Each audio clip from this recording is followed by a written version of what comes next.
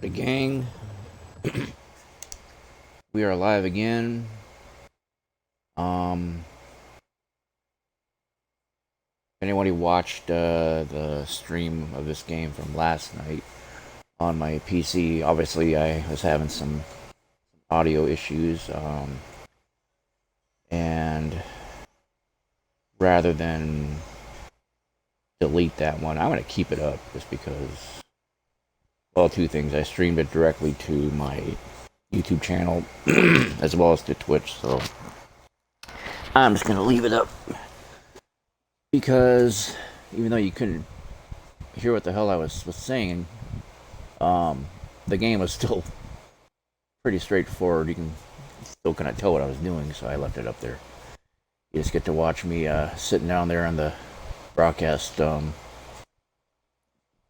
little broadcast window, webcam window, whatever you want to call it, watching me like talk like an idiot. You can't hear a damn thing I'm saying, so a little bit of comic relief there. I wanted to replay the game on the Xbox because a couple of things. I wanted to, well, for one, I want to play a game where you can finally hear me, and then two, I wanted to kind of show you the comparison between the graphics on the PC version versus the graphics on the Xbox version. I call this the Xbox, the Series X version on my Twitch feed only because I wanted to tell you what I was playing it on, not the version it actually was. This is actually the Xbox One version, like the last gen version. They never actually made an Xbox Series X version of this game, if that makes any sense to you. This is not current gen, not by any means. Civilization 7, I'm sure will be current gen at some point when they finally release that one. Supposedly that one's in the works. They're working on it. I'm not sure if they've gone any no farther than the concept stage of the game yet, but it is Civilization. There's only so much that they can do with it. It's like when they released a new version of Madden or NBA 2K or NHL 22, 23, 24, whatever. There's only so much they can do with it. I mean, without making drastic changes. They can't change the actual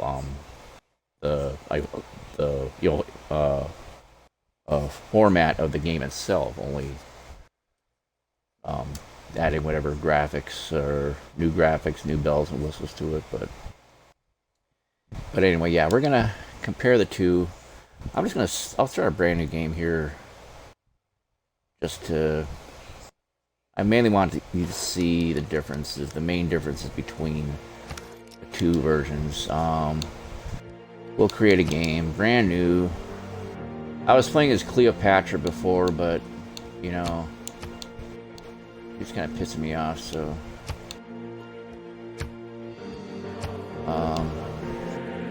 Never played deity mode, I'm not going to start now. We'll go to Prince. Standard game speed, I never played before on here. I know I might play Marathon or Epic. I'm not anticipating like finishing the game tonight, but well, let's do.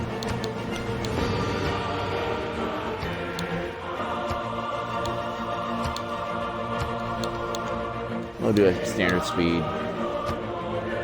Continents, we'll do real world or Earth. We'll do huge Earth. If we do huge Earth, I want to do Marathon. You know, for sake of streaming live, let's go back here. Back with it. My game, I'll play my way.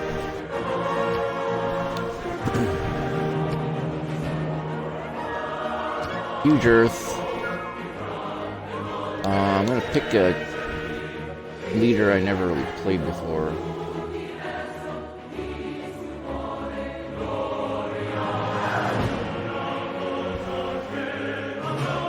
Guy looks like an asshole. We'll pick him. Basil too.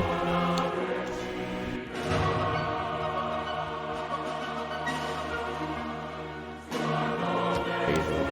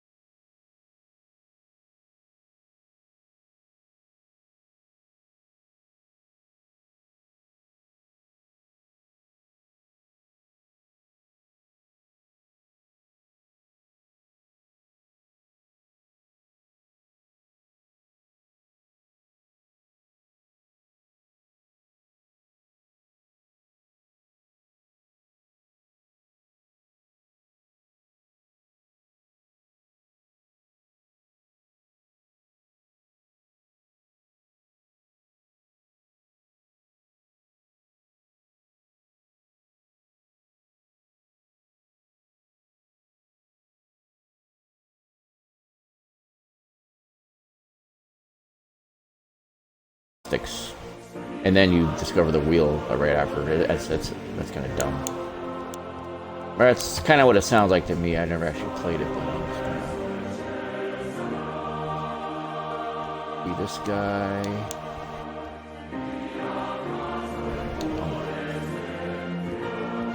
You can randomize your other leader's gonna be. You pick your flag. What color your flag is gonna be?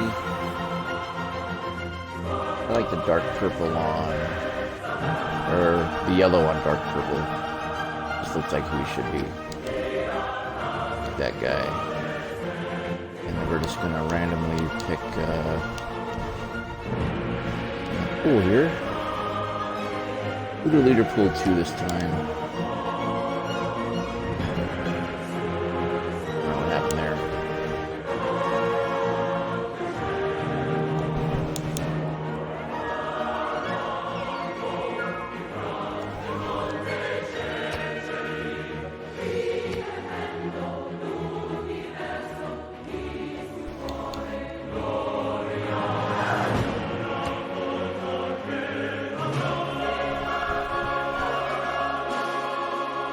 Alright, we'll just go with that. Start the game. Prepare to be underwhelmed. From the first stirrings of life beneath water, to the great beasts of the Stone Age, to man taking his first upright steps, you have come far. Now begins your greatest quest. From this early cradle of civilization on towards the stars. Your enemies will fear you, King Basil II, for you were forged in the fire. Let your cunning and ambition sharpen your blade. Protect your pride and stand against your foes, both within your walls and beyond.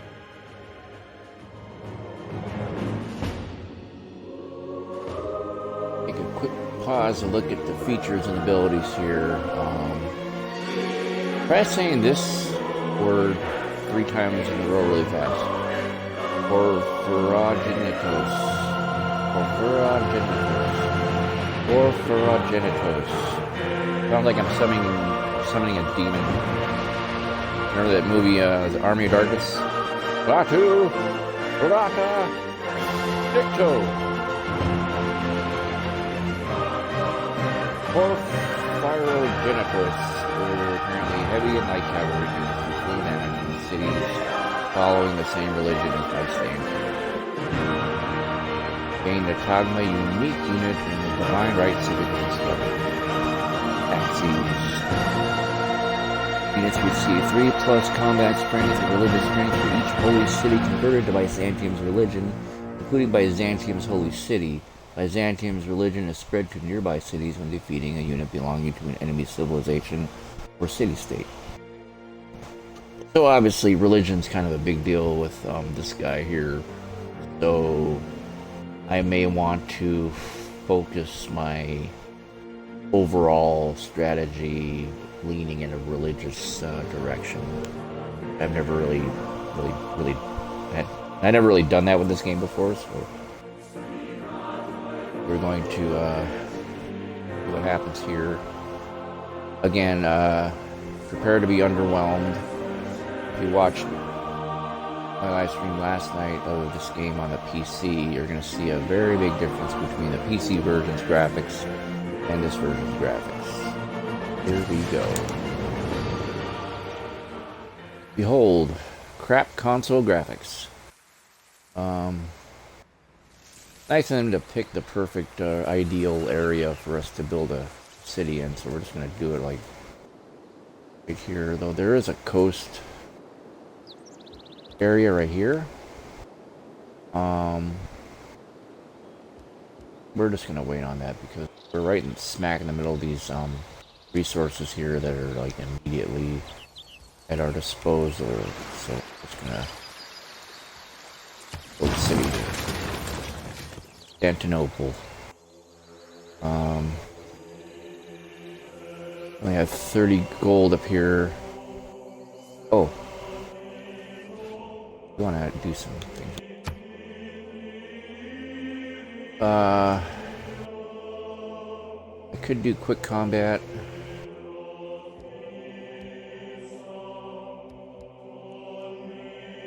But I don't really want to. I should though.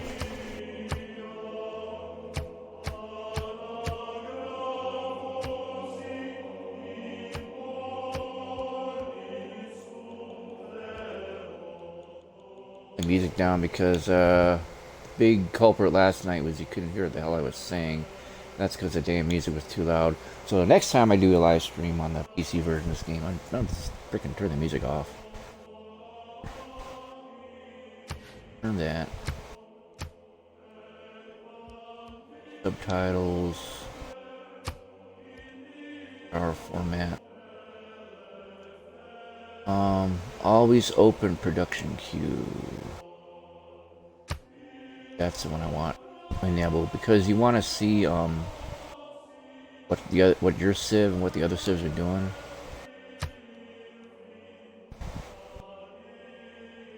Oh, shows yields and HUD ribbon. No, we'll turn this off because if you leave that on, it's gonna the whole screen will be like cluttered. Auto unit cycling.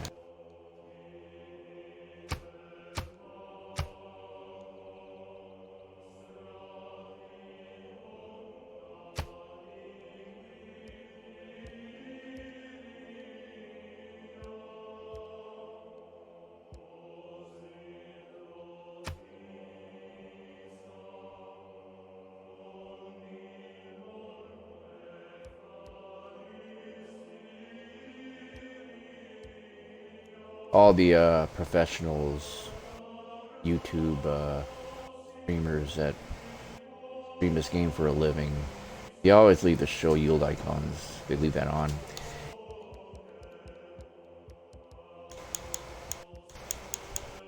Because what happens, it makes a map look all cluttered. You don't really see much. Tried that on the PC. It just looked like a bunch of crap, you know. And it's just kind of an eyesore, actually. You can always turn it on later if you want to see what it looks like, but for now we're just going to leave it off.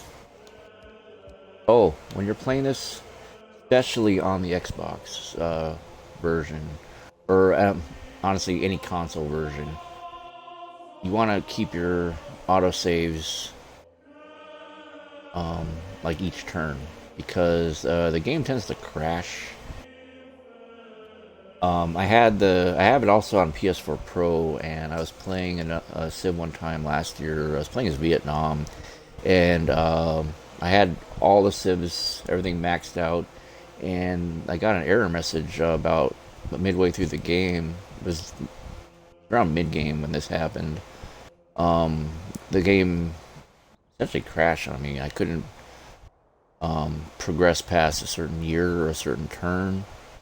Every time I had the autosave on, I would go back to the autosave or previous save and try to reload that portion, and it would keep, the error message would keep popping up at the exact same turn.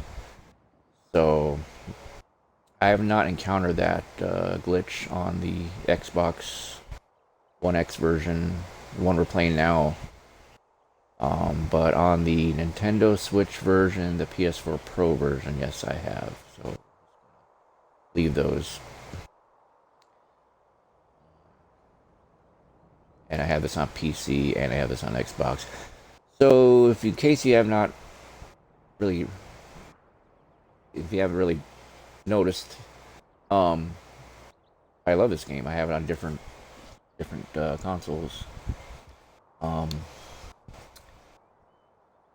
Remember the COVID lockdowns from 2 years ago? That's when I bought them all, because I had all that Trump money and nothing much else to do with my time. So, because I was laid off from my job at the time, so playing games and me and my boy. So that was 2 years ago, though.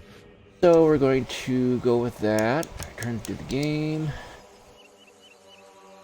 and oh, lovely! The Twitch HUD thing hides a portion of my my heads-up display down there on the lower right of the screen. So thankfully, I know my way around this game, so I kind of know what's there already.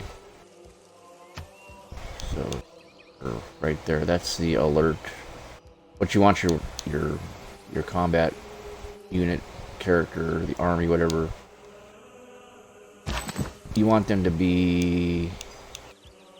Well, let's keep them alert for now. And we discovered a new continent. There's a new Asia. This is the technology tree, tech tree for short. This gives us options on what we want to, what technology we want to study first. We're out here in the plains.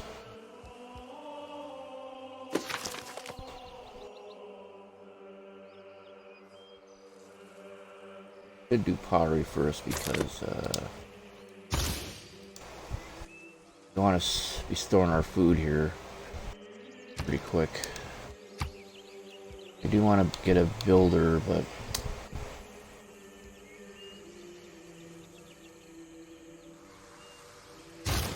do a scout first. Do some scouting.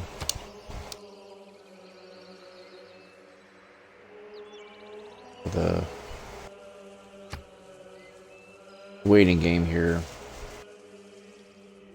Early game, we're not really doing much, so we're going to spend a lot of our time waiting for something to happen. We don't have a whole lot of gold. We don't have a whole lot of anything. We're not trading with anybody, but we do need a builder.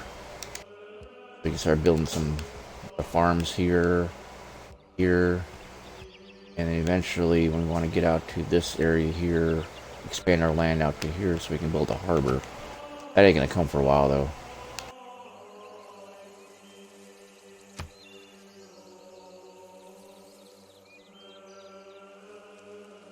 There's my city, though. You can tell there's not much going on there yet.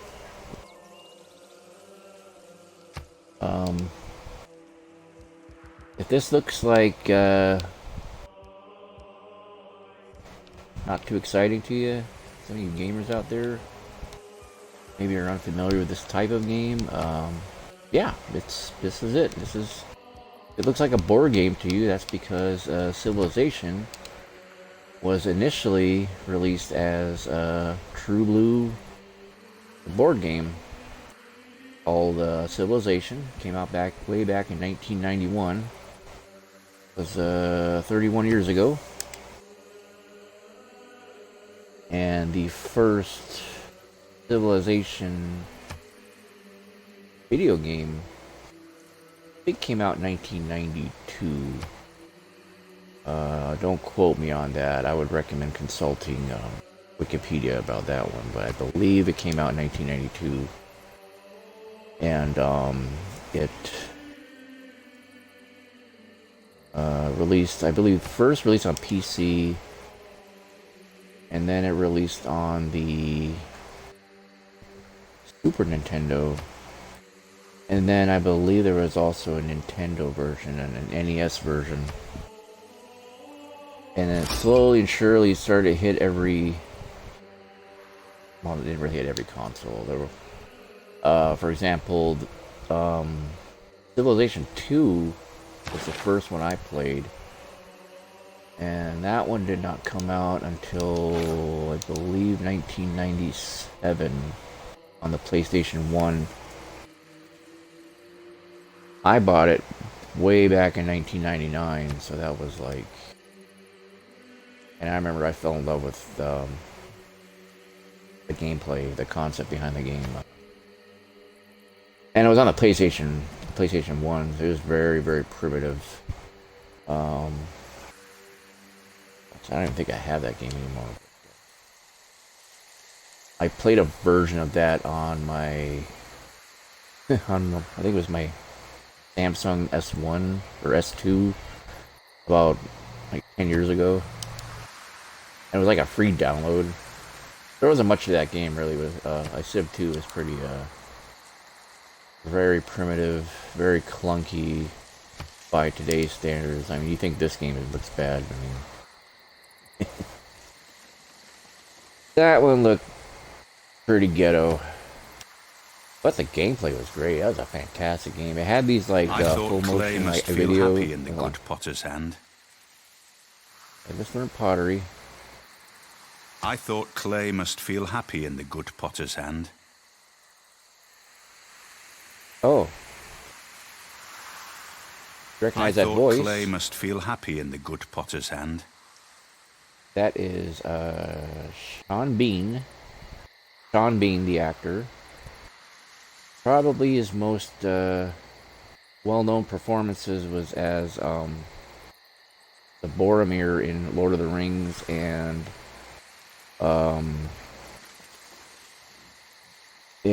the dude in like freaking Game of Thrones. What's his name? Yeah, well, that guy. I haven't watched Game of Thrones in a while, so I forgot the names already. But that's the same actor. This is the joke is there's a popular joke going around where this is one of the only roles where he did not get killed in. So one of the only acting roles where he did not get killed in was as the narrator for Civilization 6. So same guy. But we learned our first technology, is pottery, so now we can go on we want to learn irrigation, because you see those the rice fields, whatever, that's rice. We want to learn how to cultivate that, and in order to wait, no, I think that we can do it already. The cotton there, though, I think we need irrigation to learn how to cultivate that. I don't remember all the rules here, but we're gonna learn irrigation first because we want to take advantage of this stuff. And we're one turn away from building our scout. Once our scout gets built, we're gonna set him loose the world. Let him wander. Let him do what scouts do. They go scouting. And now we're gonna build a builder. You could purchase them if you have enough gold. But as you can see, the builder costs 600 gold pieces. We only have 165. We're just gonna do it the old-fashioned way. And your advisors will leave you notices on what's going on in the world. We've met new city-state of Mogadishu. Mogadishu, for now, is friendly to us. You get a bonus. First major civilization to meet the Mogadishu city-state. You have earned one envoy there. Go on. Truck in here.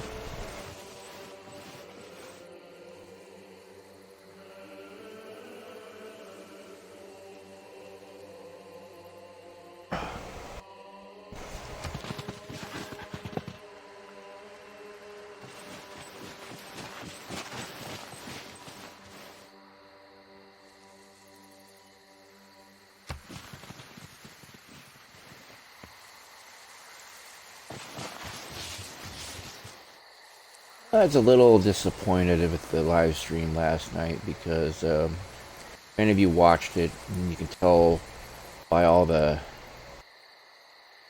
what looked like what amounted to my the pantomiming, all my gestures and mouth movements. I had a lot to say last night, but unfortunately the microphone didn't pick up any of it. But the actual game was fun. I had a blast playing it. That's why I'm keeping that one. So eventually, when I do get the audio issue I fixed on my PC in regards to that game, hopefully have a lot more fun with it. And I'm pretty sure I have an idea what I did wrong. I had the music turned up too high and it just totally drowned me out. I forgot that happened to me before. And I believe I have the actual microphone issue itself figured out on my PC. I just thought I had it figured out, because it sounded like I had it figured out.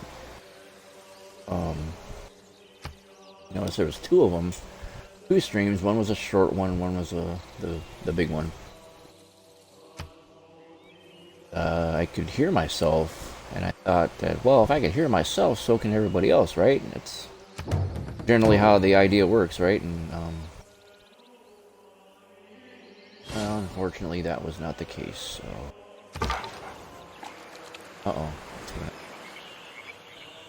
out. What's wrong?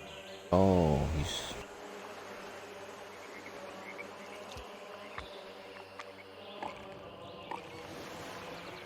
Hold on. Oh no. Let's get away from these guys. All right. Where do we need to go back? These are they're barbarians. There's a barbarian camp right there. We'll not go that way. Instead, go this way. Ocean.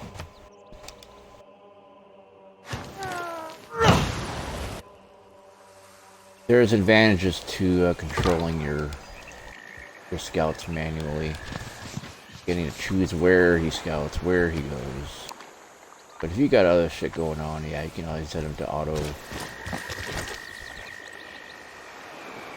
travel or whatever you want to call it. We're gonna get him out of this area here. I already have an idea what's going on there.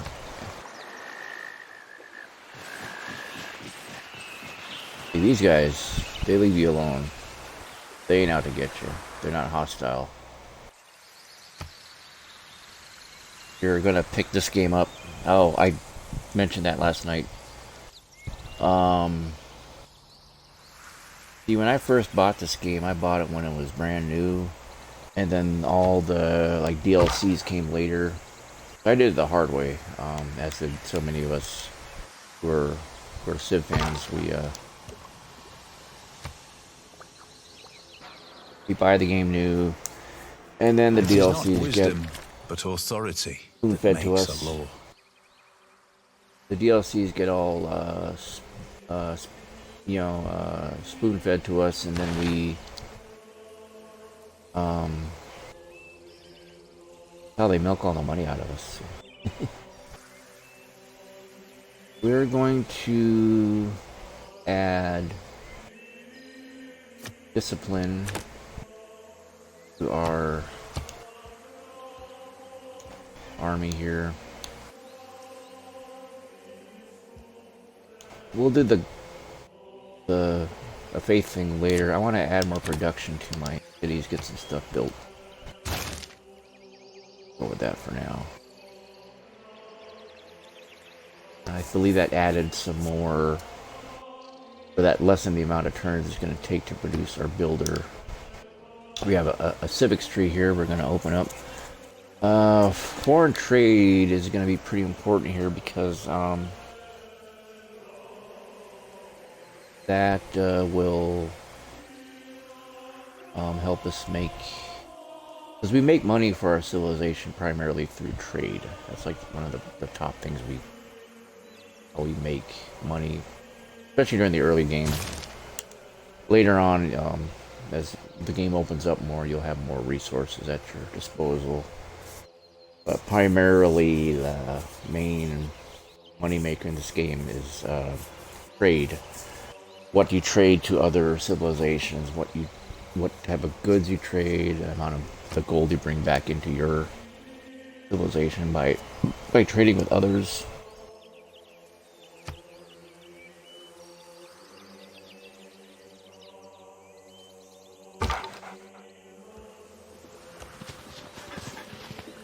Mosey on through the mountains here.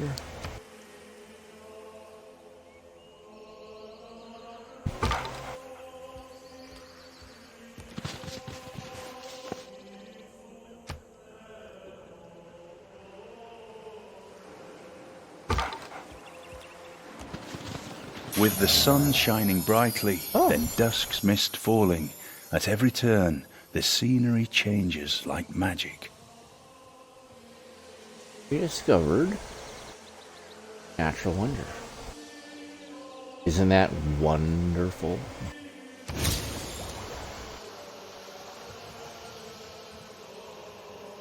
Terrible jokes. I've got a million of them. I'm here all night, so.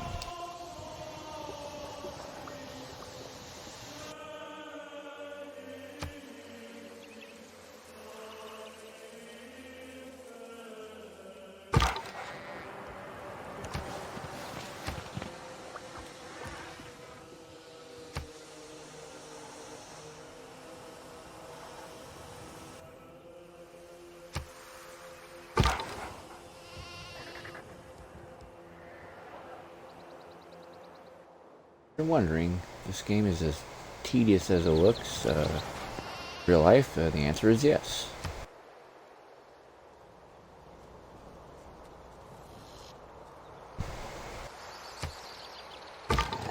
But you know what?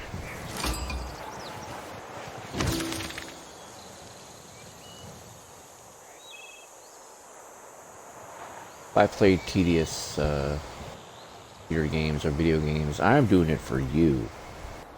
You can decide whether or not you want to buy it or not. Let's see. Progress for political philosophy has advanced considerably. That's good to know.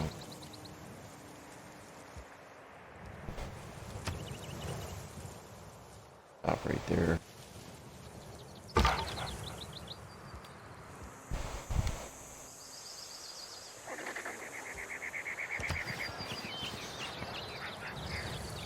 As a scout, you're going to have a lot of more freedom of movement than from other units.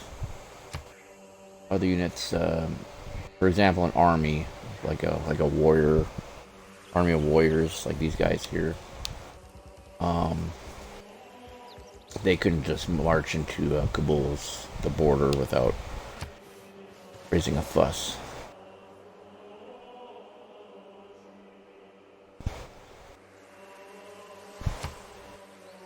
Our builder's almost ready. He's got maybe 3 more turns to go.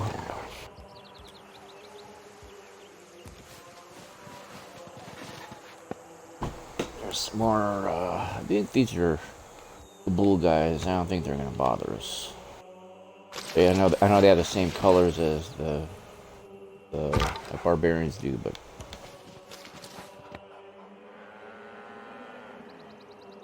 I want to find some more natural wonders, and in Asia right now,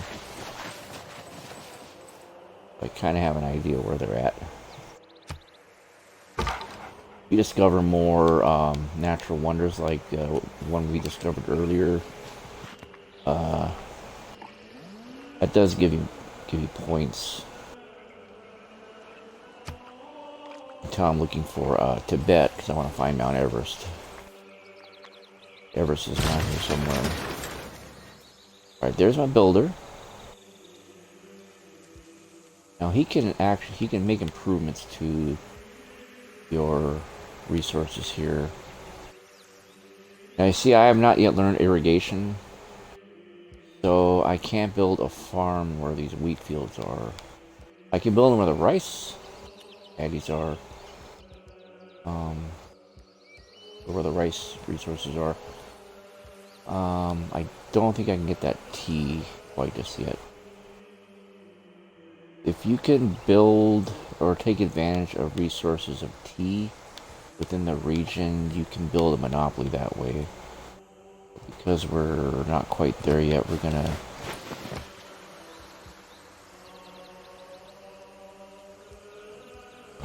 build. Thousands have lived without love, not one without water. Because we're just about ready to discover that technology anyway, that just kind of set up the process there. Now we're gonna build, let's see, Probably build another warrior, but I do want to get some of these other things going.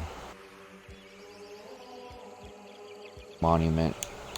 Monuments it helps provide loyalty in the city. Adds culture, so the culture right now is a big thing because that helps spread your influence of your civilization. Widen the borders, so you have larger borders. You have more land available to you. Start that one. Most of the cities I make, or pretty much all of them, I always try to put at least one monument in there. That does help speed up, or that does help with their loyalty. You don't really need sailing quite just yet. We're gonna need animal husbandry here pretty soon. Right now I don't see any animal resources available. Some are bound to pop up. Let's do that. Yeah. Guys, my scout. It is not the mountain we conquer, but ourselves. Mount Everest.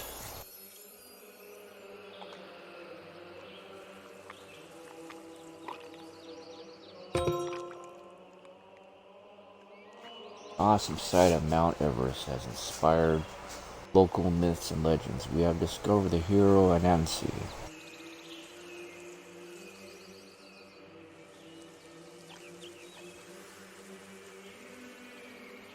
Interesting to note what a African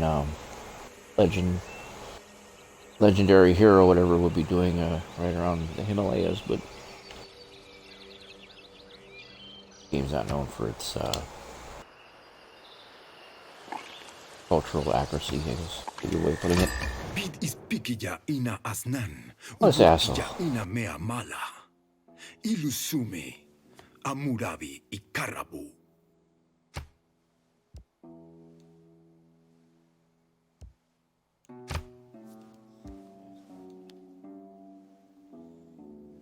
Especially in the early game, you want to be nice to these guys. Unless you're just really in it to win it. You want to be a warlike civilization. Then I mean, that is your choice.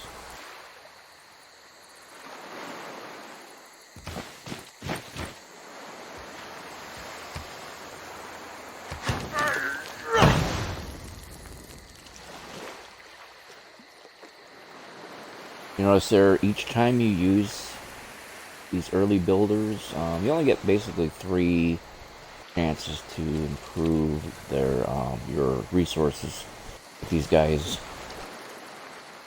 Later on in the game, as you unlock like new governor abilities, unlock new things,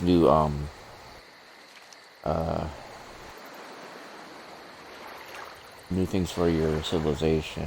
You can increase the number of builders that you can have in one unit. I think the most I've ever had in line was 6 builders in one unit, I think.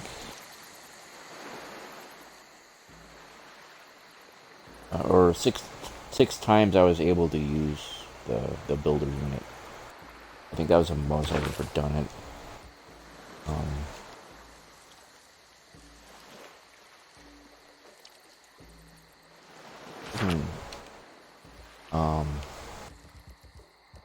Promote my scout because he's been doing a great job scouting. Sometimes you come under attack with other enemies, so that's why you want to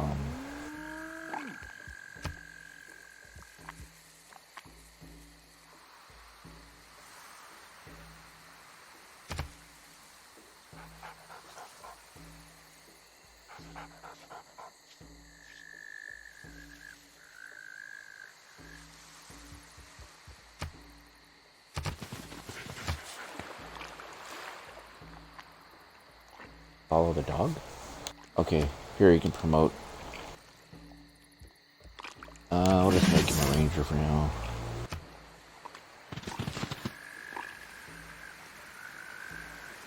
Ranger improves his movement. I want to get that tea. I want to get that tea bag. Get that teabagging thing going on. I'm all about that teabagging thing.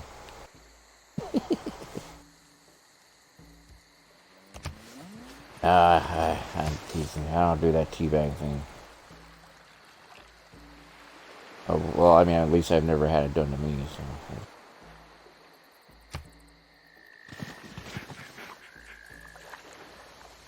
Teabagging, wasn't that made popular by Halo, the Halo games? When it became a thing, I remember it became a thing back, I think as far back as Halo 2.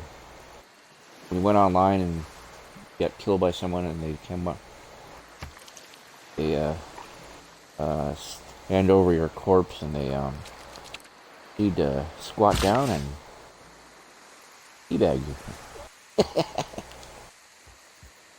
Now see, this is the part of the irrigation, technology that I unlocked. I can, claim this, natural tea resource. See that there, the land around our first city developing nicely, we can fine-tune our production techniques.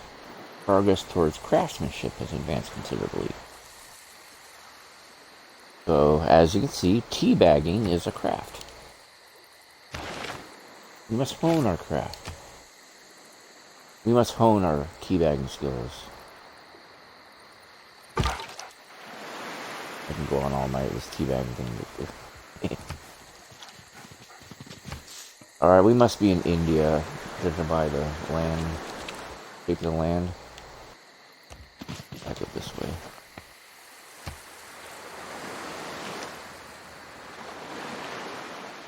We can scout all around Asia with this guy while we're building up our stuff at home.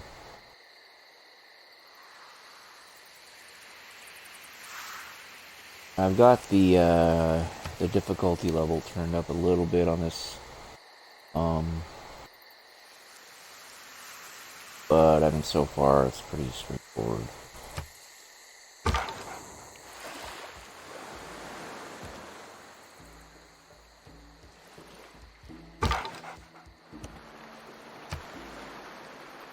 A guy over here.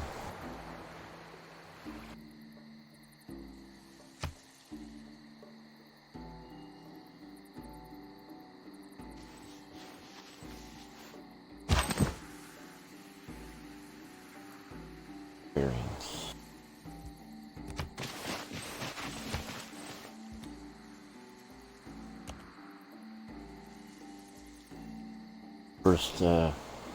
First battle. Kill this guy.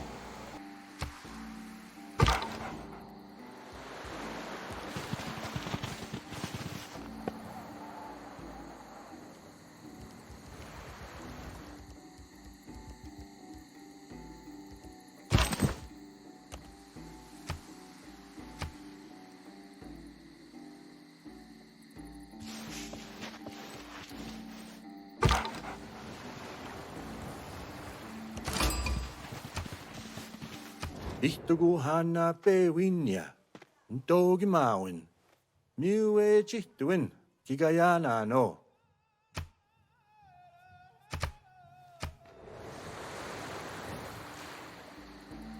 I think the only way to really make these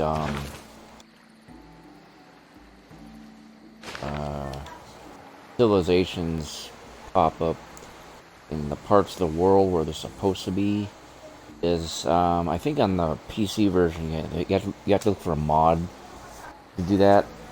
Download a mod or something, because the Kree are, in case you didn't know, the Kree are from Canada, and we are here on the other side of the world from Canada, so people send you gifts, buffalo robes, and Kimicon. With these, you will last through the winter. Thank you.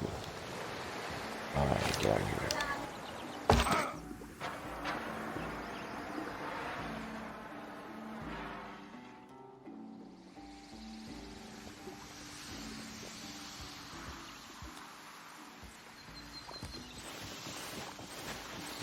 You don't want to stray too far from your capital if you only have, especially if you only have one guy or one warrior unit.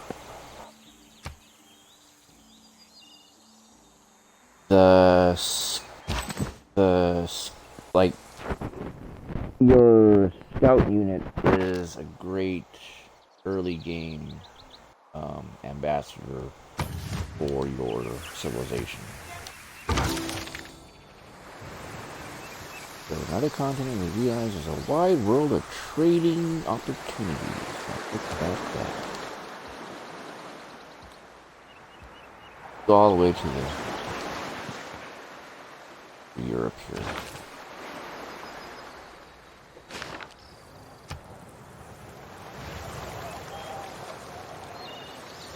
I am fond of pigs.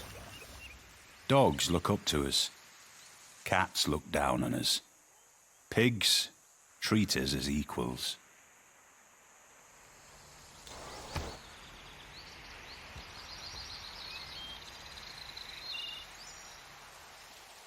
Now, I do want to learn archery first.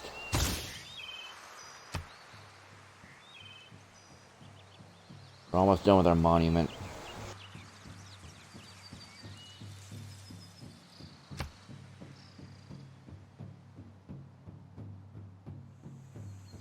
Oh, not almost done. We've got another 22 turns here, but...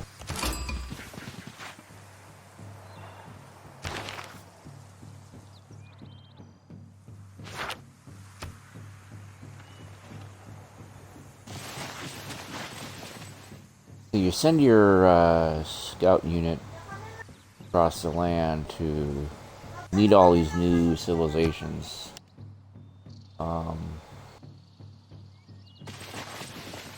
When it comes time to build a trade caravan, you can actually, it kind of increases the odds of you finding new civilizations to trade with you from far away.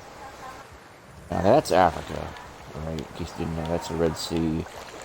We're kind of right around the part of the world where Moses had climbed the mountain, talked to that burning bush, and see the Ten Commandments, and did all that good stuff.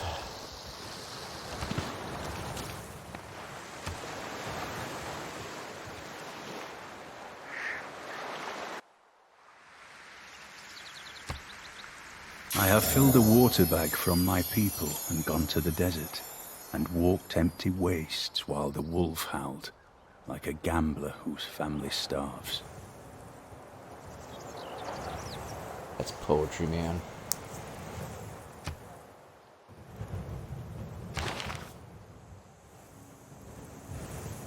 Yeah, every time you discover a natural wonder like that, it adds to your era score.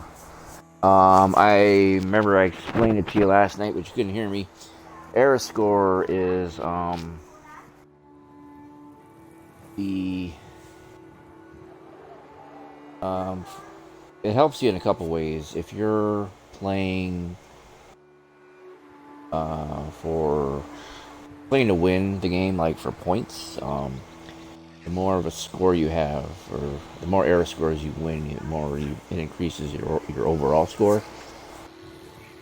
Also, your era score contributes to whether or not your next era that you advance through, like there's the ancient era, medieval era, there's different eras. There's like modern age era, atomic era, whatever. Each new era you go into, if you have over a certain number of era score points, you can go into a golden age, and really that boosts up a lot of your stuff. So,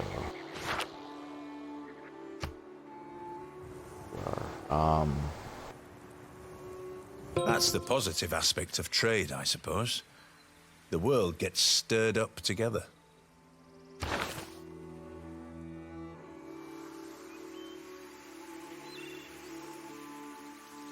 we're gonna go with caravansary for now. We want to increase our gold. You know what? No. I want to keep my production to like build things faster or make money faster. I think I'll just keep things the way they are for now.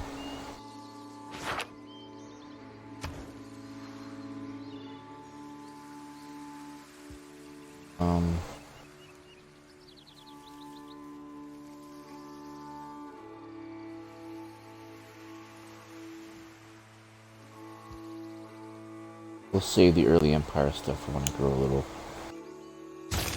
I'll get the craftsmanship thing that started. Now I'm coming up upon being able to purchase things, and I want to see how much it costs to purchase traders. Let's do that. Build a trader. That's a great way to make money. Right now I can only have one trader anyway, so one trade caravan, so we're gonna go that route. Here's my trader. Now I see these icons down here. I like this one. This is what sucks about the PC version. You press the select button, it tells you what the buttons are. Because remember, we're not playing on a computer, so it's not like when you hover the mouse cursor over something and it kind of automatically tells you what that button's for. This one you kind of have to tell the console. Turn it off. It's not going to tell you anything.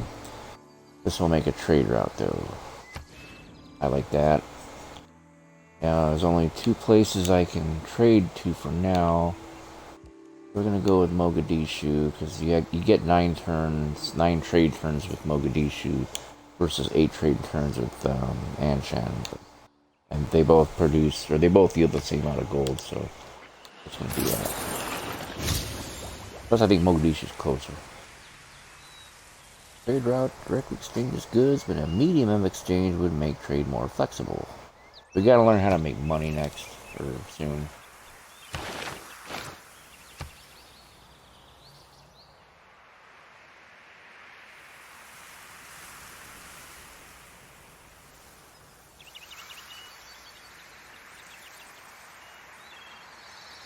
Alright, I've gone through 80 turns. I'm gonna save really quick. Playing as Cleopatra. Last time I played was in March. Some of these saves go back a long way. Before the lockdown, March 15th of 2020. And you know what? Some things I really don't like anymore.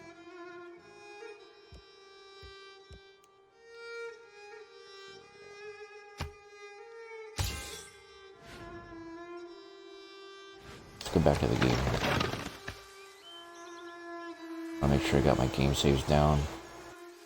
But you noticed, yeah, this console version of Civ 6 is rather primitive looking compared to the PC. PC version's got the best of, or the better of everything.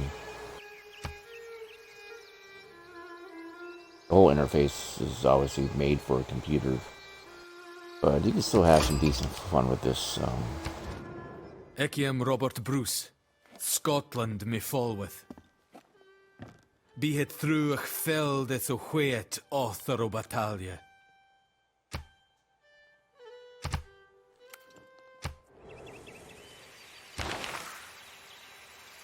Robert the Bruce of the Scottish Empire.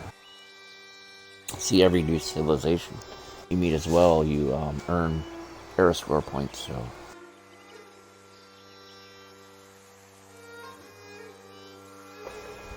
So it behooves you, especially early in game, be as active as you can going out there. meeting as many of these new civs as you can.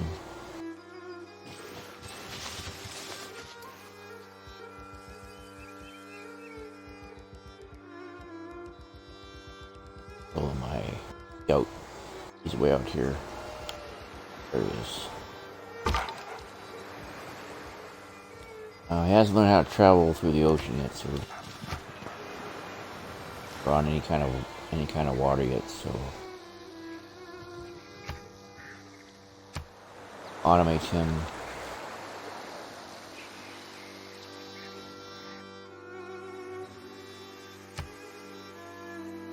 So he runs into some trouble next.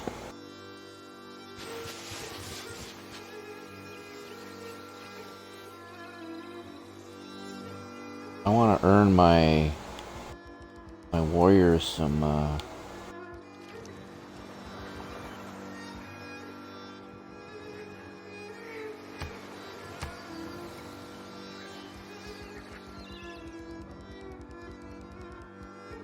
combat experience, sorry.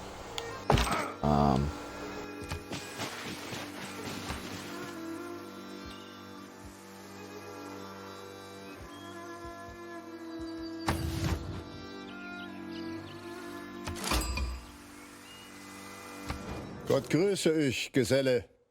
Ich bin Kaiser Friedrich und herrsche über deutsche und welsche Lande, über Burgund und manche mehr. Ich weiß wohl, dass auch ihr kund geherrschen mit rechter Gewalt.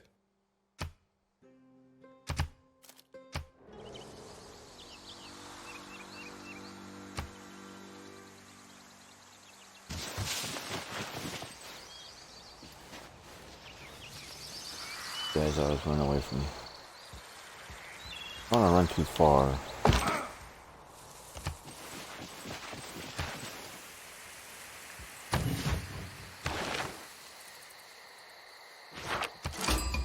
Oddly, it appears not to be the scar of a meteorite, but a deeply eroded dome with a rainbow-inspired colour scheme.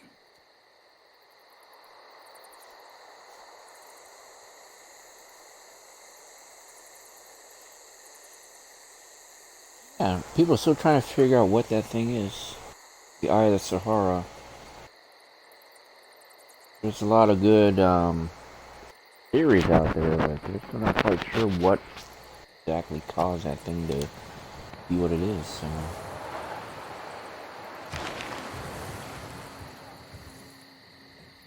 Andy.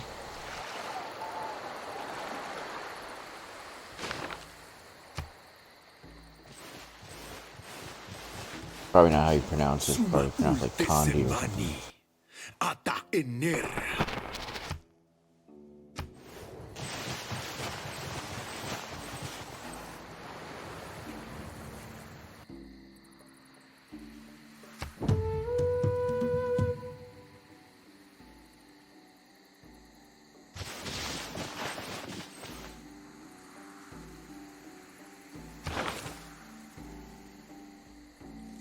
Found a village inhabited by a friendly tribe.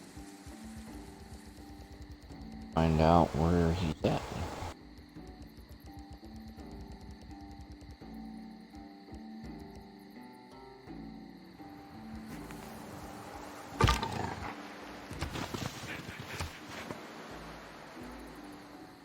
One envoy.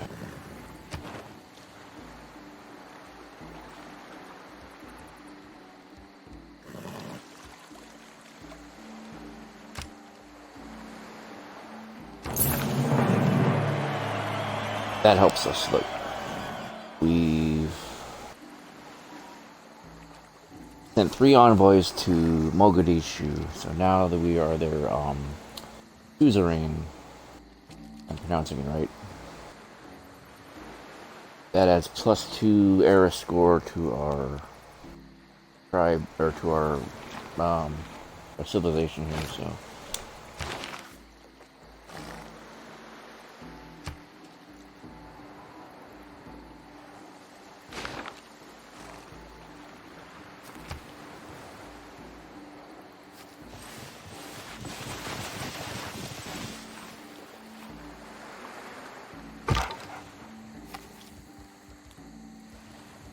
move down the coast of Africa here.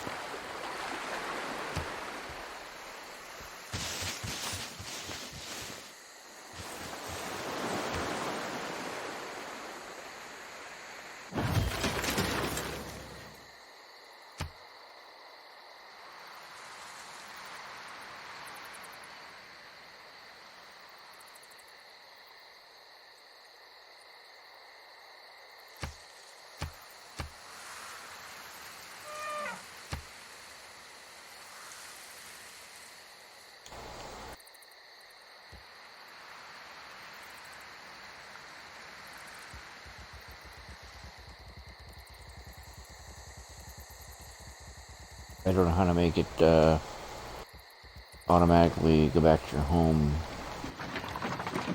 city, so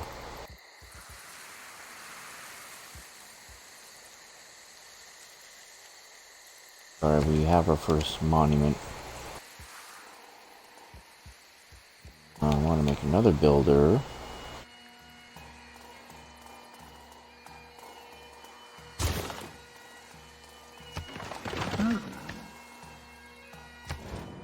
It were wees pays to keep amid thy neighbours.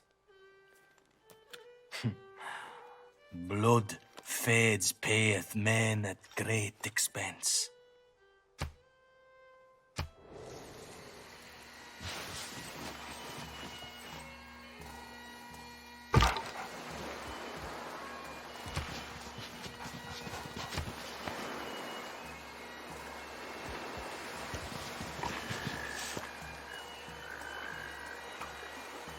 I think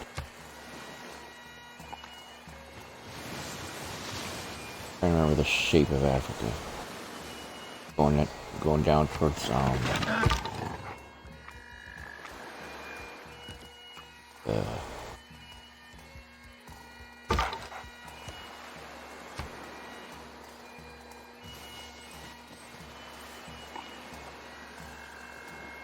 May the forces of evil become confused while your arrow is on its way to the target.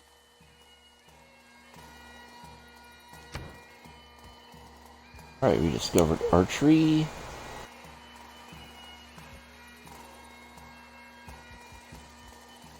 Writing, yeah, there. Writing leads to currency, if I'm not mistaken. Ich verstoре meine Feinde und ob ihr ihnen helft, auch ich.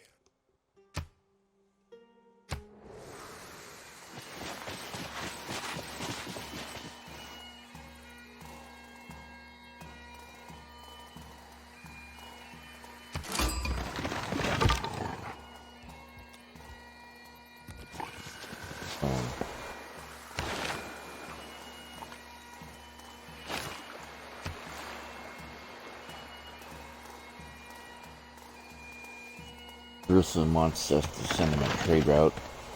And once we're all done with this,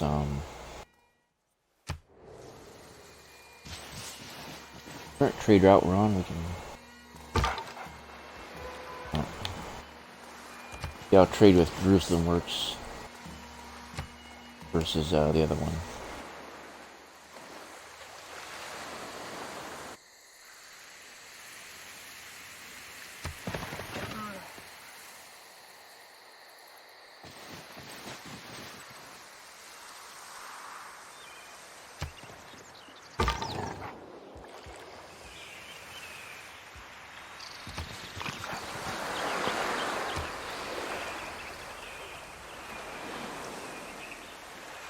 Skill without imagination is craftsmanship, and gives us many useful objects.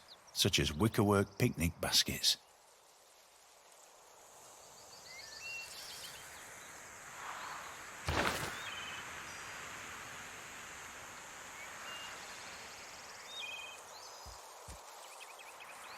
I want to change. We haven't run into any of the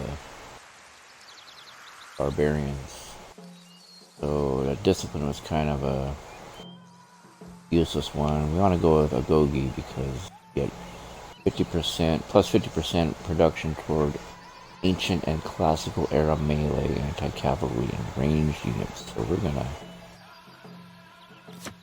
go with that. I want to create some more builders. Now,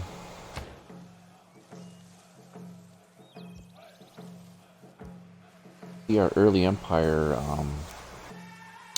technology tree, the number of turns it takes to create that one has gone down a bit.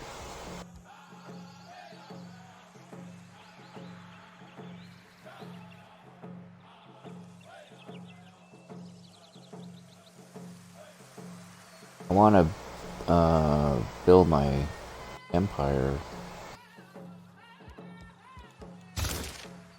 Do that for now.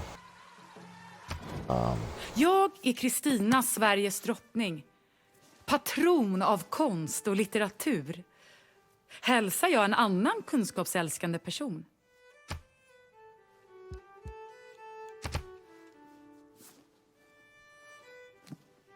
Yes, we discovered her in Africa.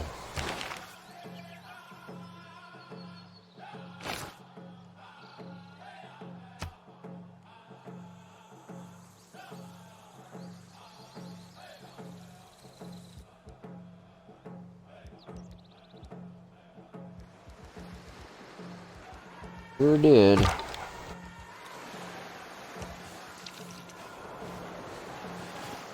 There's a barbarian fleet.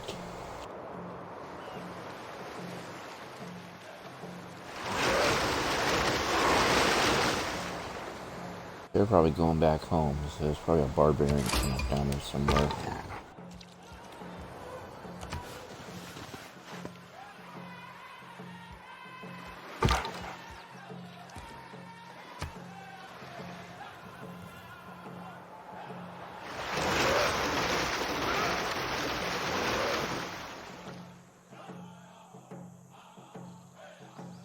Those quadriremes that the barbarians are sailing on, they can't attack people on land.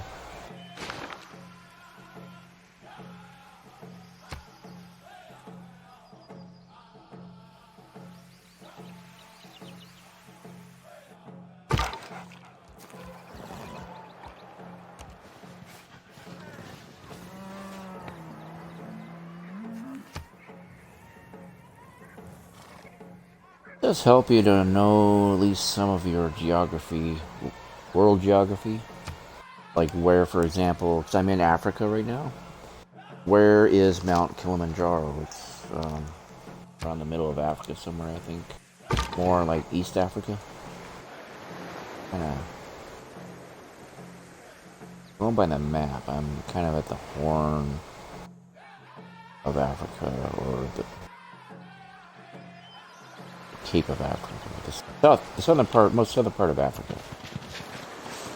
I'm gonna go back up this way. Mount Kilimanjaro should be up here somewhere. 나 한국의 선덕 여왕은 당신을 인정합니다. 우리의 만남은 예견됐습니다.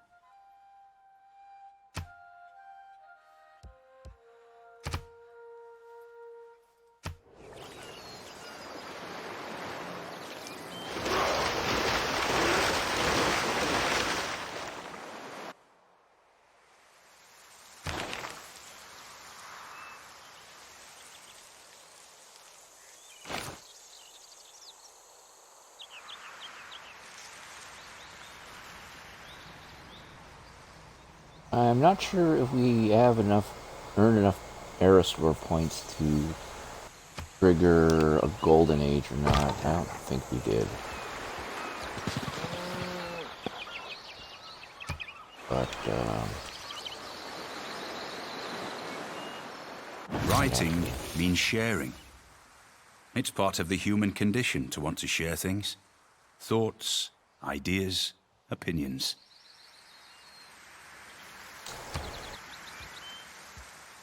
Right, we learn how to write. There it is. That's a big one. Currency. Want to make money. We literally want to make our own money.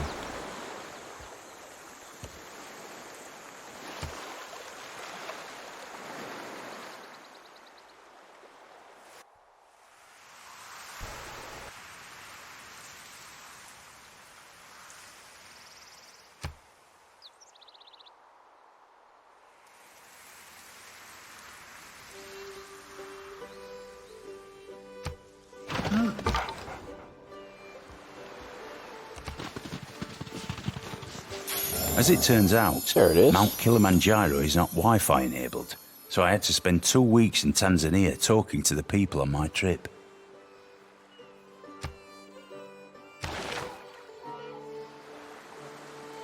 The arrow score on my belt.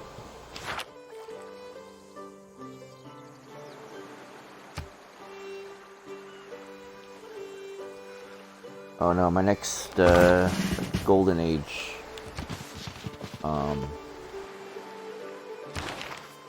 comes at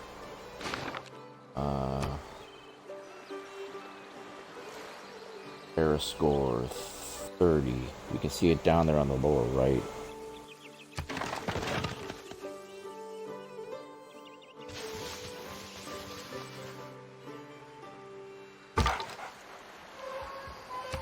Promote our unit again.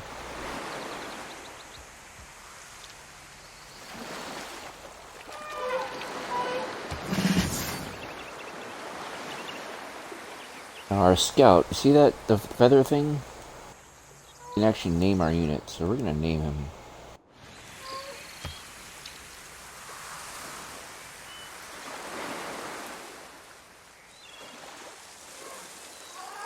The scout unit is not just one guy, I guess it's a group of them. So we'll name these guys I don't know, what's a good name for them? I know, remember that movie, The Last of the Mohicans? It was with Daniel Day-Lewis and those two native guys. Yeah, let's call them the Mohicans. I don't know. That's first name that I pulled out. I'm not sure what, so.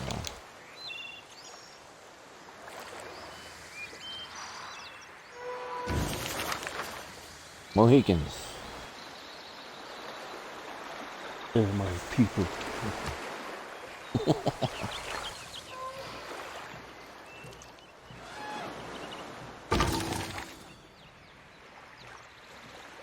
Growing number of citizens in your lands dream of having an empire. Yeah, we'll get there. I was in Constantinople. It's got too many people there.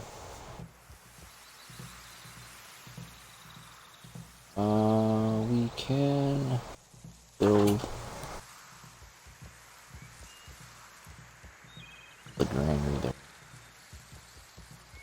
Oh, you know what? I want to build a builder. Another builder. No, that's smart. Build a granary. Now, our builder's got the same abilities as the last builder. Oh, I'm gonna show you a trick here. Hold on.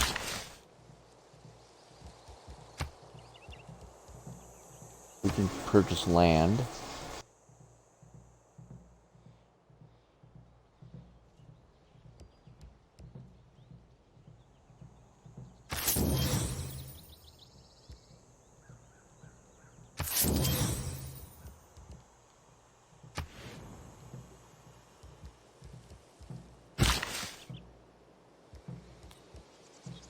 Now watch this. Buy more tea bags. Tea as a natural resource.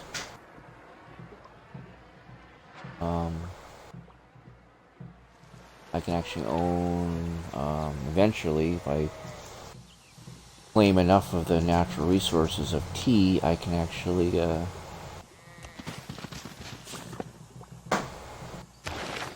create a monopoly. And, that would increase my trade, my trading abilities.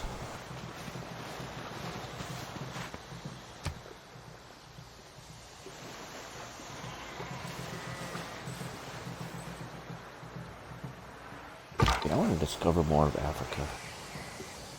Continue.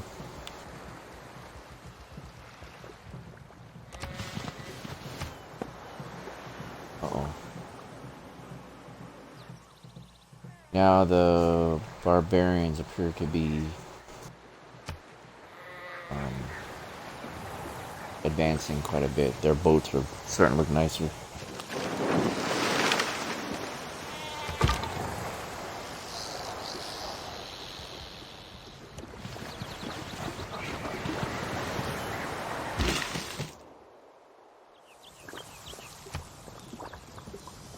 Playing this.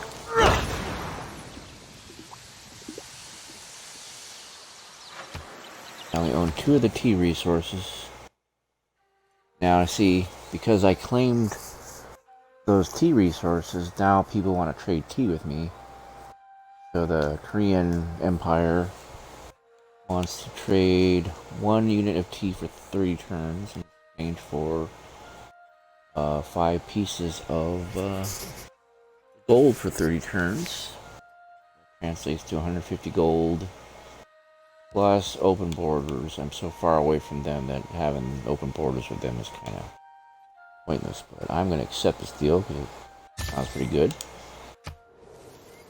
It doesn't sound bad, put it that way.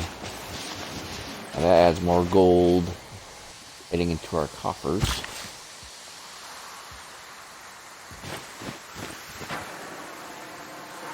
We're gonna take advantage of these wheat fields. We need more food resources.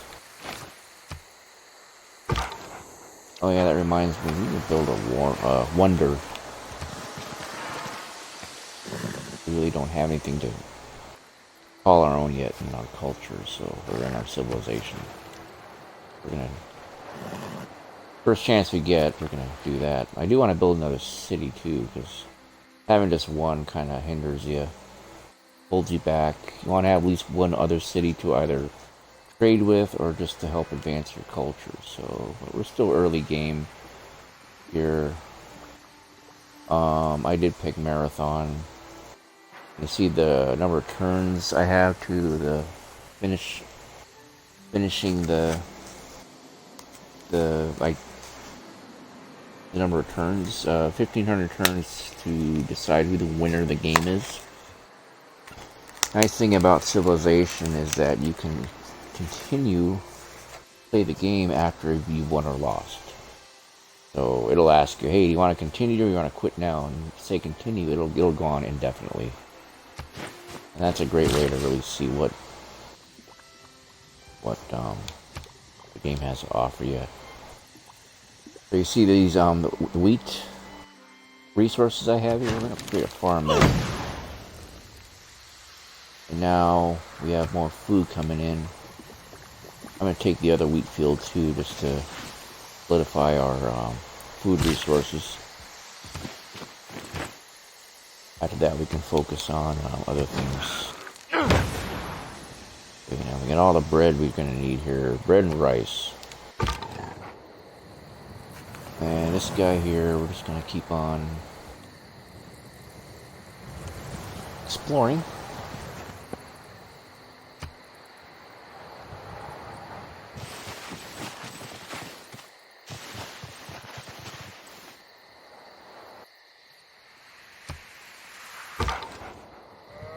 Hold on a second, I gotta figure something.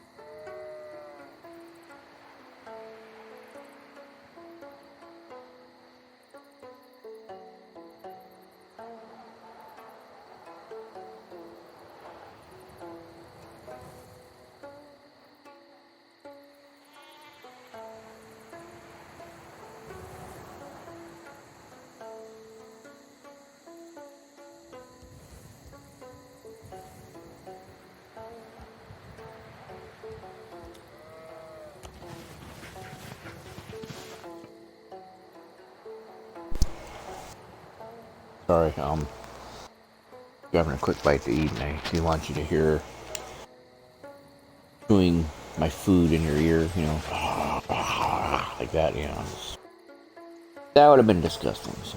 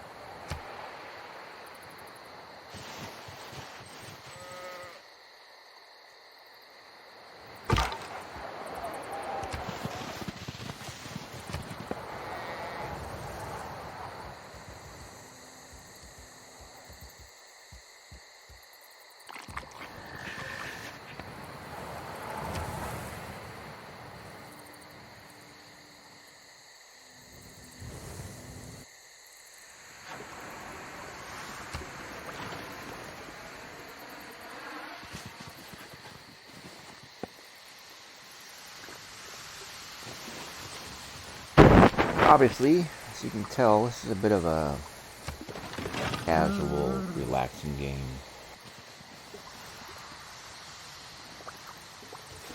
Right now, doesn't appear to be a whole lot of urgent, war-like stuff going on.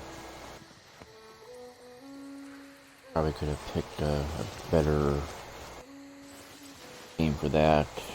Maybe next time, or yeah, not the war stuff like that. Bit of fighting going on. I just haven't had a chance to really do any of that yet, so probably could have picked a better type of game. I guess maybe arrange it where there was more combat going on. And I might do that again, maybe next time. I'll try out some of the other features that I haven't tried yet, like with the zombies and all that stuff. Zombie defense, or whatever it's called. And it's not really that, what do you call it? I'm kind of, burnt out on the zombie thing. You know, zombies were old 10 years ago. They were old when The Walking Dead came out. 12 years ago, okay, so it was like, zombies are just like a kind of a cliche now.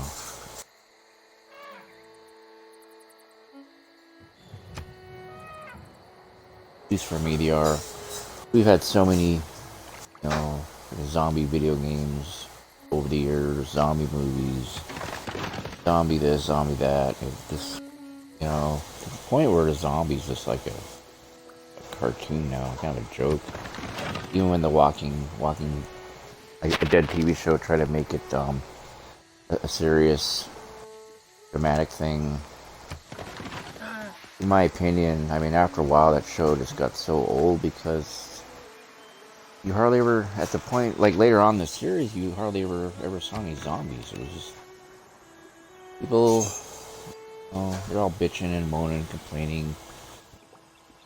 Human drama crap, you know, and then occasionally a zombie would show up just to remind us we're watching a zombie TV show. And I think that's what's kind of killing the Walking Dead show. That it should have ended at like season 3 or season 4, to be honest. Because season 4 was so boring. I think that's the one season where they were in the prison for most of the season, and it was just the people hanging out in the prison, watching them plant corn or whatever, plant crops and shit like that. And kind of on the dull side, you know what I'm saying? So.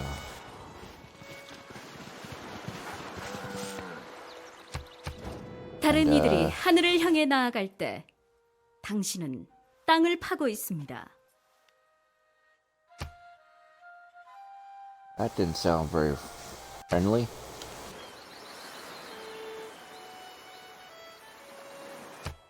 We are not doing very well right now, though. Military's kind of low. Oh, okay. We're gonna explain these to you. I don't know if you can see it. Where I'm sitting in my living room, I can hardly see it from across the room, but the guy at the top, that's who I am. I am Basil the second from Constantinople, the Byzantine Empire. And the number on the far right in red, it says 30, and it has a sword next to it. That's how strong my military is. So compared to Hammurabi right below me, he's got his army, or whatever you want to call it, his military, their strength is at 45. Same with Poundmaker. And the Korean gal, Young, I think her name is, her combat strength is a whopping 119, so of course she's talking shit right now, so Hammurabi got kind of quiet, so that's one way to keep an eye on how well you're doing in the game, from your opponents, from their standpoint. How weak your armies are compared to them. Now my granary is almost finished here, so now I can start focusing on my military. Now that I've got combat strength coming up. Now these guys want me to build a campus. Do that though. I can build a wonder, and I probably should get around to doing it, but I don't want to.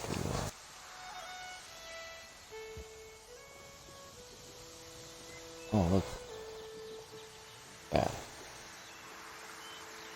We should perhaps focus on that. We do need a wonder. Let's do it here. I want to do it where there's not that much food. Or something like that.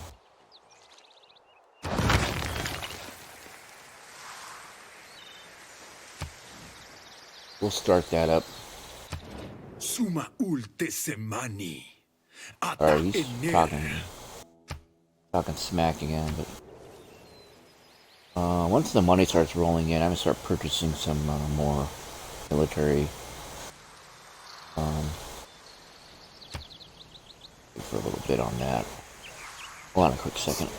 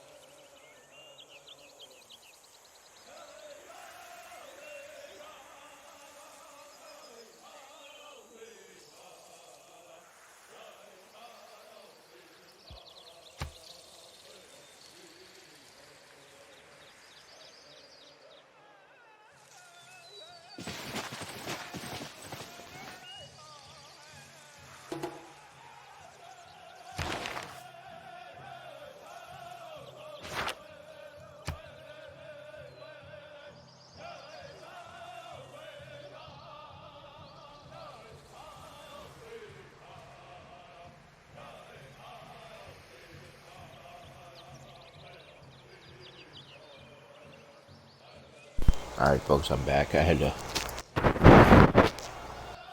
eat the rest of my apple pie, sorry.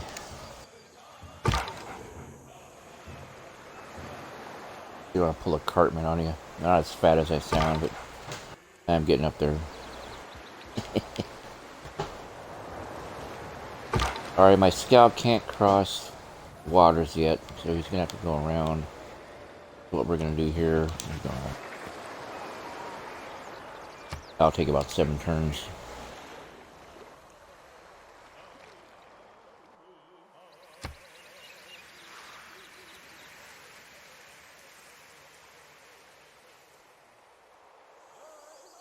Pretty exciting. Up here in Alaska, kids are getting out of school in about 2 days. My oldest son, his last day of school is on Thursday. It's days from now.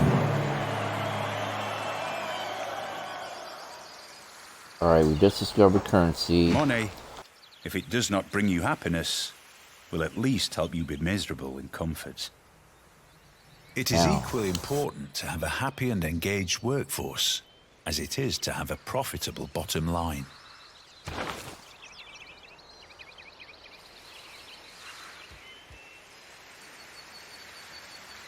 We can boost the wonders we have. Do that because I want to get that one natural, or not the natural, that one wonder that built as fast as we can. And when that happens, after that we can change our production, what do you call it? Change our production priorities, switch them over to creating more builders again.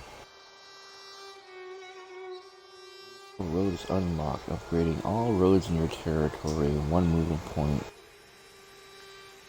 Others of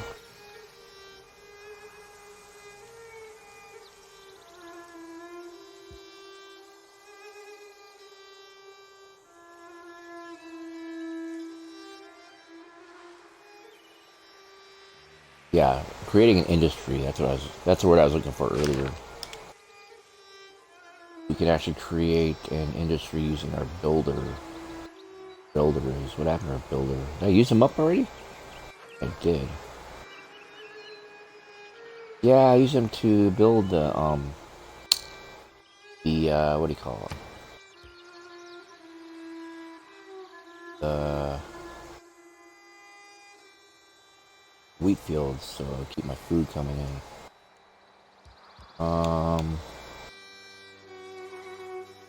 We can learn mining. I really want to learn sailing. Let's do that first. And we do want to get that military tradition thing going. That way we can build encampments. I think that's the one that allows you to build encampments. Maybe we should do the early empire thing now. Do that first. Now, we're going to have a governor here pretty quick. I want to appoint Victor. He's the one who's a more warlike.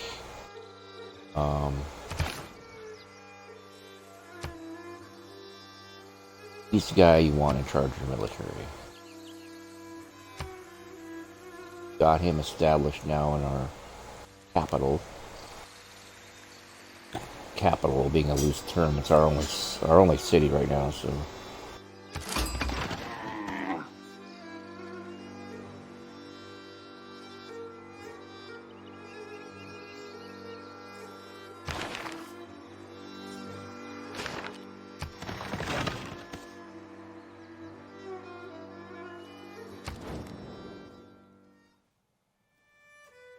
This Sweden wants to trade tea bags with us. Wants me to teabag her, folks.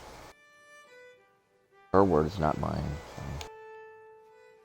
Or she's offering a one-time deal of 5 gold pieces and plus 2 gold pieces for 30 turns and open borders if I teabag her. So I'm gonna teabag her. This is a fair exchange. Yes, it is. I agree. Teabagging for money. That's the name of the game, ain't it? Alright, now I got a new governor established in Constantinople. Let's bring our scout over into the Asia part. Trying to get him to discover as much land as he can, because we don't have a satellite capability yet. That comes later. Okay, completing a trade route has created a trading post for you in the city of Constantinople. Cool. Completing a trade route has created a trading post for you in the city of Mogadishu. Good news. Trading posts, I believe that does increase the amount of the gold you get per turn slightly. Also, I believe it makes it more easier for you to trade with that civilization if you have a trading post there. Let's check out other places we can go. The number of gold has increased with Mogadishu, so we're just going to repeat that route because that one's the best for us.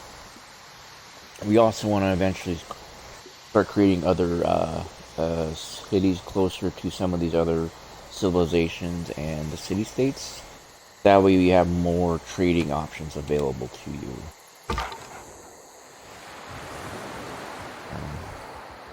We're going to go back to that. Oh, what's going on? Oh, these guys must not like me now. Okay. Go to Europe. Yeah. Go visit Europe. Find out what's up there. Get more trading options going. It's always a good thing. Remember, I picked the huge Earth map, so Earth is a big place in this game. And when you pick the huge Earth map and the marathon length of the game, it does give the game much more of an epic feel to it. You're just really, in my opinion, you're getting the optimal civilization experience. Some of these civ experts that I watched on YouTube, some of their channels, obviously they do it for money because the channels look all nice and slick. So they're experts in what they do. A lot of them just do it for the quick game, the speed. They got the speed run going on, which is cool if you're into that sort of thing, especially if you have a lot of followers. But if you're just like me and you're just a casual, you know, you're just playing for mainly for the fun of it. And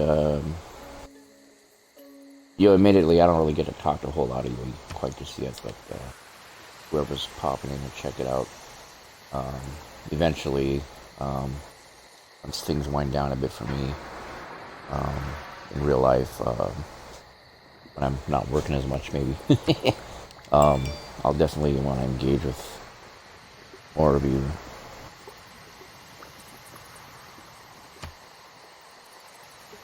But all in due time. I'm still kind of learning as I go, as evidenced by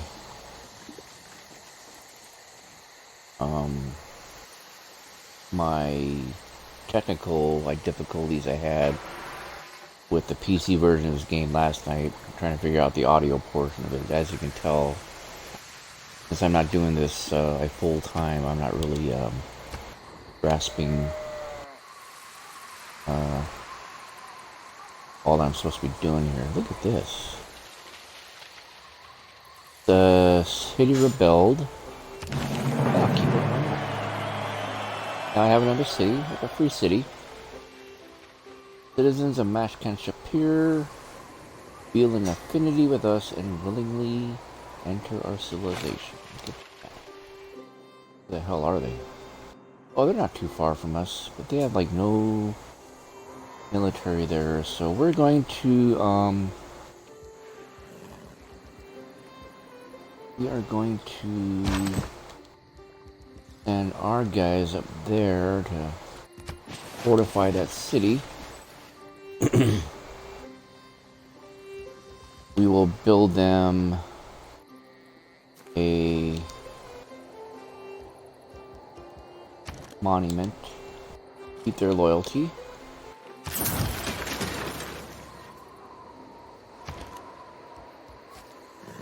They can build a granary on their own. I want to do everything for them. When our warriors show up to fortify their city, they can then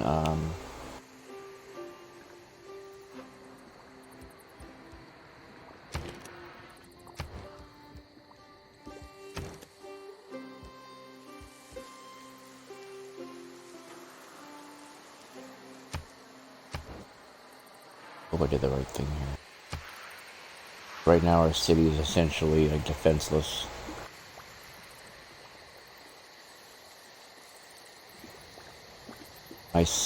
The scout unit should come back here. Don't know. None of our barbarians come around and try to mess with us. Could have built another warrior unit at a time, but oh well, we'll just kind of wing it. See what happens. Sometimes in this game you gotta take risks, you know. One of those times is right now, so.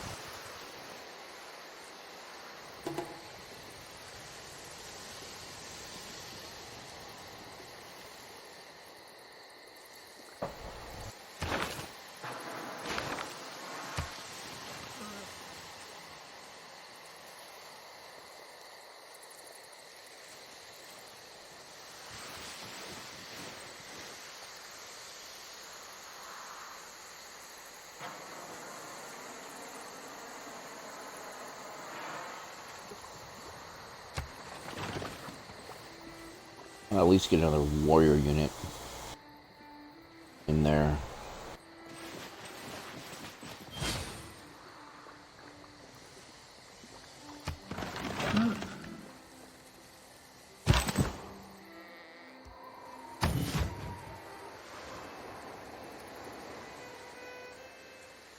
Now we have a monument to keep their loyalty, so we're gonna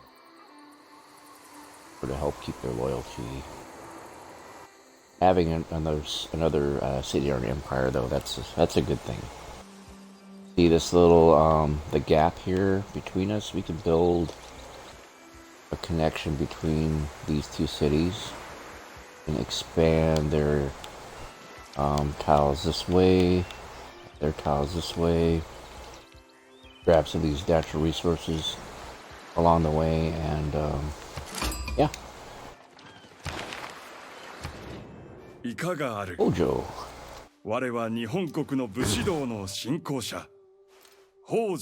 He's a good ally to have.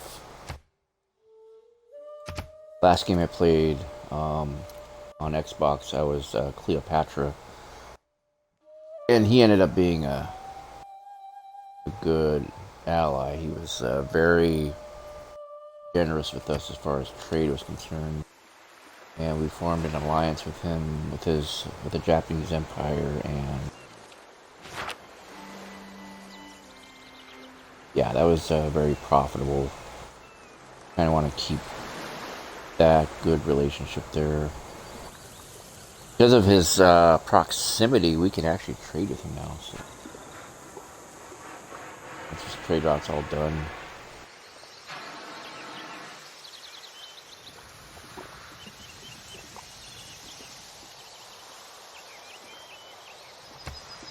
I believe the trade turns with another city is not actual.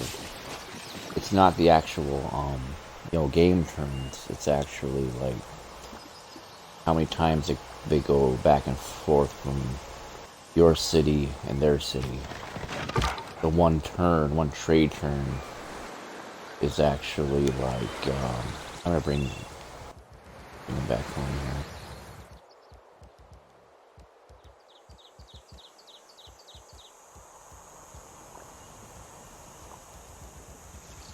Cut off? You guys cut off.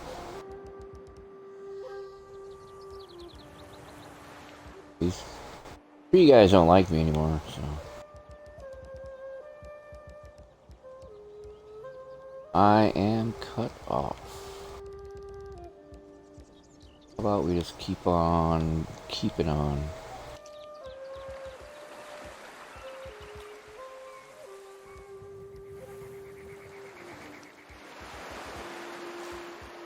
Trapped in Africa. Isn't that a bee? Alright, I don't want to lose this guy, so we're gonna put park him over here for now. Until he learns how to travel over the water.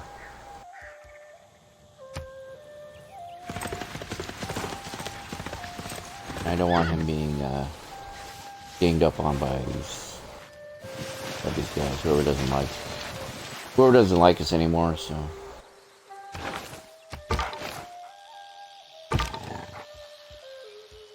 Oh, I'm surrounded.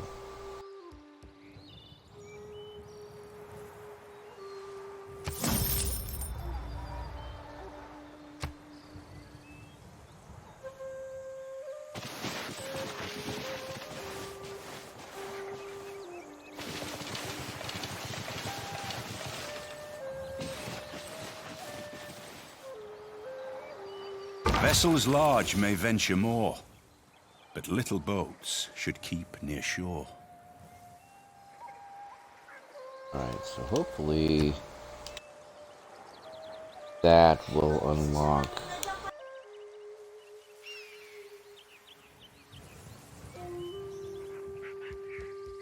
Oh, celestial navigation.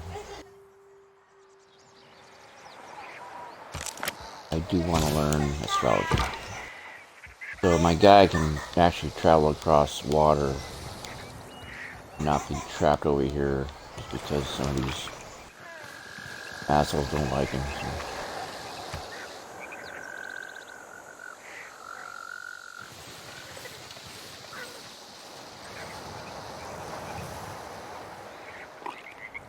Look back over the past with its changing empires that rose and fell, and you can foresee the future too.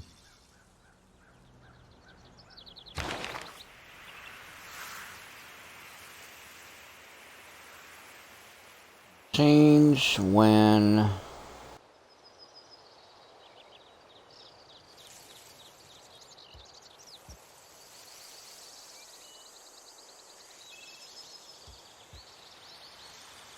that's tempting. No, we'll change our policy when the wonder gets built.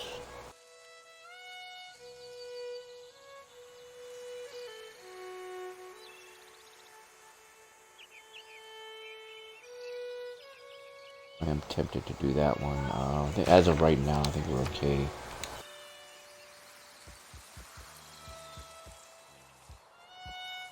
Let us do, military tradition.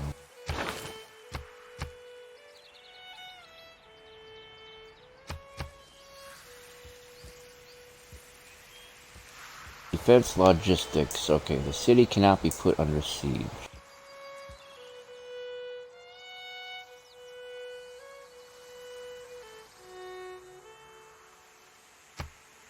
Keep that.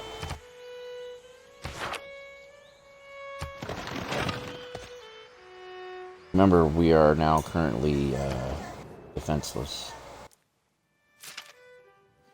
I don't like the way she's looking at me. She reminds me of what's his face from the Star Wars, The Force Awakens. Fuck was his name?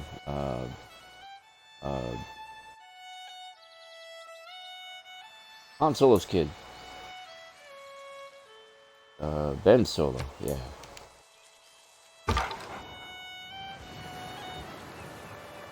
I'm just gonna park it right here. I can't sleep. Alright. Fortify.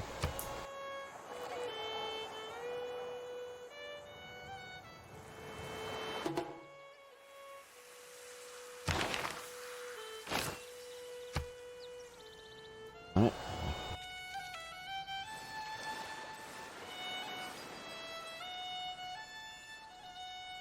21 more turns until the bathhouse is completed, the Great Bath.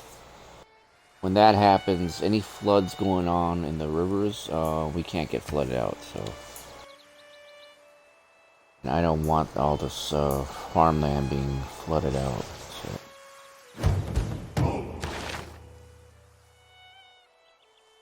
The rumors and a new tribe of barbarians have moved into a nearby region. Where are the barbarians at?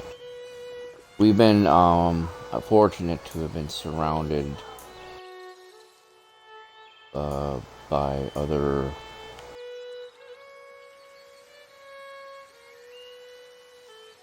city-states and civilizations that, see all these guys over here? Now, they don't like the barbarians either, so they run into any barbarians, yeah, they're gonna duke it out with them. So we have that on our side as far as where our civilization is compared to theirs. Wherever these barbarians are at, they're gonna probably not want to fight us quite as much.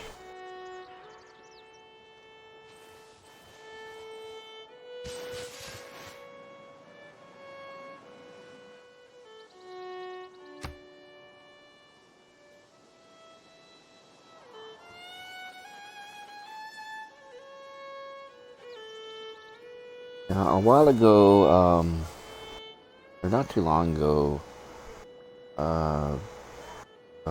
baby doll, my wife, Miss Baby Doll, she bought these, I don't know what they were, like LED lights or just regular lights that she wanted me to use when I'm doing live streams, so I'm not always in the dark. A couple times when I was streaming on my computer, I noticed whenever the monitor would go dark, I would go dark. So it's like it looks so funny. Look at the last few live streams I did from my computer. American Truck Simulator, the busted one I did last night was Civ 6 again on my computer. You'll notice some points where the screen goes dark, and I look like one of those guys in those witness protection programs that they go on TV, they interview, they always they'll put them in the dark, you know, so all I see is there's the silhouette. All I needed was the distorted voice, you know, the one where it sounded like Darth Vader. And then I woke up and I saw him pick up the gun, and he attempted to shoot me with it, so I had to run off into hiding, but I testified against the mob, and now I'm in hiding, and, you know, like that, you know, one of those things they always showed on, what's that TV show, was it, not Unsolved Mysteries, but the other one. Well, there was a bunch of them. I remember back in the 90s especially, there were those, reality TV show type of news things, I think,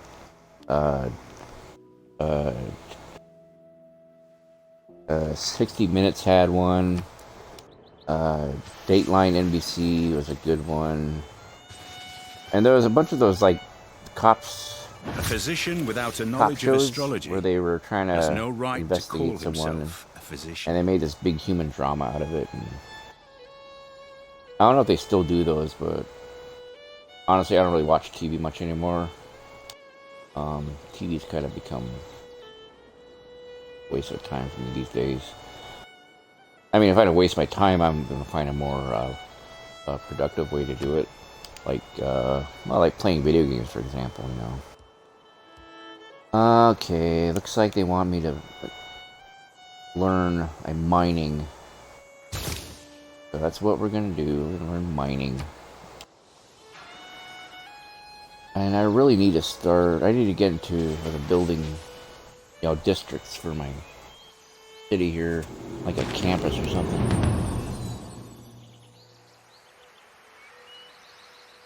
Right. Someone destroyed the Red Reef clan, so good for them.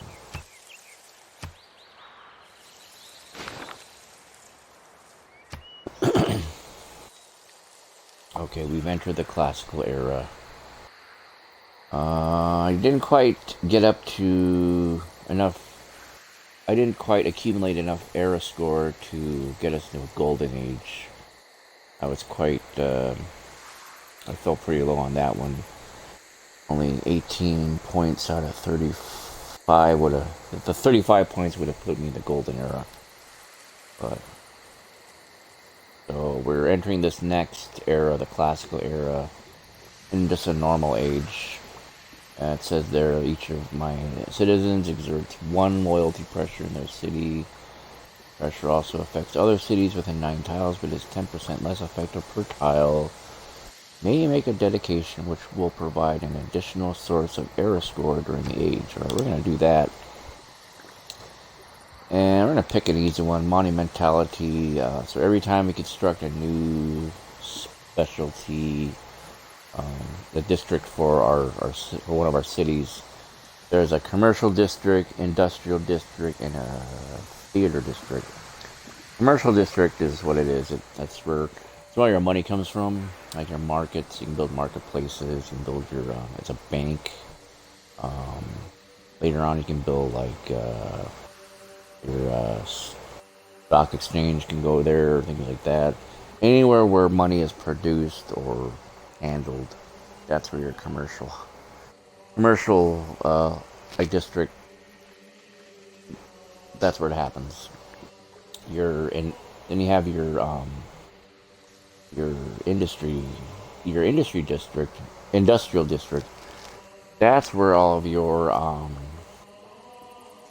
like the things that power or increase production for your city. Things like you could build like a coal factory there. Nuclear power plants can go there, I think. Where you're say like I'm thinking of them right now, but you get the idea. And then your theater district, that's where all your culture comes from. So that's where when you build your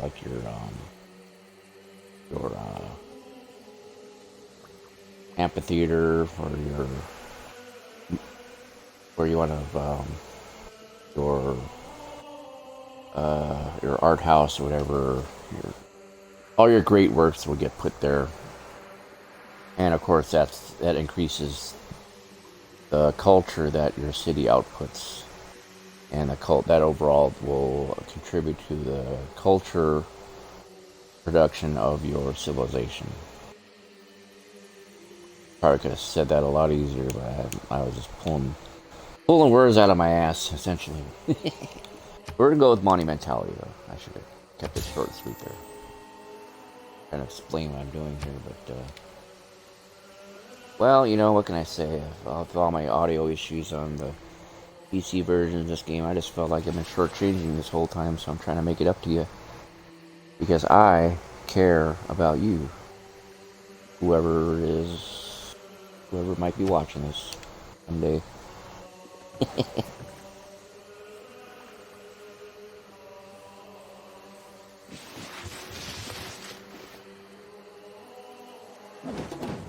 Yeah, eventually I'll learn how to cater to a larger audience. Some of those guys where you see they're 100,000 like followers or whatever, 100,000 views.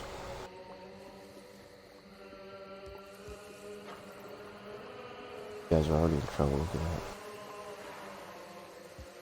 Need more housing, need more amenities. Crippling blizzard named Stavros continues its movement and is now headed to the southeast. Bad news.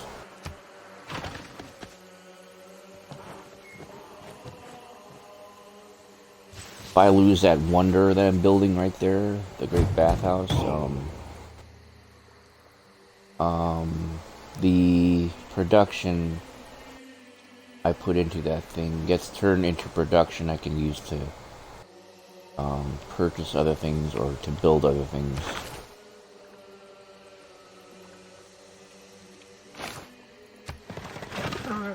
But I really want the bathhouse because I don't have to worry about flooding later on. I got 2 rivers right next to me, right next to my all my stuff here,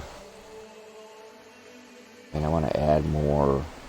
Like there's a natural resource for ink or for dye. There's another tea bag there, and there's some more dye there, and cotton, which I haven't even accessed yet.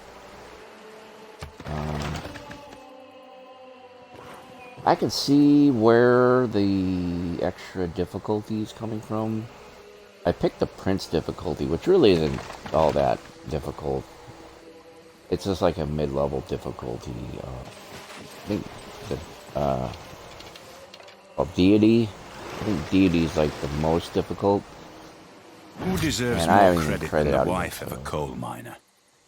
I don't underrate the value of military knowledge, but if men make war in slavish obedience to rules, they will fail.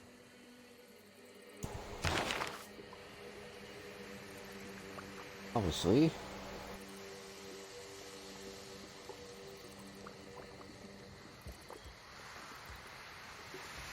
Where does he lead us? Not quite there yet. I want to get that wonder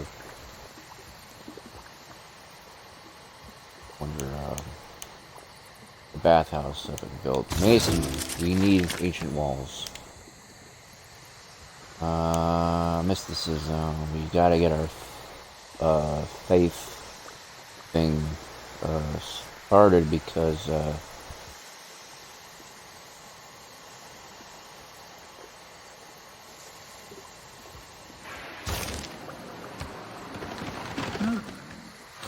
we'll do mysticism next. The Byzantine Empire, they had a very religious, or religion was a pretty important part of their culture, part of their civilization back in the day. I want to take advantage of that. Might come in handy later in the game. We're still really early. We're not even at 200 turns yet. We got 1,500 turns to get to. So we're still pretty early on in this. I highly doubt. No, it's not going to get done tonight. Let me put it that way. I might try to get to 200, 250 turns before shutting down for the night here. I think I've already been on for a couple hours now. A couple hours is respectable. I mean, I've seen streams go on for hours and hours and hours, about like 4 or 5 hours, 6 hours. Maybe later on this summer, when I got a little more free time, I might want to devote more time to the streams I'm doing. I think right now my record is 3.5 hours. When I did the Mad Max one a little over a month ago. And Mad Max, yeah, that's another game I gotta get back into. Yeah, I got all these games I have not streamed yet. And I have all these other games I want to stream again. So I'm always, every night I'm always not sure what I want to do. I mean, I have new games that I bought that I haven't even streamed yet. Alright, our bathhouse is almost done here. Here it comes. It's gonna look so pretty. Comes the graphic. Here we Yet in this go. captious and untenable sieve, I still pour in the waters of my love, and lack not to lose still. Thus, Indian-like, religious in mine error, I adore the sun that looks upon his worshipper, but knows of him no more.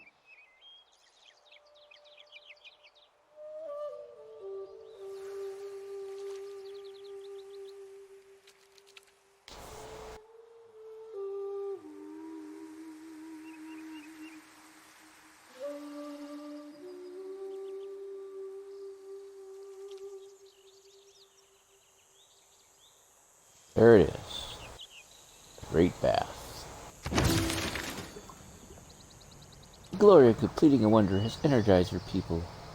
They are adding works to commemorate this great event. Your progress towards drama and poetry has advanced considerably. Wonderful. +3 arrow score. An old world wonder. Look at that. Now, we gotta build up our money. Before I do that, I do want to build some. Oh, we need an archer big time, man. Like almost there.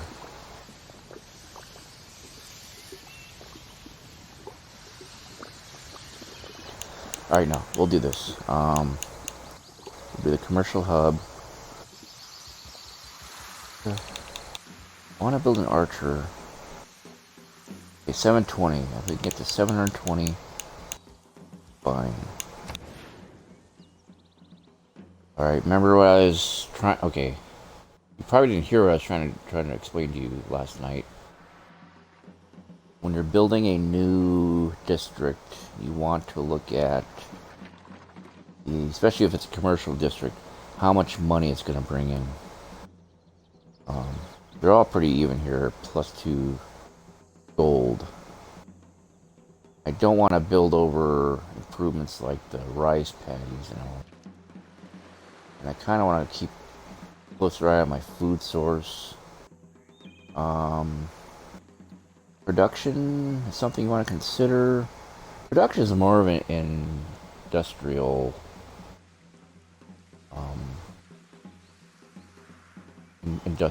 like district type of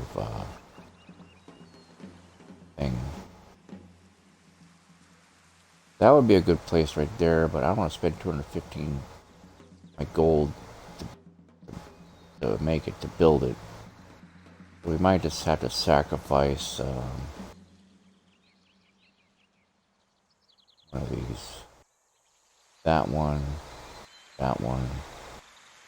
or that. Now see that one right there, if I build a lumber yard or something, that'll bring in 2 production per turn, I believe. So I think we're just gonna do one of these farmlands. We already have plenty of farmland anyway, so alright, we'll do this one. Oh, wait. Okay. If I have to, I'll build a warrior for my city, but I think I can tough it out a bit longer, and I'll purchase an archer to protect my city here. After the commercial district, I do want to build an ancient walls for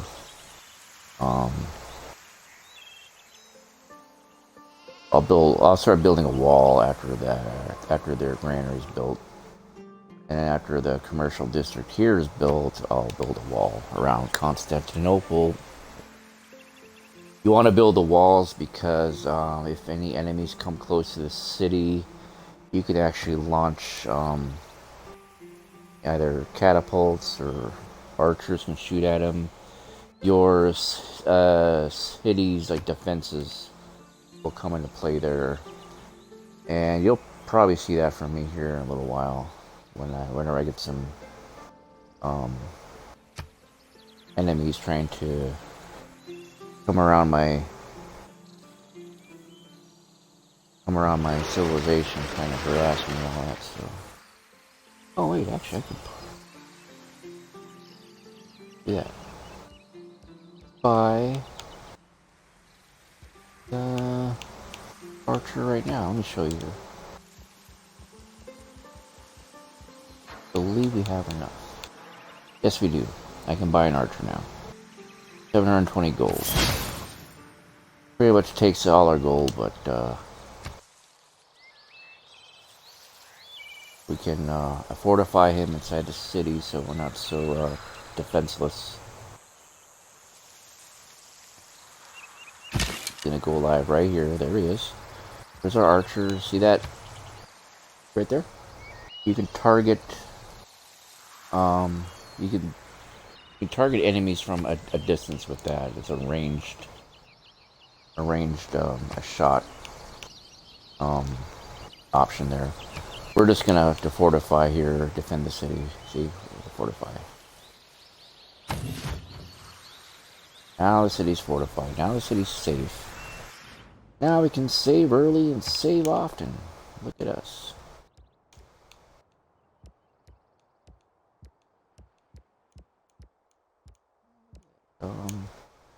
Cleopatra's gone. Sorry, Cleopatra. I was kind of getting tired of your game anyway, so.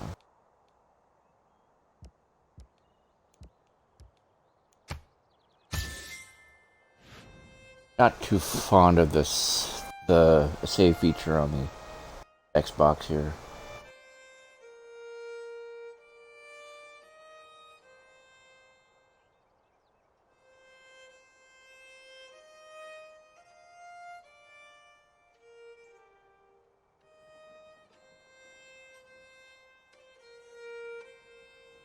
Sorry, I'm just looking.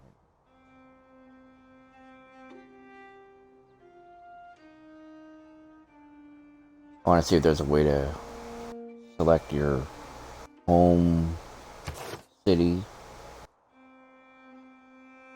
Doesn't look like there is.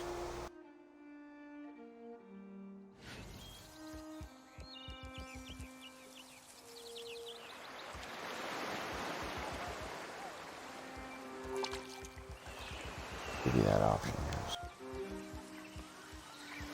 So we're just gonna continue.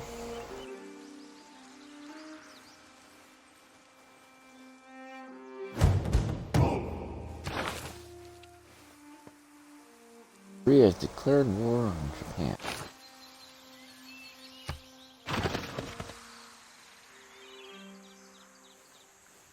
One of the drawbacks of the marathon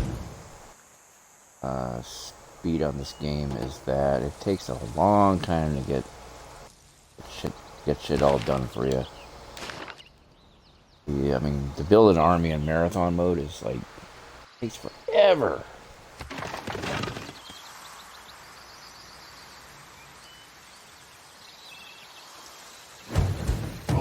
But if you're looking for a slower, more epic type of experience, marathon mode's the way to go. Some of these other Civ streamers you see on YouTube, and mainly on YouTube, they have the YouTube channels that are devoted to this game. Yeah, I think marathon is like in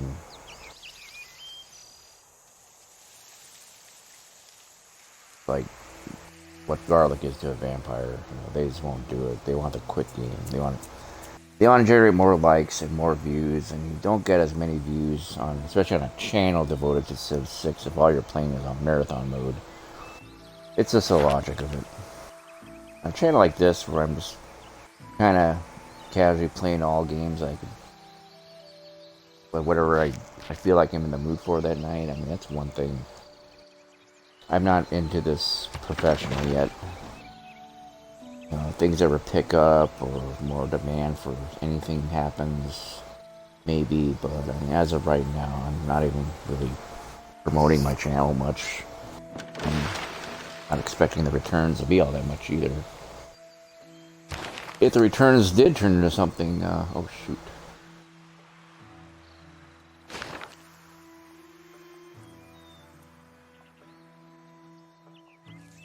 Losing loyalty.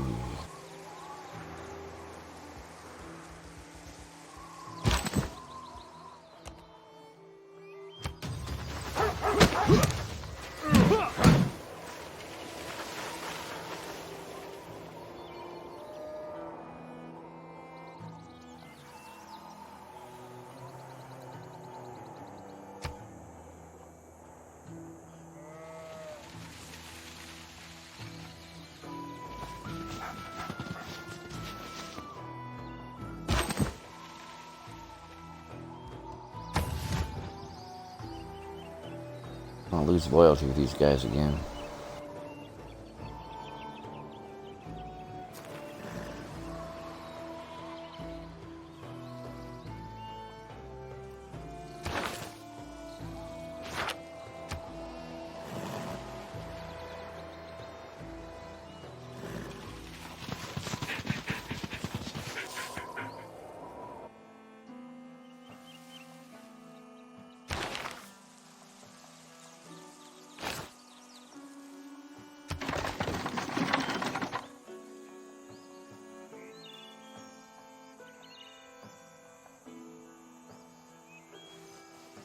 I have to send my governor up there to kind of keep the peace. But right there, carving a stone, erecting a column, their or loyalty's cutting going a back piece up. of stained glass in the construction of something much bigger than ourselves.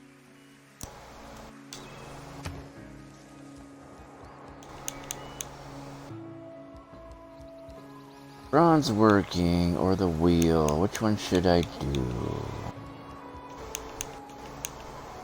We should do the wheel first. Do the wheel.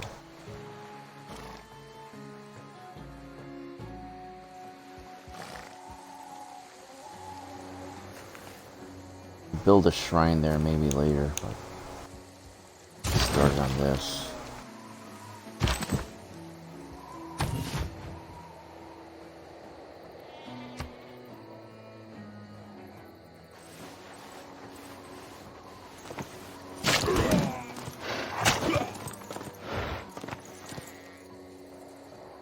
I like watching other civilizations duking it out with other enemies.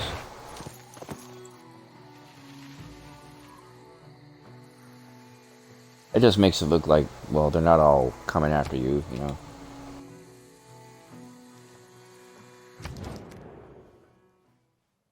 Yeah, she wants me to teabag her again for 30 more turns. So, I'm down with that.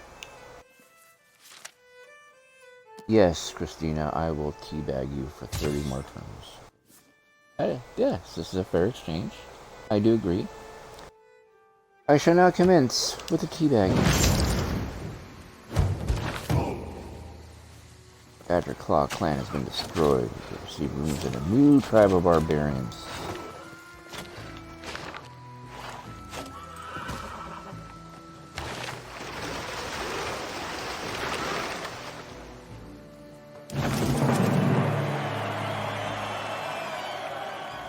Political philosophy. Maybe now we can Divide and rule, a sound change our motto. government. Unite and lead, a better one. Let's do. Okay, let's do what. Let's see.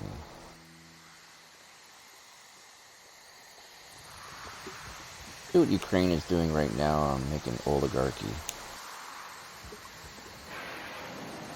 Yeah, oligarchy looks like the best way to go for now.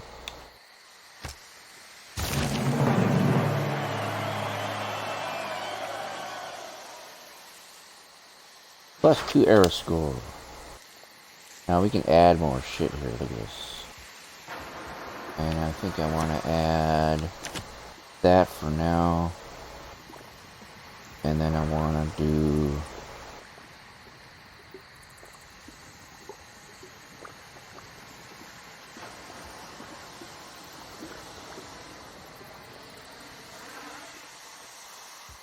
bring back urban planning. No! Caravansers. We need more money, don't we?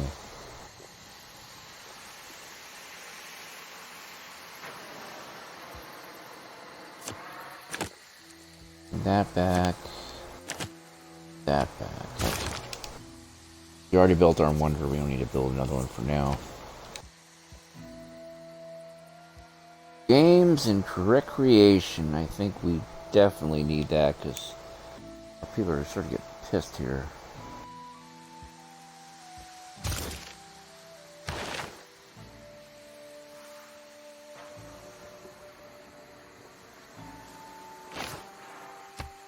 We are now an oligarchy.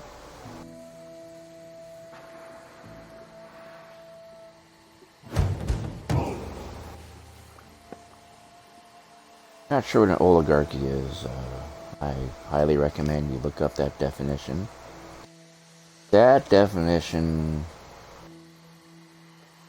describes a lot of governments in the world today. Not just Ukraine. Now, there's people out there who have been successfully brainwashed into believing that Ukraine is a democracy. They are far from that. I don't think they've ever been a democracy. People think just by electing a president you're a democracy, or having elections.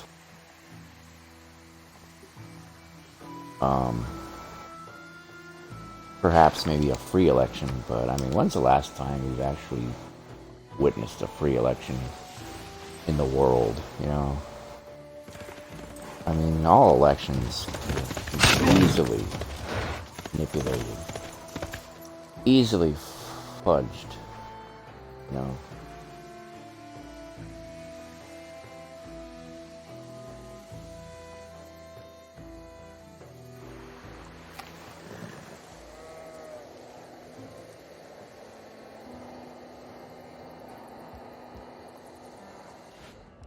Take the game really quick.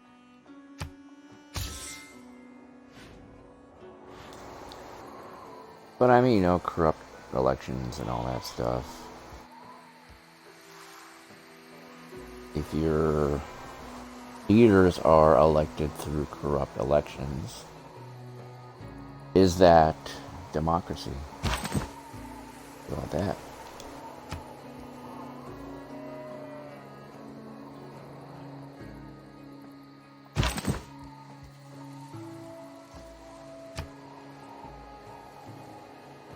Do anything really right now. This is a bummer. Okay, what do I do here? And these guys over here. This is why I saved my game. Because I'm not quite sure if this is going to work. But,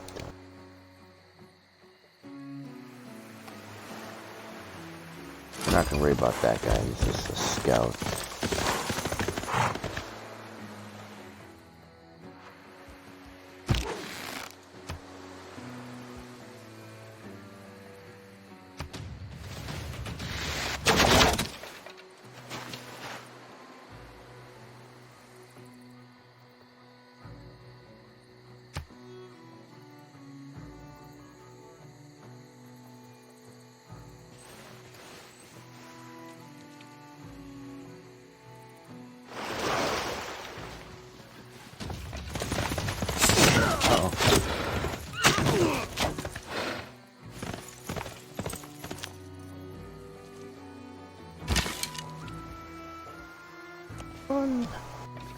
Run back to the safety of the city.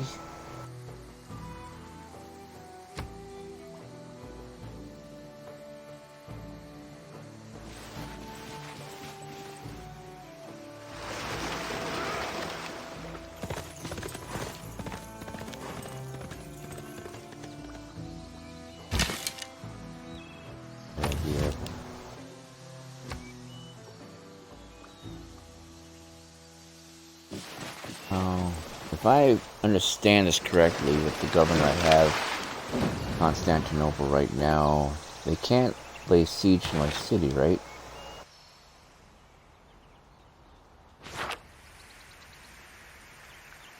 If I'm understanding this correctly.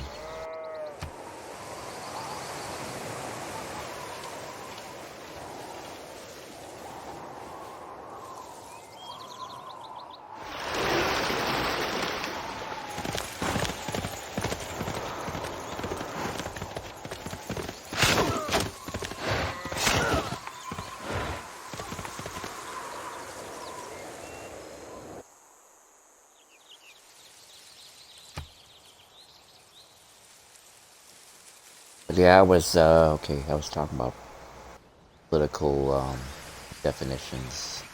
What is a democracy? What is an oligarchy? I mean, oligarchy. That's when you know, got a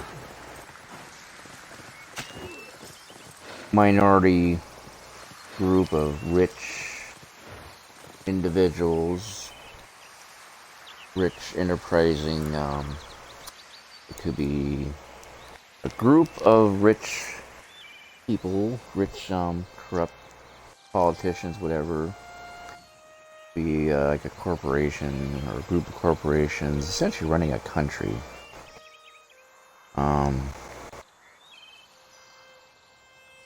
But it's like a form of yeah, it's like, you know, yeah, essentially, yeah, when a small group of people, or you know, it could be investors, it could be politicians, it could be crime lords, it could be warlords, whatever. Small group of people having control of a country, or like an organization, or something like that. And there's been oligarchies going on throughout history, going way, way, way back. So it's not like it's a new term or something. But I mean, they've been very upfront and open about the news, in the news, talking about Ukraine in recent years, talking about how it's a country run by oligarchic like warlords or crime lords or whatever. I mean, all you gotta do is you Google Ukraine and oligarchy, those two key words, and yeah, you're gonna find a bunch of stuff on them. And I mean, dare I say, one could easily see America as having an oligarchy as well, you know.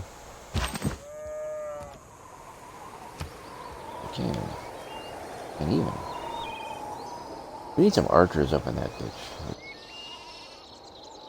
I think we'll swap. That's what we'll do. First, let's bring these archers up there.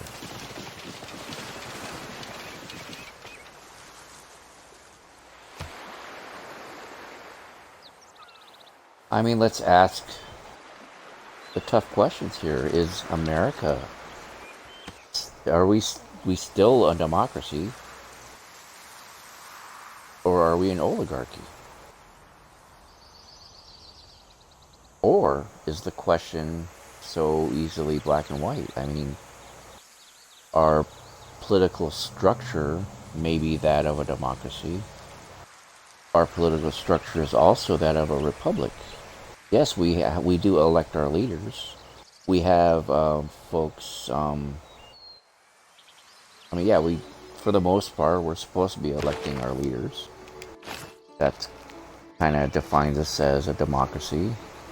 We have leaders that we elect that represent us in our government, in Congress, in the House, and the Senate, and all that stuff.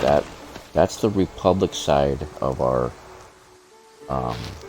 democratically elected republic, which I believe is the official definition of our government. But we do also have lobbyists,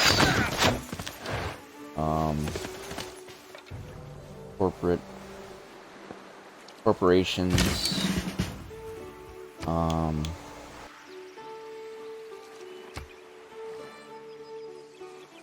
kind of running things or contributing to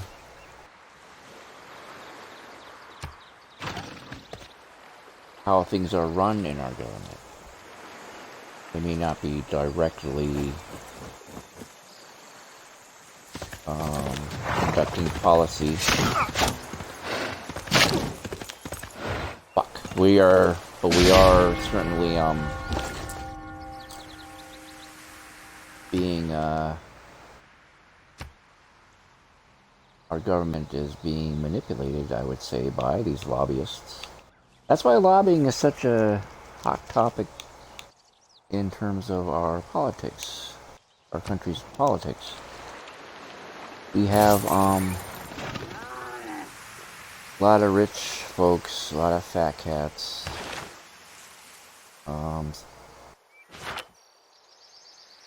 Actually, manipulating how our politicians vote on certain things in our government. Now, would that fit the definition of an oligarchy? Having the small group of people essentially in charge of how our government conducts itself, you know.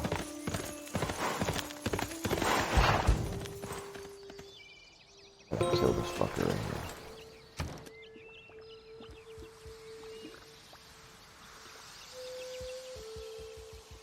Build a unit. Not yet. We need a fucking wall here.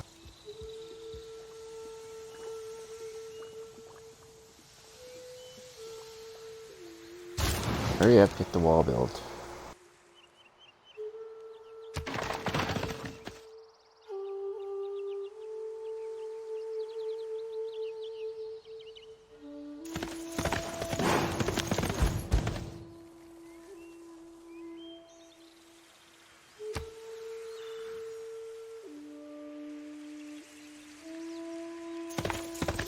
But yeah, those are definitely some questions to consider.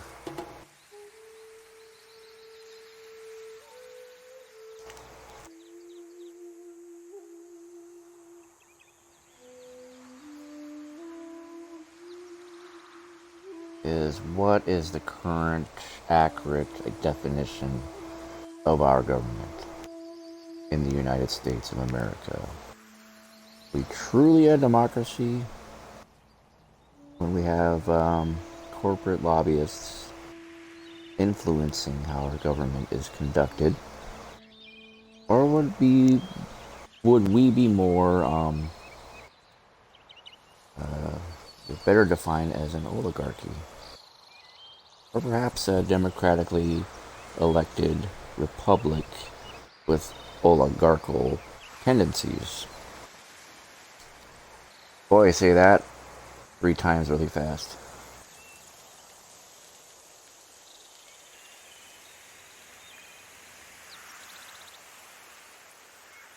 Hold on, seeing how much I get paid this week. Or change.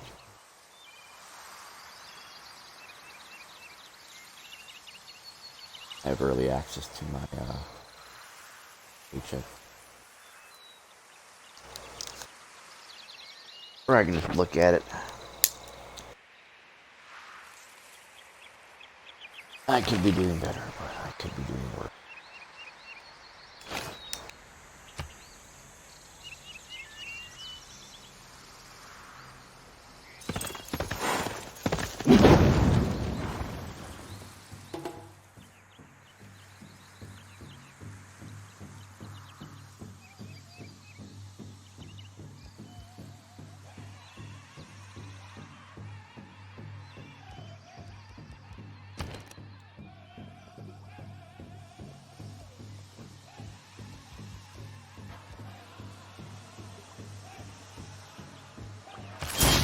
Be a warrior right now.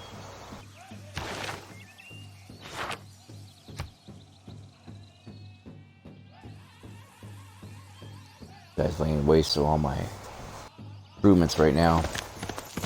Can't let him get away with it. Don't reinvent the wheel. Just realign it. Alrighty, now we're gonna go for bronze working. Yeah, let's do that.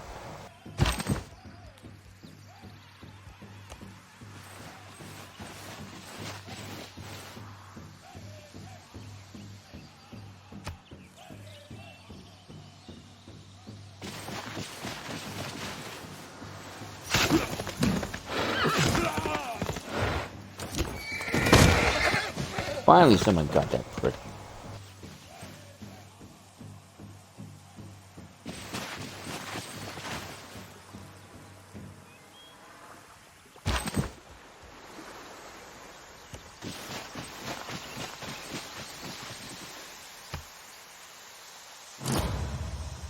Disappointing I lost my archers, but, well, you know, at least I kept my city.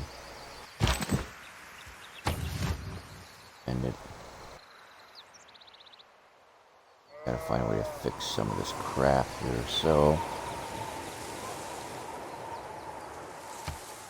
Both kind of in the same boat. We're both trying to build our ancient walls. Once the walls get all built up here,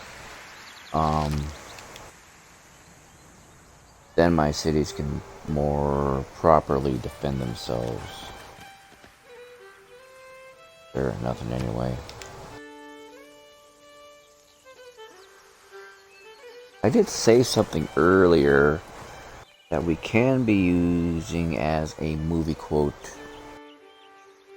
My traditional movie quote that I've been doing for almost pretty much every live stream I've been doing since back in March or February.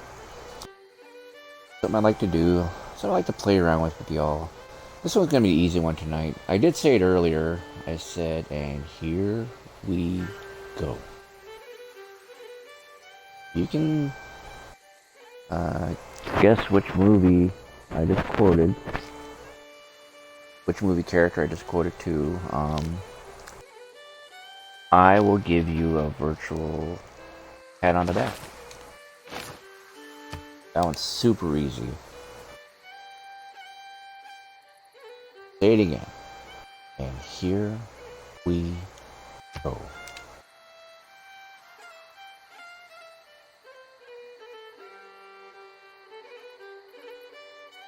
As always, I'll give you time to Google it.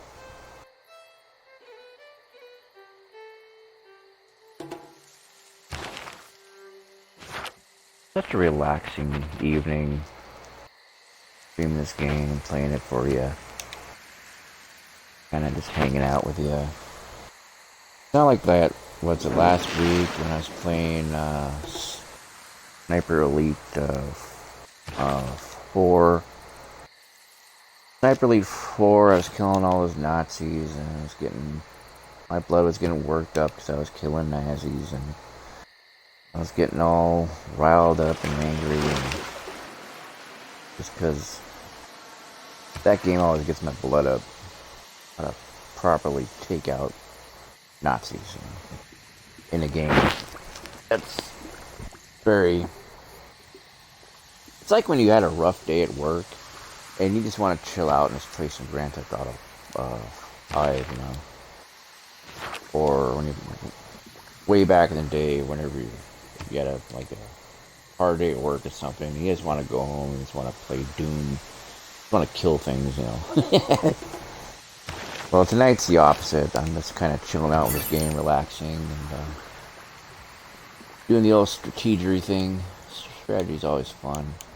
I'm going to continue with Mogadishu because I am making money off that place. Add another envoy there. Even though I'm already their suzerain, I want to get the full 6 envoys on there so I can enjoy the full potential out of that city-state. You do have that capability. I do like watching those same YouTube channels I was telling you about earlier with the expert Civ 6 guys. So you learn a lot of stuff from just watching those guys. And I mean, I'm no different. I like to do that too. I like to pick up tips, hints, and things like that. There's a wealth of knowledge just by watching other content creators on YouTube. Like just the other night, for example, me and my oldest son, we were watching, we were just kind of browsing through YouTube. We were watching this, we did a search for our Jeep that I drive, my work Jeep. Got a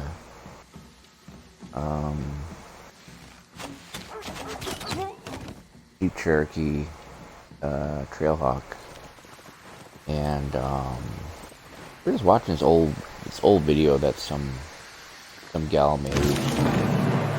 Real shortly, she bought her Jeep Trailhawk, and she was just having fun with it, looking at all the little features that came with it, and you actually learned a few things from her. I didn't know that there was a compartment underneath the passenger seat, or inside the passenger seat, for example. She was like, "Oh, check this out," she opened up the seat, and I was like, "Wow, what the hell? I didn't know that was there." And then she showed the main, like a video screen we have in there for our GPS. And she was playing around with it and showing how you can change the little car, the little Jeep icon on your GPS map into like other cars, like a Dodge Viper and a Lamborghini and all these other ones. It was so cool. I mean, little things like that you just learn by watching content creators on YouTube, and it's just fun. I tried telling my dad about YouTube. I was like, "Dad, you should check out YouTube." And he's like, "I don't watch YouTube."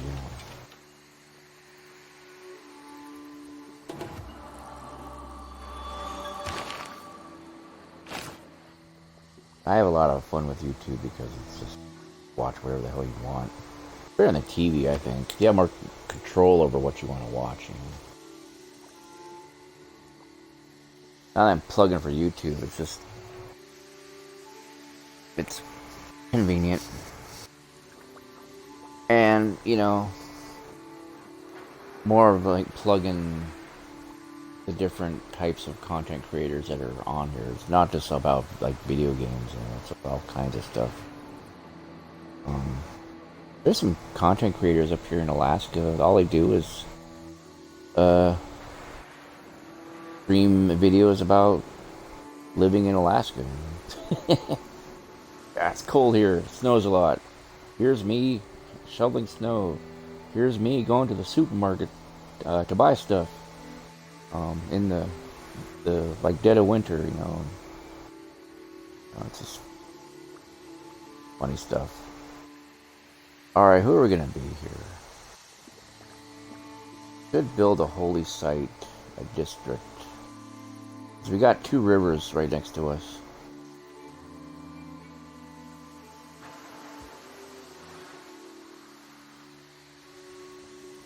Or we should do the monument to the gods. I don't know what. I'm not too big on building wonders quite just yet. As you can tell by the picture there, with my burning my districts and farms, I'm having a bit of a hard time right now. So.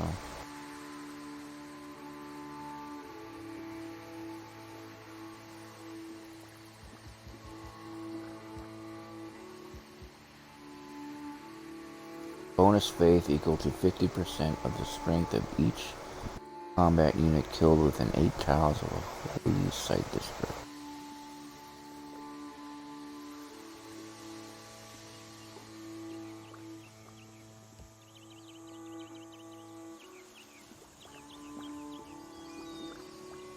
I do like the sound of this one. City Patron Goddess, plus 25% production toward districts in cities without a specialty district. Let's do that one.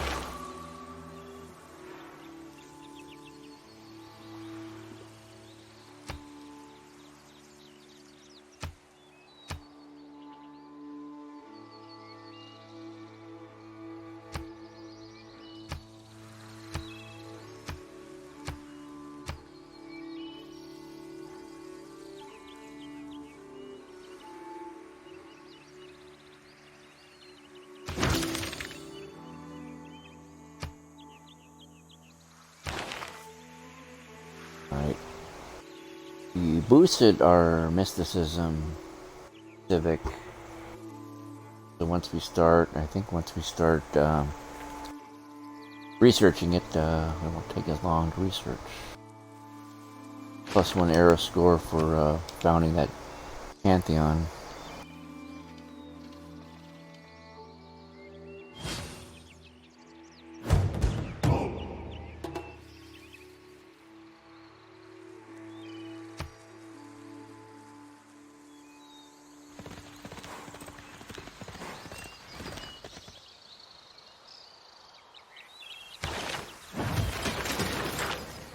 Barbarians just are a pain in the ass.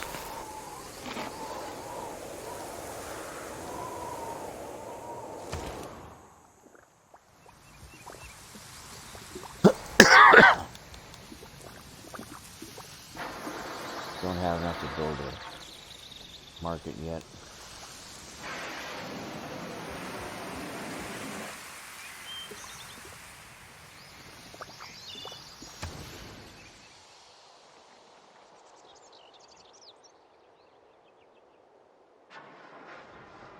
There's not a place to build our faith either, so we'll just hold off on that for now.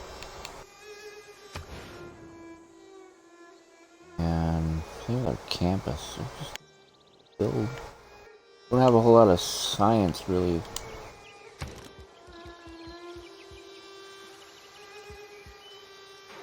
We do need a market. And we lost a trader. We got no real money coming in now, so. Should build a trader first, okay.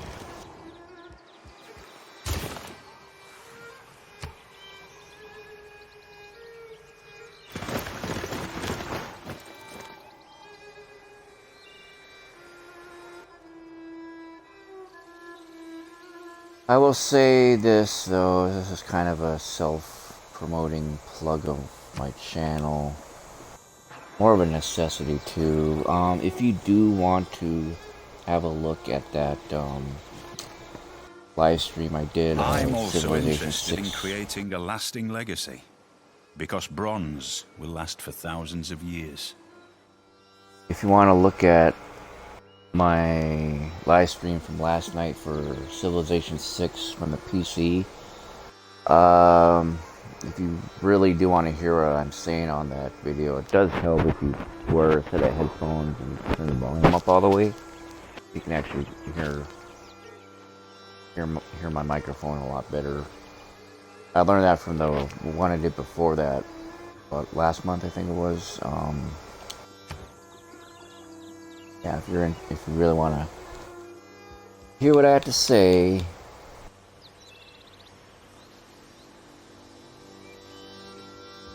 Production's so.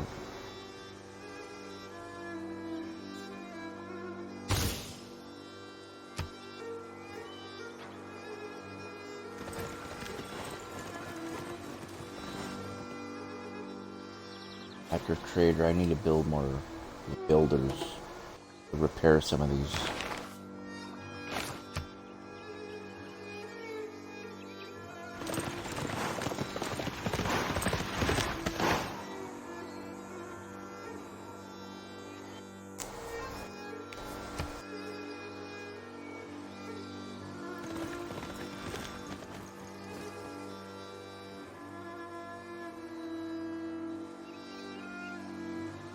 If bread is the first necessity of life, recreation is a close second. I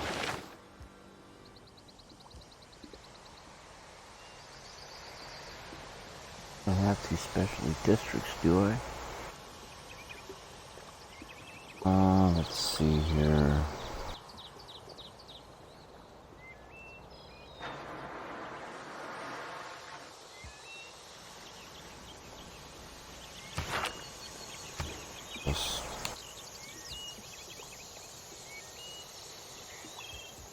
Alright, mysticism. Fix that.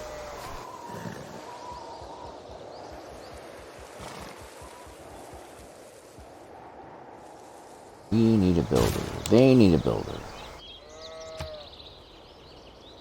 They'll build a builder. And then when he's done repairing things around their town, they can come down and repair ours. So. Right now I'm building a trader.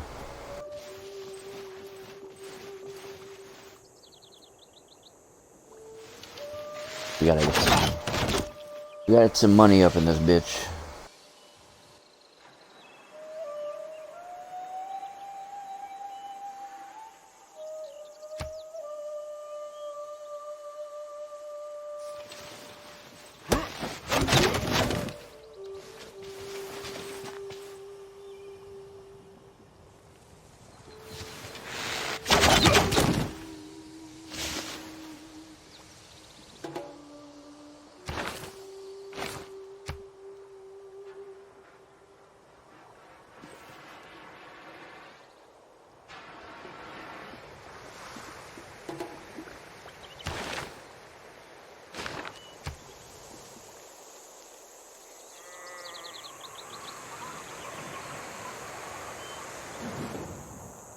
I gotta build them a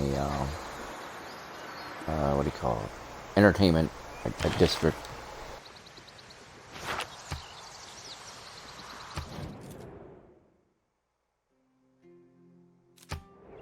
Entertainment districts, obviously that's what they are. They provide entertainment.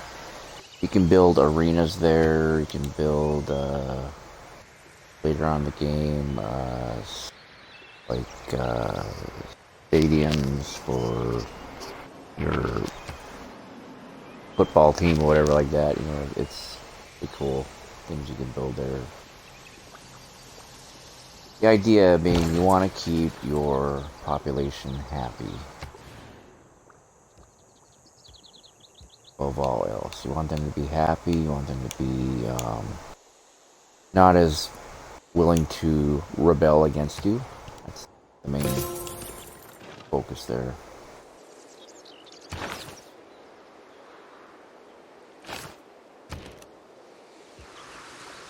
Now we've done our trader.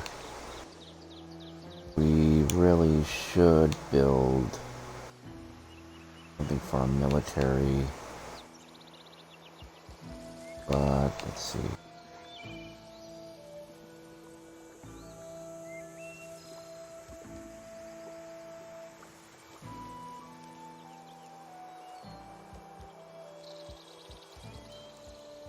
Now we're building a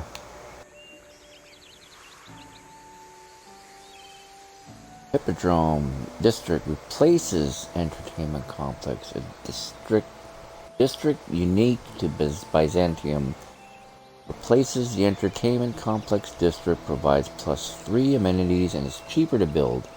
The Hippodrome and buildings in this district are constructed and receive a heavy cavalry unit. Really? Units granted from this district do not have a resource maintenance cost. Cannot be built in the city with a water park. Okay. Well, gee, I'm sold. Do it.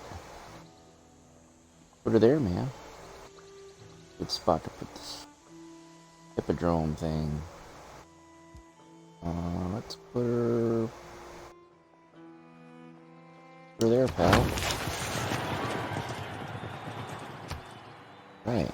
That's good news. I didn't know that was a unique thing for my civilization. Mysticism is the mistake of an accidental and individual symbol for a universal one. Understand, I've been playing this game since, gosh, when did it come out? 2016? 2017, I think it was. Let me look that up. Curious now. You're right. I don't be spreading wrong information. I spread enough of that as it is earlier tonight. I asked, is America an oligarchy? No, it has oligarchical tendencies. Ukraine is an oligarchy. I'm not backing down from that one. It's in the freaking newspapers, you know. All you gotta do is look it up. America, no, not quite. And the simple reason why, the lobbyists, while they may influence lawmakers in our government, ultimately lawmakers, they are still the ones that make our decisions in our government as far as voting, representing the people. You're always going to have your corrupt politicians, but in the end, ultimately, no. An oligarchy would be like if Apple or Amazon, you know, places like that were directly telling the president, as befuddled as Joe may be, Apple and Amazon are not directly telling him how to decide things in our government. You know, that's not what's going on.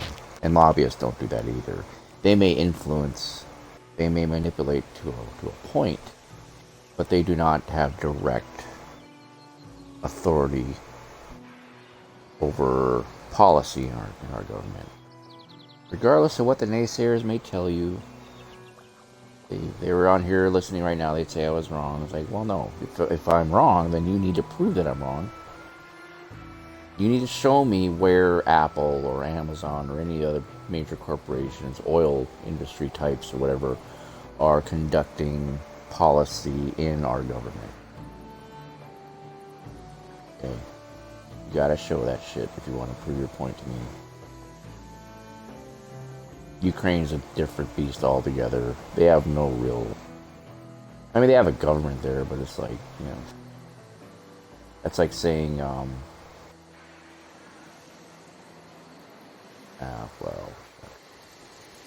Did I say it? That's like saying, you know... Kamala Harris has actual leadership capability. She doesn't. She's a fucking idiot. She's a bigger idiot than Joe. At least Joe has experience in government. She couldn't think her way out of a paper bag, man. Dead serious.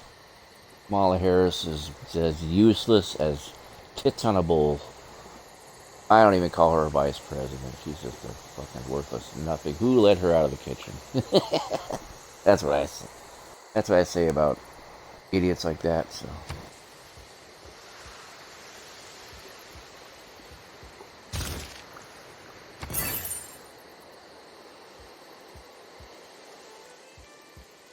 Alright, we're going to continue sending envoys to Mogadishu until we reach at number 6. That's where all the goodies come out, is having 6 envoys.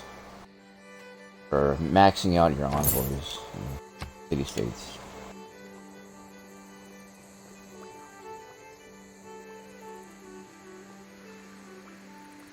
We're going to continue here. Building and building and building and building and building. We just got a hard on for Japan. They keep declaring war on them, so.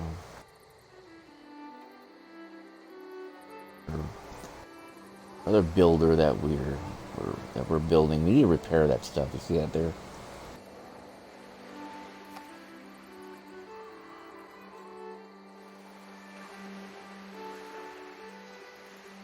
Brussels was building so close to us. That's a city-state right there. We could certainly take them.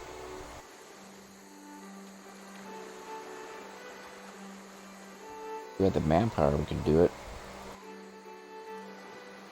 But they also appear to have ancient walls built, so that would be kind of hard to do.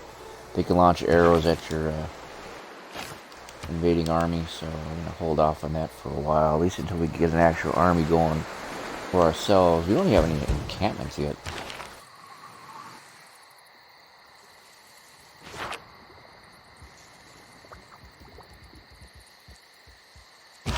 Form a ranged attack against these guys here.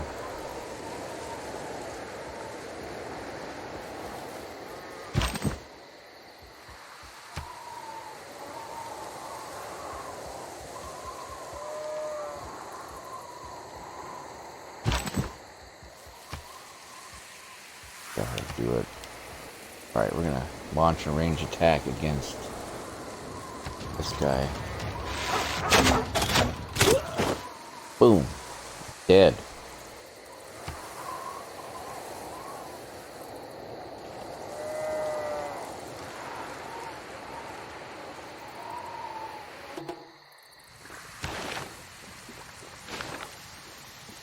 We're working on those amenities. I want to see this hippodrome get constructed.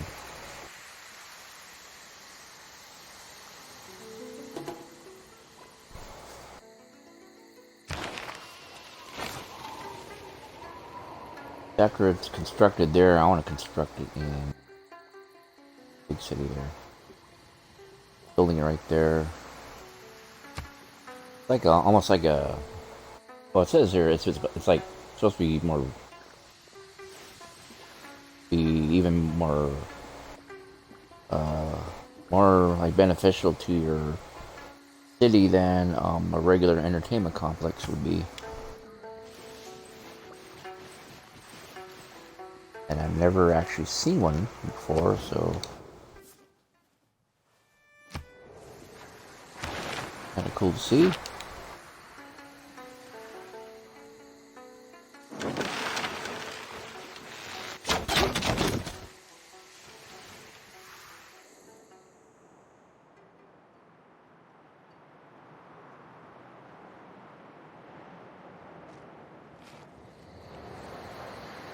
My poor,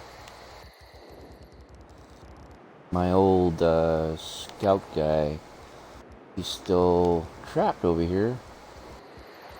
Did he leave? Let's see. Oh,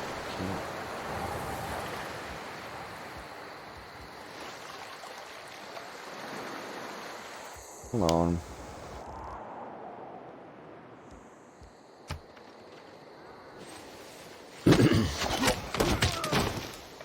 Really having a hard time on this prince level difficulty. Shut up, bitch.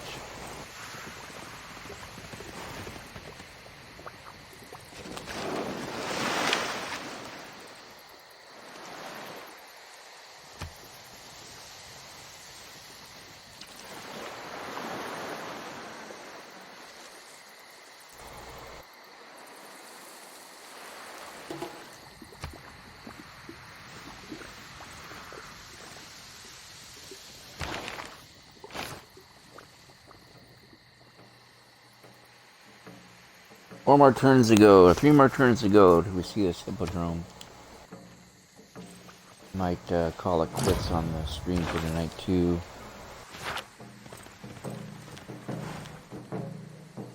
Find a good stopping point. I do have to be at my first appointment in 8 hours, so yeah, get the hay here pretty quick. And my wife left the lights on in the kitchen again. I'm back out here.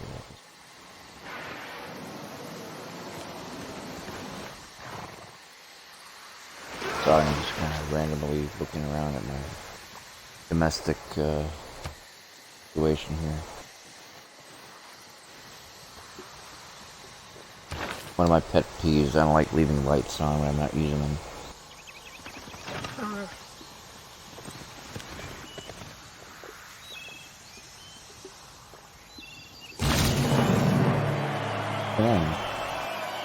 Ah, there it is, the hippodrome. The hippodrome is no accident, but the result of the unique genius of our people.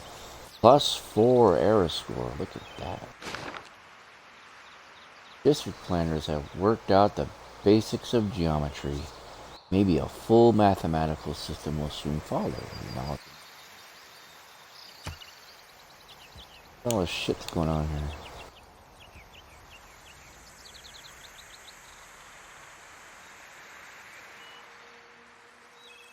People celebrate a historic moment. Explorers of Byzantium, first from a major civilization to set foot on the continent of Oceania.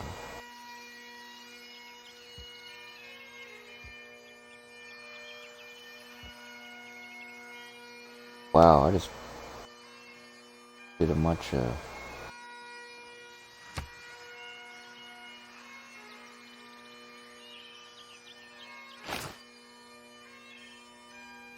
Alright. First of all, we gotta repair some stuff.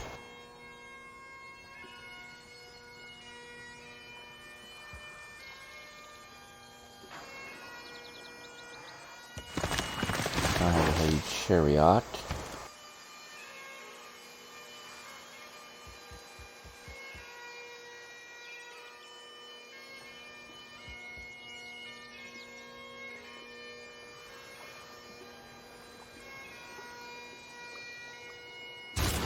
Market for now.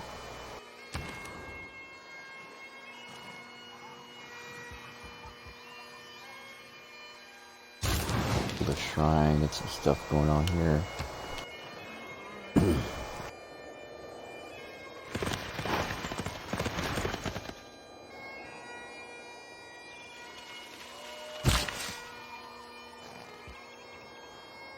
repair this place that those assholes they burnt down, our pasture.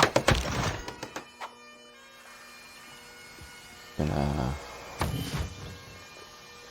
fortify this guy. Gotta bring down that builder down here to prepare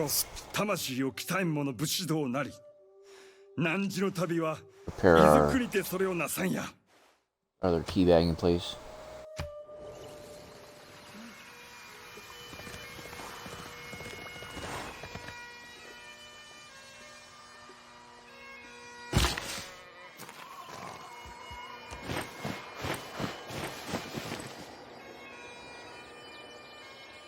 Build some iron.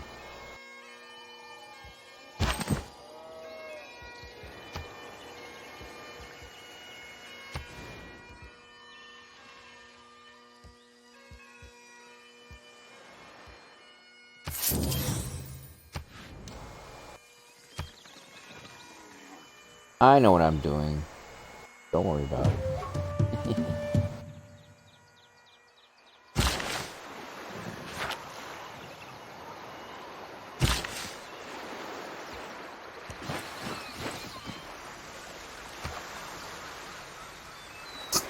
We need to build a mine there. We need some iron. Not nothing. Build iron for our military. A steady source of iron does enable you to build better weapons and stronger armor.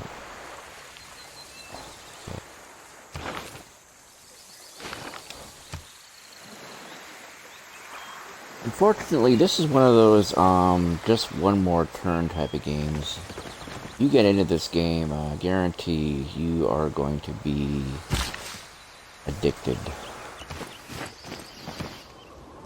And I don't just mean kind of addicted. I mean, there's gonna be nights where your civilization is doing so well. Next thing you know, it's 5 in the morning. You got to be working 2 hours, or whatever. Like, I've had that happen to me before. It's happened with every version of a civilization, starting with Civ 2. Civ 2, I did that.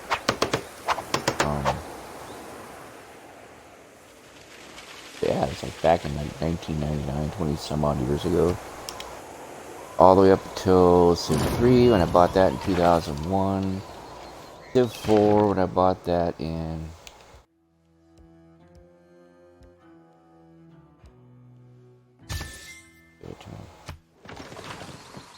Keep the fucker happy.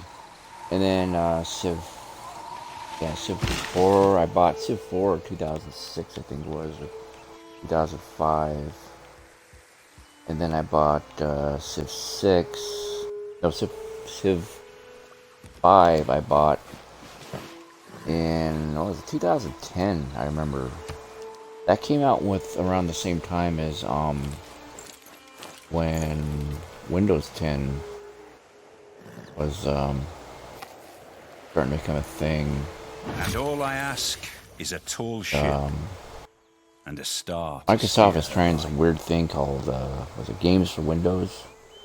A lot of people were not too thrilled with because they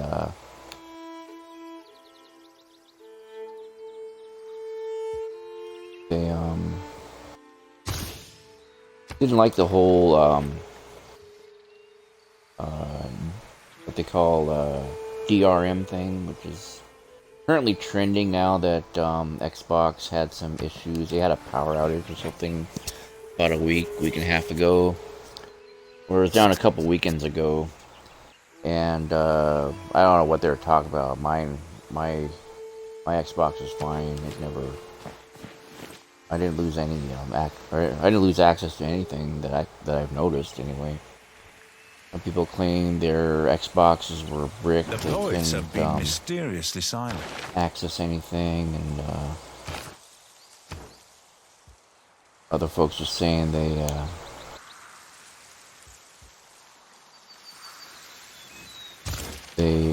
couldn't go online, couldn't purchase anything off the Microsoft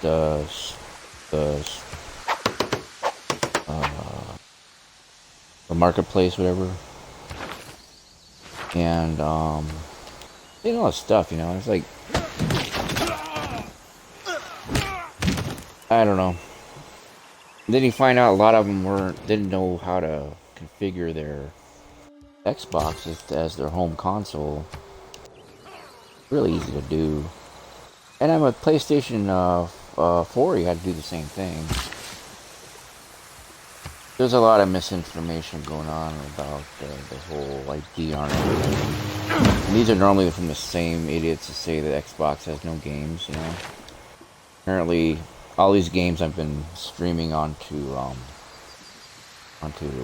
my Twitch channel and YouTube channel, they're all like, you know, freaking figments of my imagination. Purchase that too.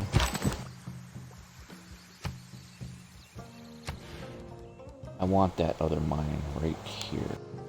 Not gonna give it to me, shit.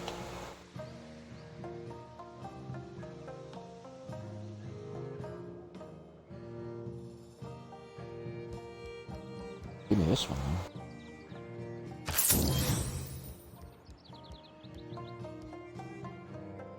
I don't want to be purchasing too much, but I also want to own all of it.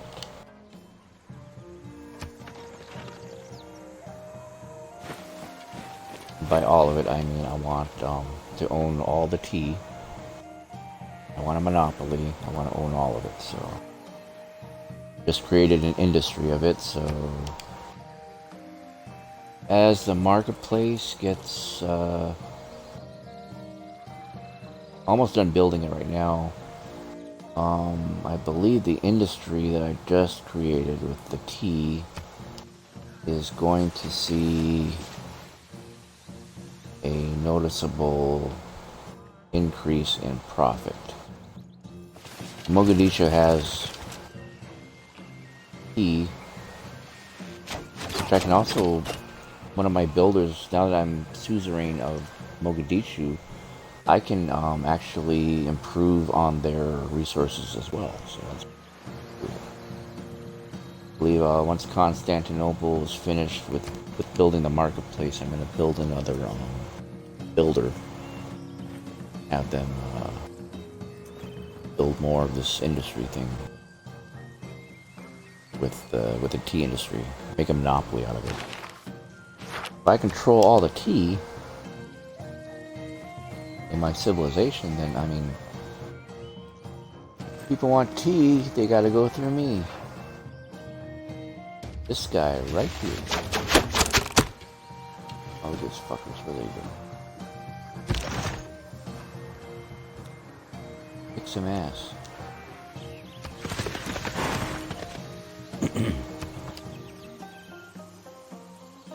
Can we roll in there and just take out that whole camp? I think we can.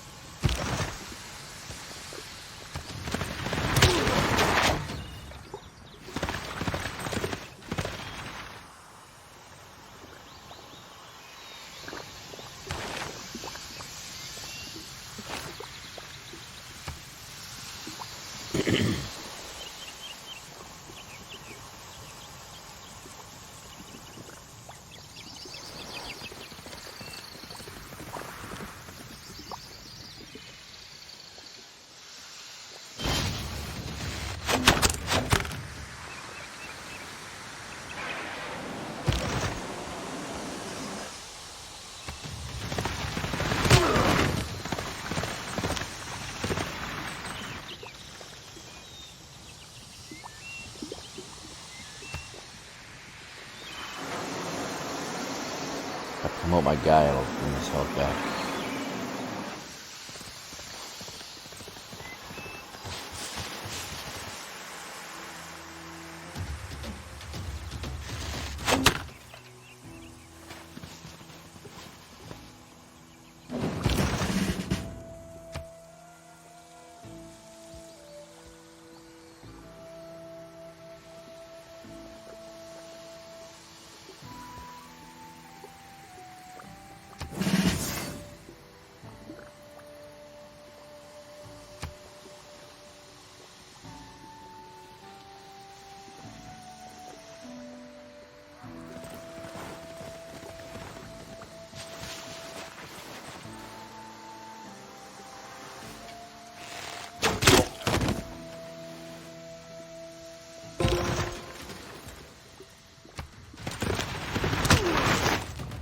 it is.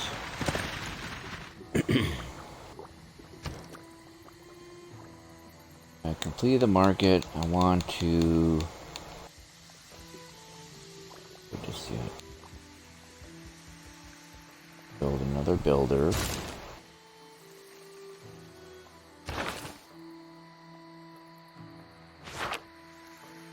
Eventually build another trader because I want to improve on the amount of money that's coming in, get some real money going here. Things are finally starting to pick up after what? Gosh, almost 300 turns since I started tonight. Playing for over 3 hours now. Probably cut it loose here and shut it down for the night, but one of the drawbacks of this game, it does get you hooked. It does make you want to keep playing it. And it's been like that since, since I first started playing this back in 1999. Okay, like...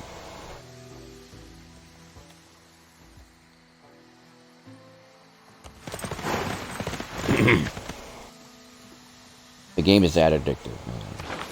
Dead serious.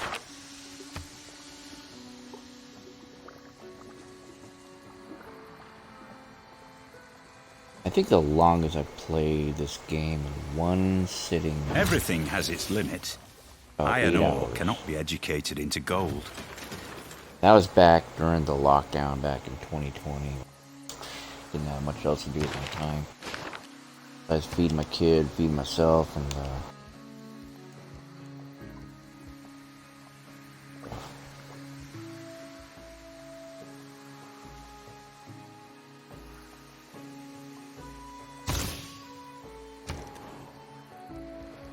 let me ask, which is more important, math or engineering? I think they're both pretty much equally as important, equally as dependent upon each other. Mathematics maybe not so much, because math is just math. But I mean, engineering utilizes math to very nth degree. I mean, calculus because of engineering, essentially. Otherwise, what good is calculus? What's calculus going to do with you unless you're building something or designing something? Rest these guys up. Can I build another hippodrome? I like that heavy chariot.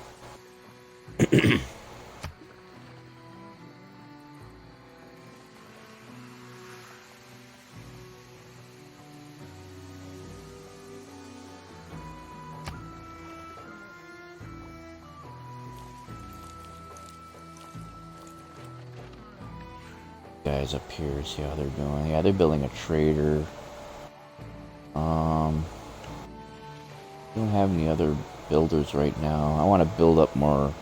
I want to build another pasture there for horses, and I do want to get in some encampments built because my guys are really suffering without an actual army here.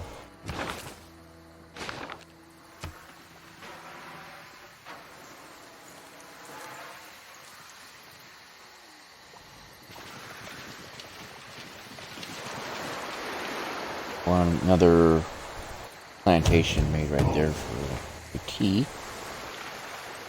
Got a builder coming about a couple terms.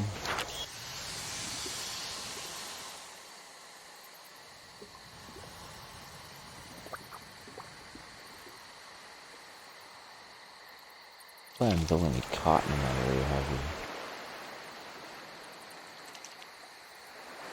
you? I don't see any other cotton around this region. Means no one else is making cotton.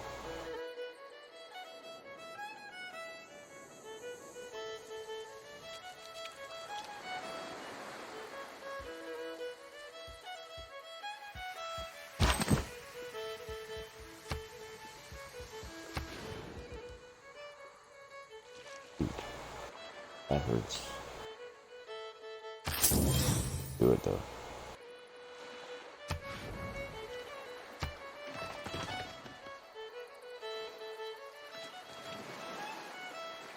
The cotton industry needs to flourish.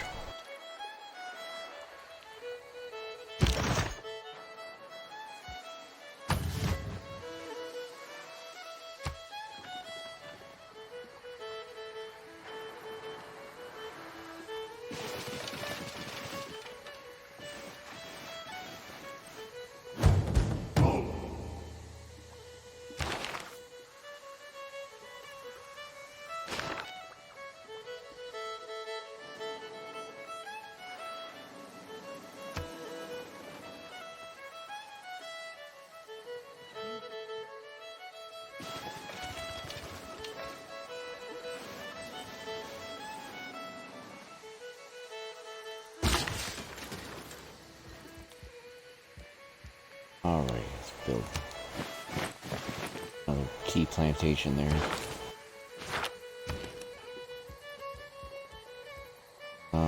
We do need a new camp.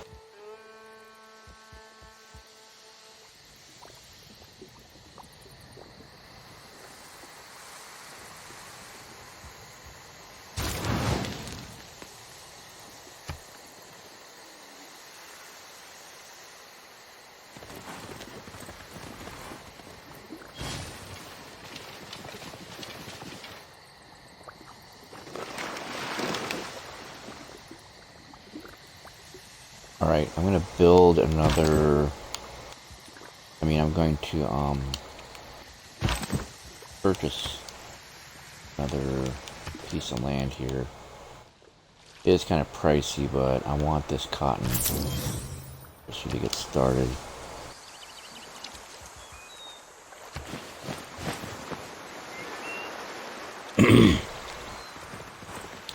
And you'll see why. I should be able to make an industry out of those cotton fields there.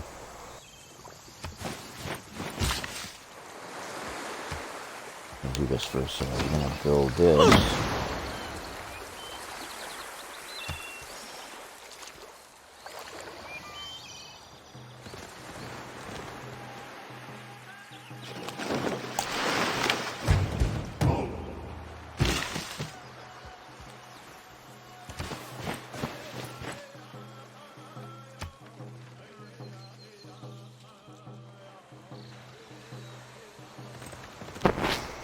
Now, if you're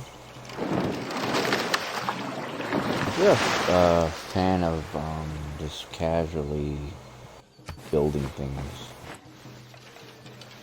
you would love this game, I think. There's a lot to do. And, you can adjust or configure as much time as you want to do it in, you know.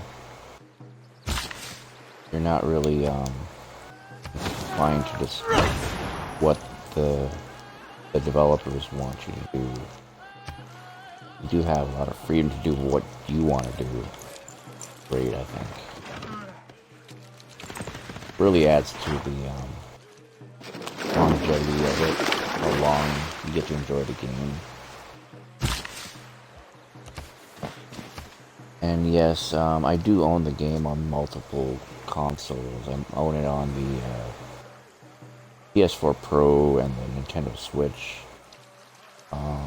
PS4 Pro just because it was cheap and I bought it like a couple years ago, and Nintendo Switch, same deal, but I wanted to take it with me, like say when I went, like when my youngest son, when he was born back in December, went to the hospital and I stayed there a few days with my wife, getting ready to give birth to him, and brought my Switch with me. I was able to play games. I was waiting for him to be able to come home from the hospital, and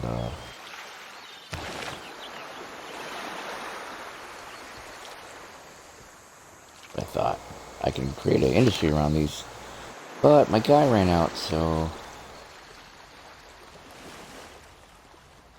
this one's about to be... I can make another builder here once this creator comes out. He would make more traders to conduct more trade between our civilization and others, and more money comes in.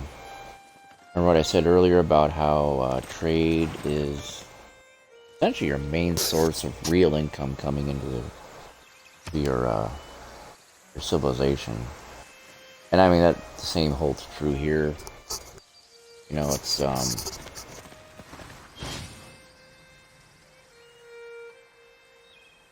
it's really the fastest way to make money in this game for your civilization is if you establish a good trading industry.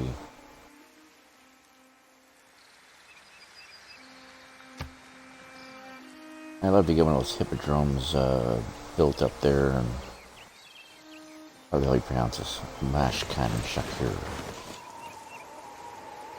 Right there on the road. See it? Big open road there. Alright, we got more money coming in. As they say in hip hop, mo money, mo money, mo money. Y'all going to Venice. There we go. Now can we build a hippodrome? Yes, we can. That we'll put it right. Okay, maybe not right there. Right here. Oh. Good spot for it. Right there. Boom. Keep our people entertained.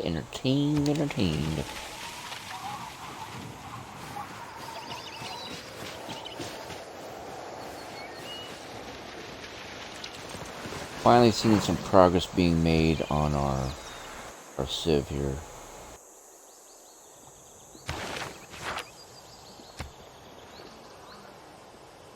Although it is expensive to build an arena, I want to keep my people happy. I don't want them rebelling against me for any reason. One of the most irritating things can have happening, and I've had it happen to me before, is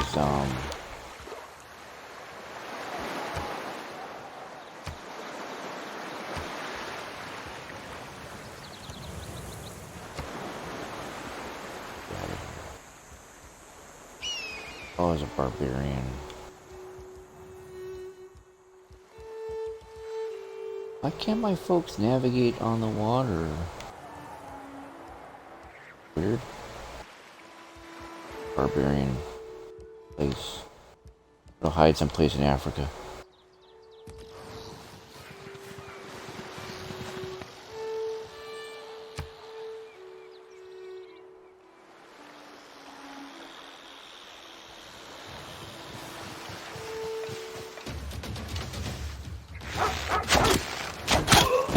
Ah, they're dead. Bummer. Couldn't get it back home.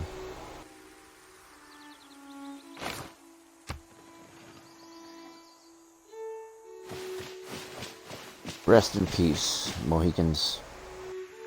The last of the Mohicans has died.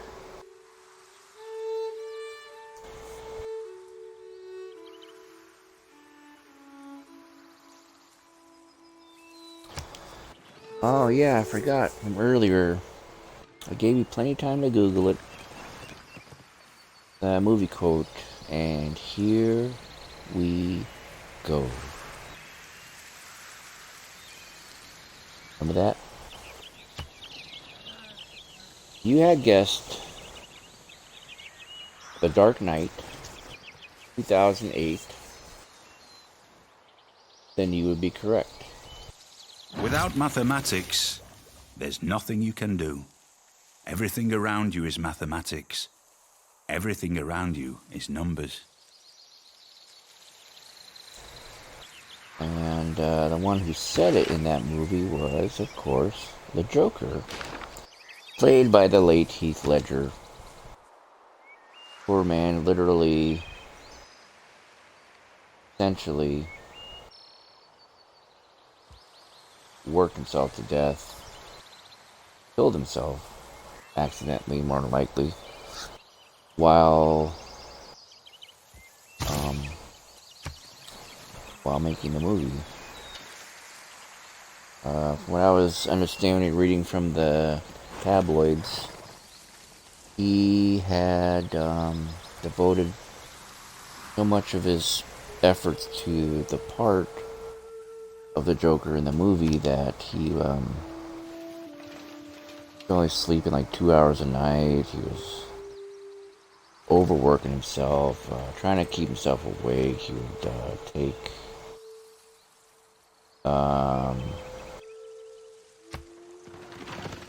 certain type of drug that would keep him awake longer. And yeah, it's unfortunate. He ended up just, I don't know if he overdosed. Quarrels interpose, or if he just worn out. I don't know. When I understood, it sounded like he overdosed on his uppers, speed, and had a what do you call it? I'm gonna pick this one to replace this one because our two cities have loyalty now. We're keeping them happy. We can afford to get rid of this one. The +2 loyalty per turn for cities with a garrison unit. We're just gonna replace it with equestrian orders because I want to get a builder to build another pasture for the horses. And we already have an iron resource. You yield 1 additional resource per turn. That's essentially 2 of them per turn. You can build these up like really fast. We're gonna do that. We're building up our army. Send our trader to back up to Venice, I guess. That's where all the money is, so.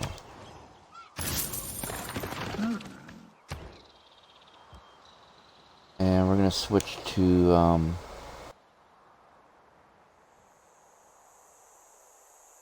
defensive tactics, I guess. We want our military to be really kick-ass here. And 1 more to Mogadishu. That should open that up. All the perks of being their suzerain, plus have the most envoys over there. Maui.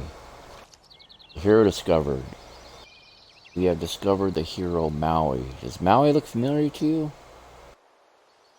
You ever watch that movie, that one Disney movie, Moana? Remember, The Rock played the part of Maui in that movie. The big dude, remember?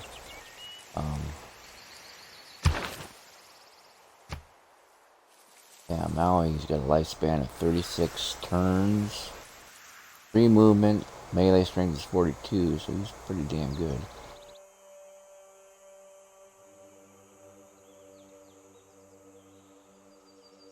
Also, he creates luxury resources on the plot. Unowned empty plot. He can actually put new luxury resources there.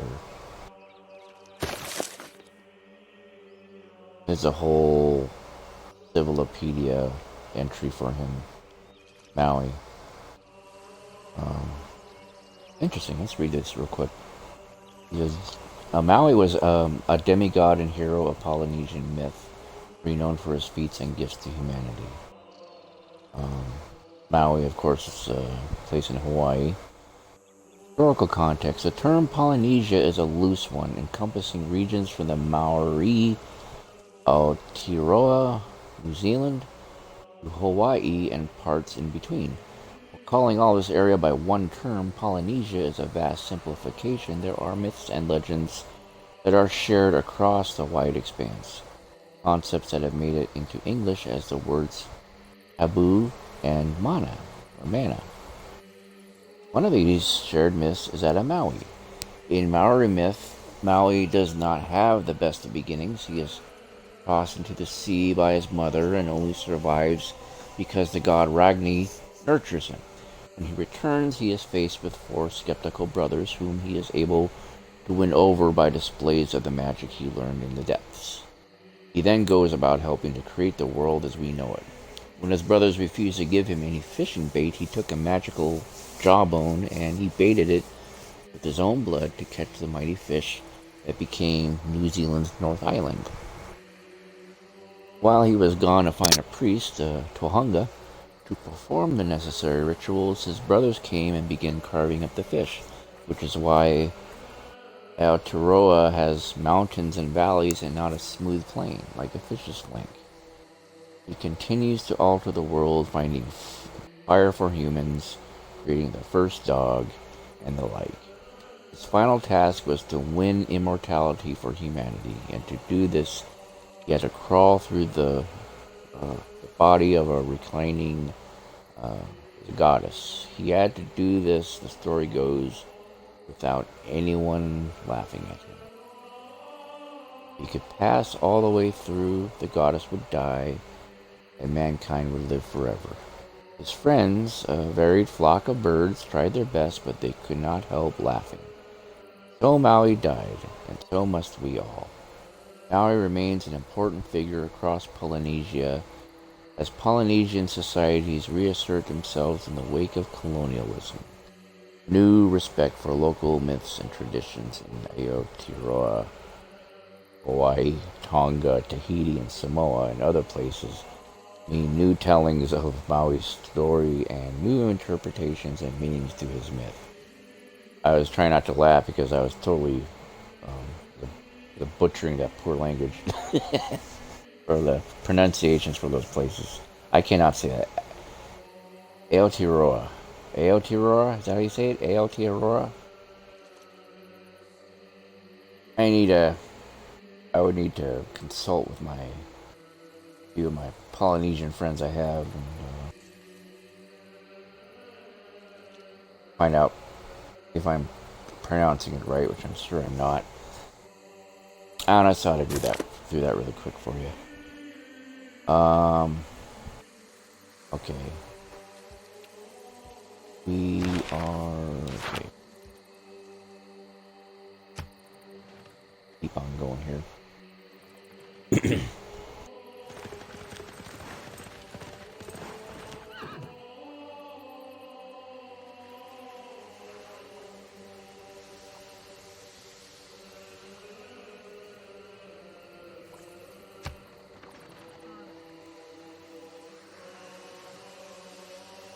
Here.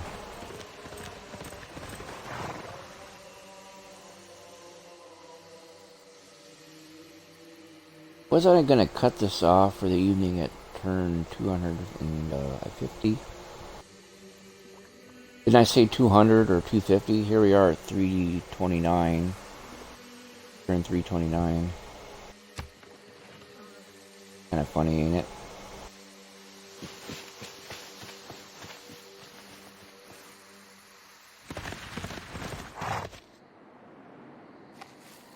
Some of the improvements I wanted to make,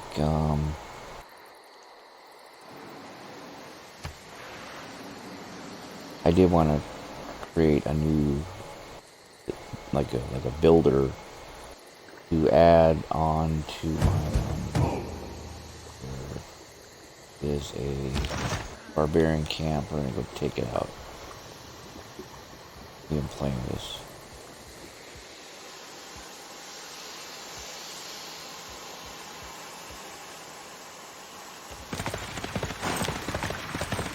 Gotta nip that problem in the bud.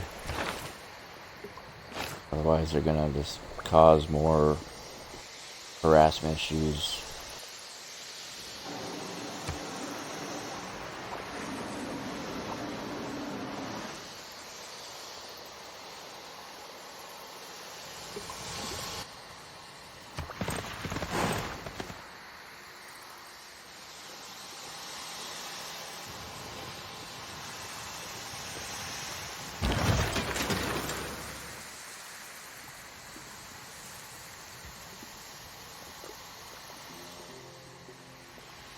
Another one?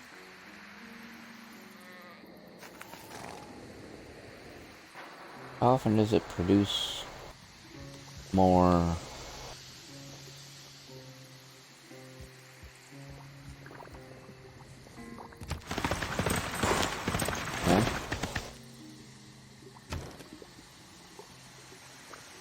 I guess every improvement I make in the Hippodrome creates a new heavy chariot. I didn't know that. Create a new builder here.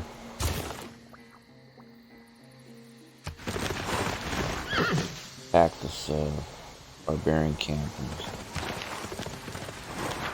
get him.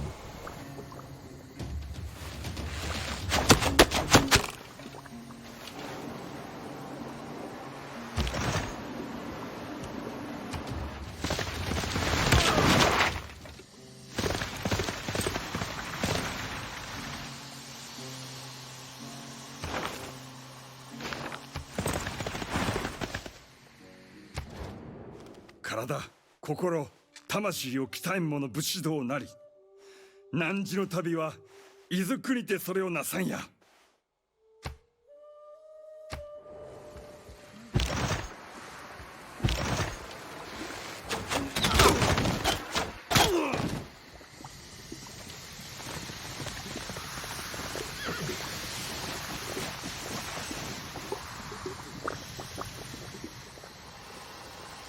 I like how the all the tribes or whatever they gang up on the barbarians.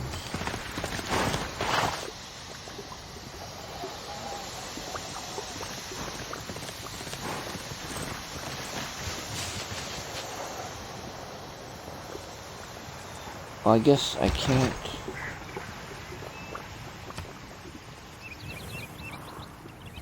There you go.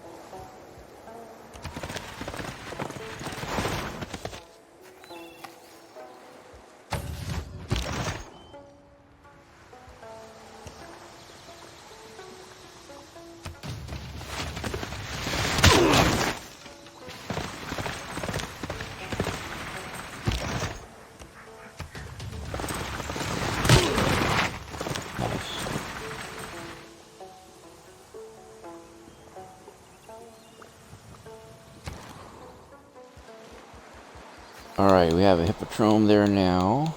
What do I want to do? Fucking builds an oracle.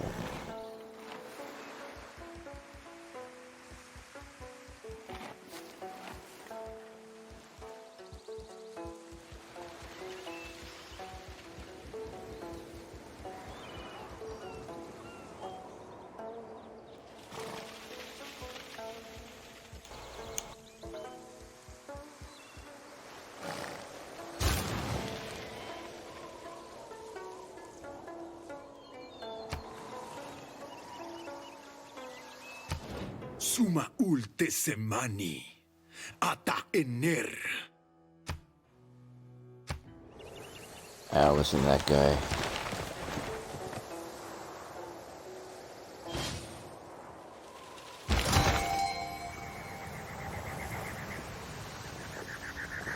Great merchant Marcus Licinius Crassus. We want. He's a great person. We want to recruit him. Great merchant is sharing ideas and how we can get the edge on our economic competitors. Progress towards mercantilism has advanced considerably.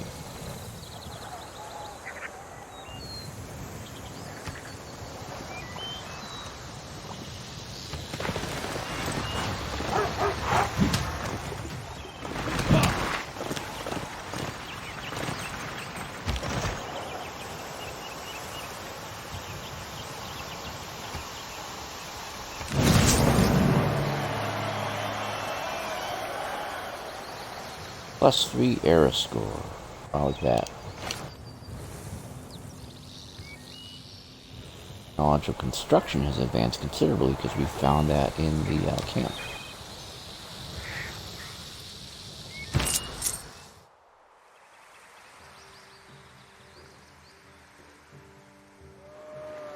What do I do here?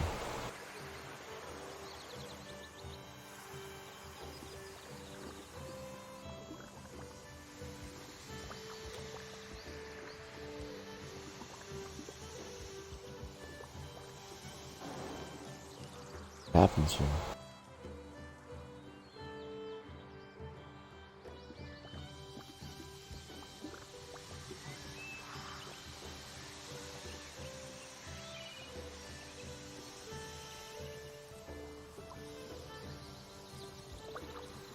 Okay.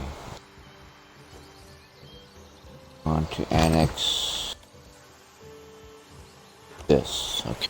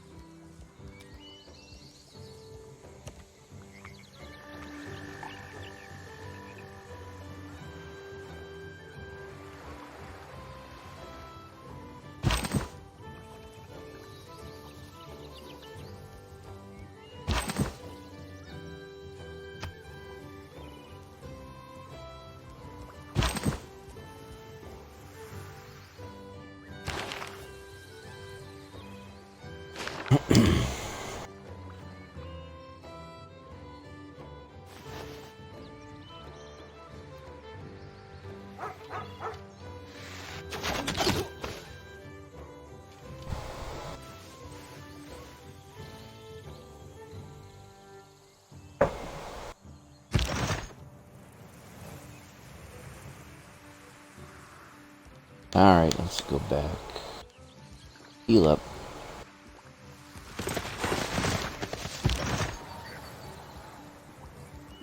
Back. Heal up.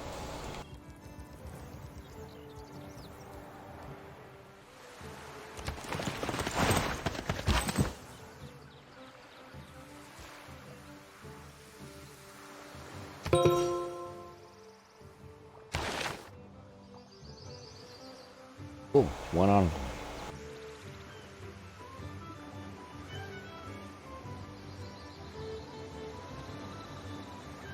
Nice.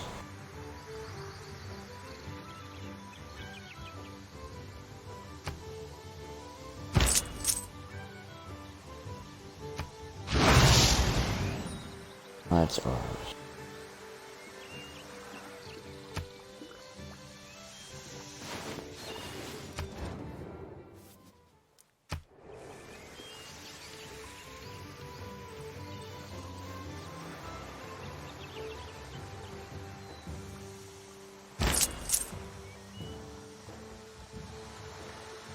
How many times can I do this? Oh, one more build. Oh no, 2 more actions. Okay.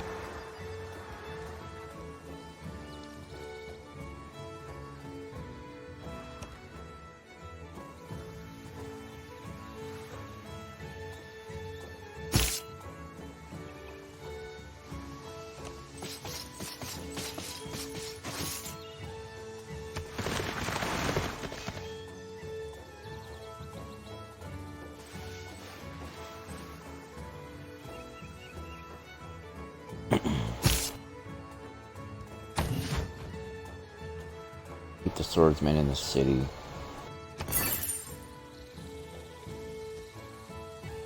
One envoy.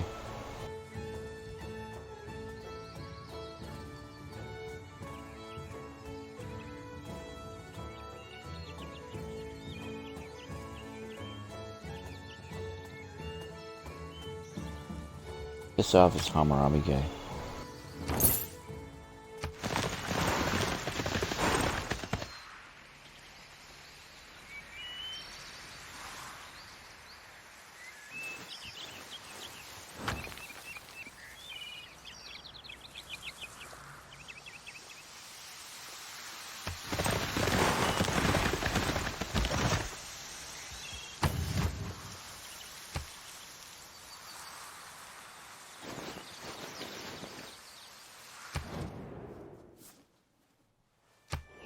Can't seem to make up her mind. Do I have a crappy military or a good one?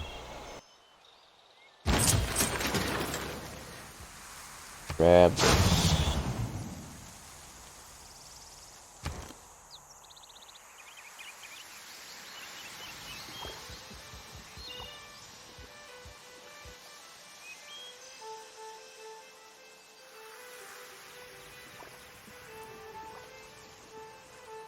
+8 loyalty per turn to the city and an increase of +1 to the adjacency bonuses being earned by any adjacent district.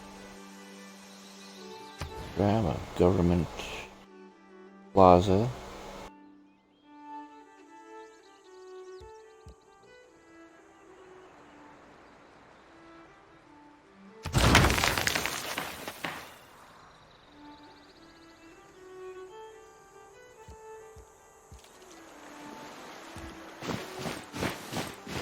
Industry is cotton. Make a cotton industry here. Grab those two.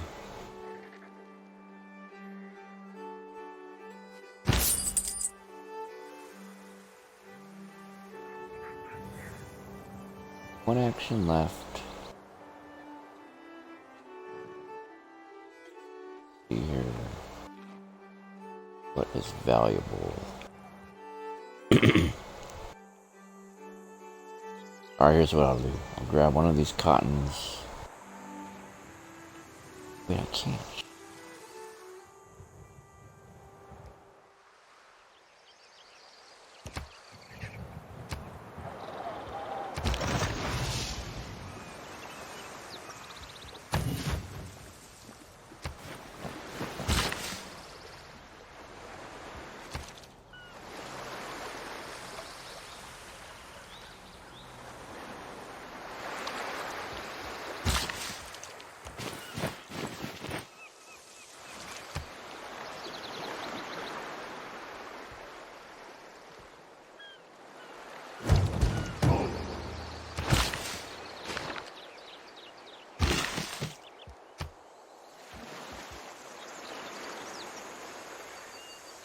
Oh shoot, is that a bummer?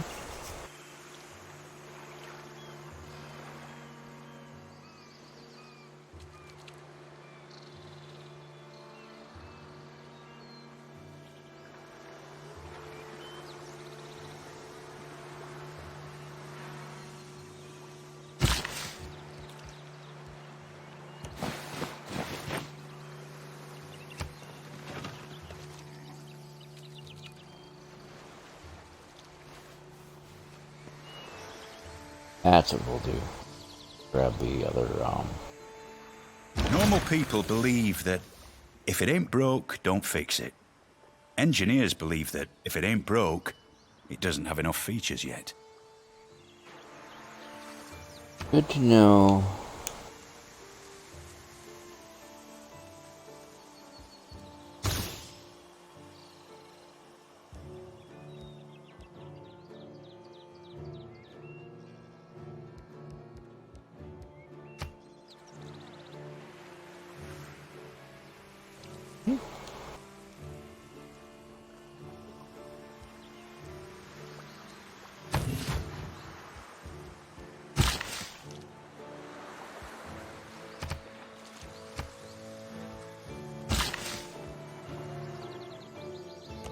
Pasture there.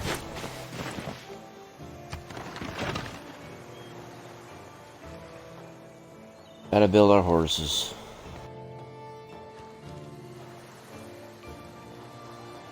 Build our army.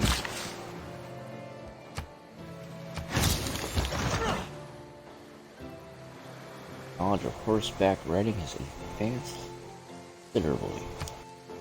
Come on.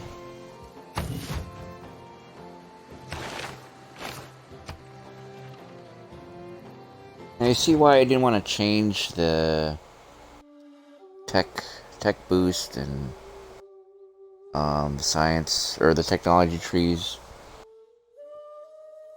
I want to leave them the way they were when I was first starting the game because I don't know, I just like the tech trees to evolve. naturally, I guess. Or make it feel like it's more natural than just being randomized.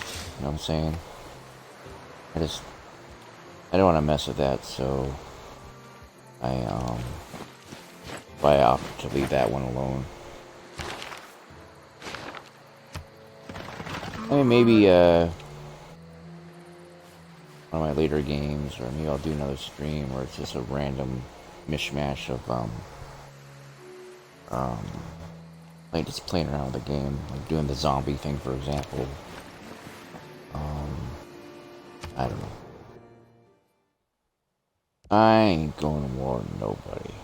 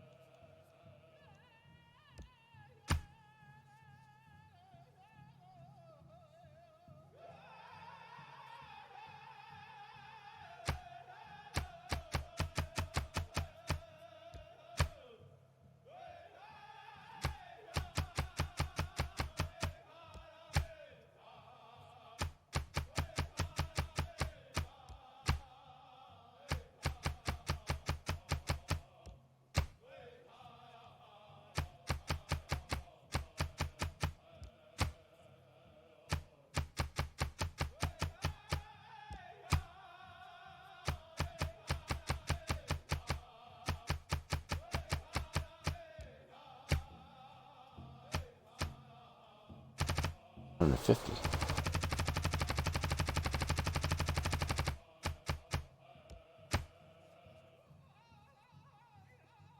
That's a lot of gold.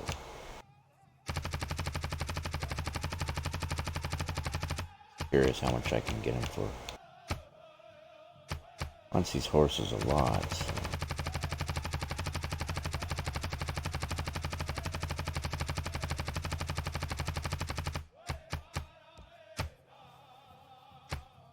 Okay, 250.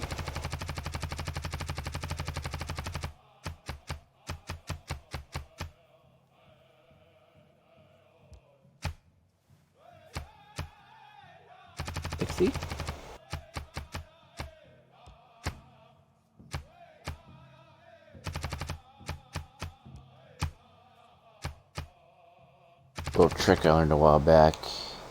You can actually manipulate this. Alright, so he won't go above.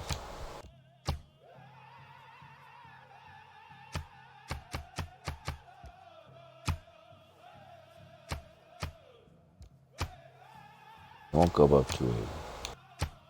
Right. Watch what I just did there. Okay.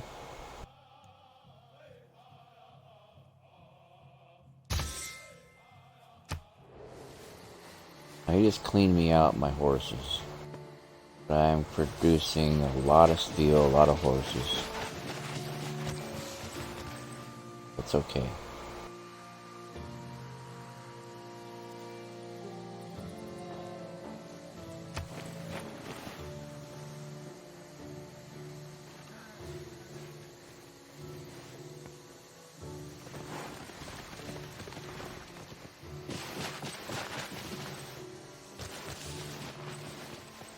And we're going to keep producing horses and iron for quite a while here.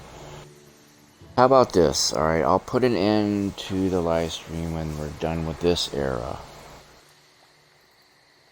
I don't think I'll be hitting the golden age here, not in 9 turns. But we'll see here.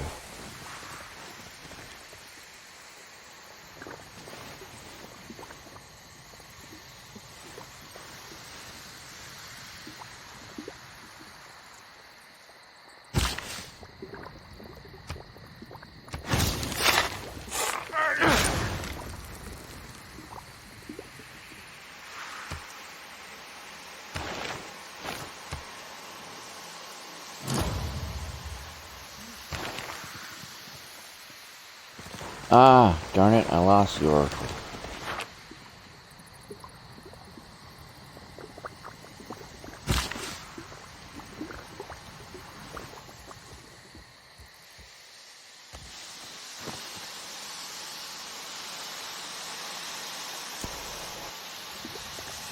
That is a bummer, but oh well. What can you do? Was I trying to build the oracle? I think I was. So.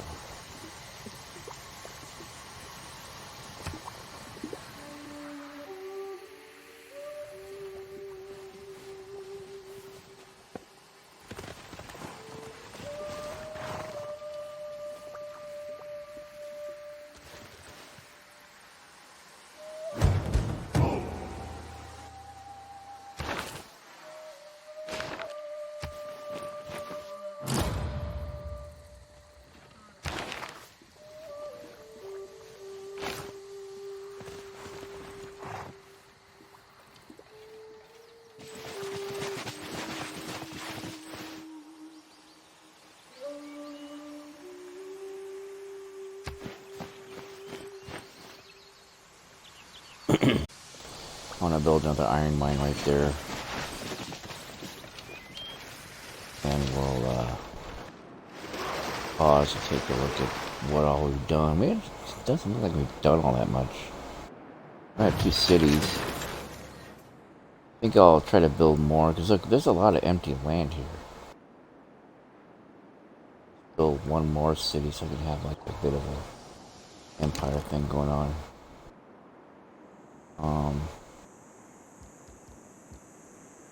Government Plaza.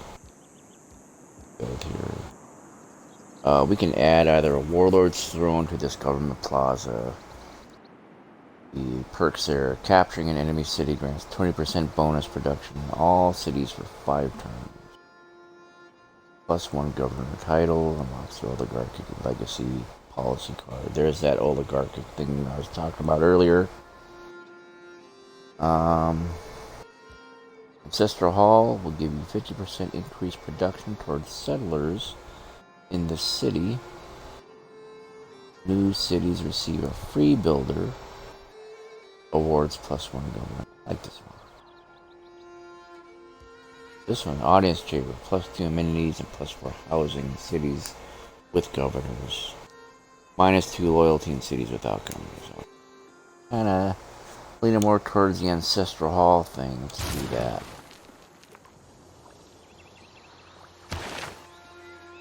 You have a governor. Let's create a new governor. Shall we?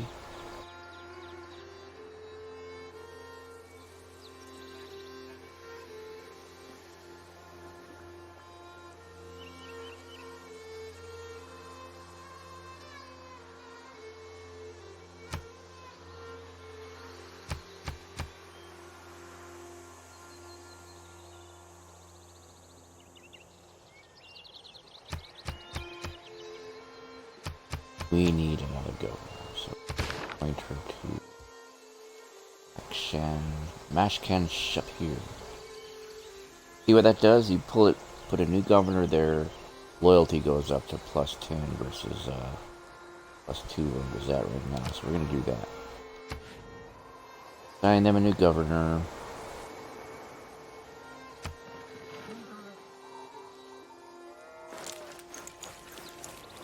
We can build a harbor district right there.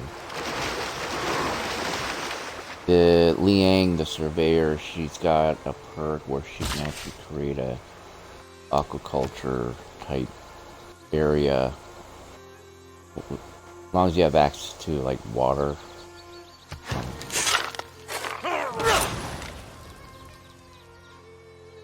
can actually do that.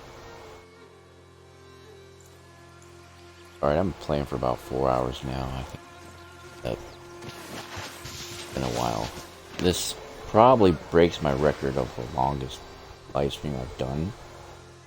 Time just flew by. I started this no about hour what, of before life 10? is wasted that is spent in the saddle. Well, we've gone almost like 400 turns here. We're going to quit when this era is over. Start with we're gonna research construction. Do it. I've done that a long time ago, but I had kind of a rough start with this civilization here.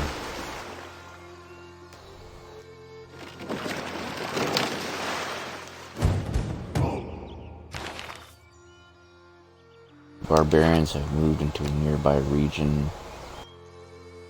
Ah, too bad I was short. I wanted to get the Golden Age. Show you guys what that's like. Golden Ages are cool. You can really get far with that, so.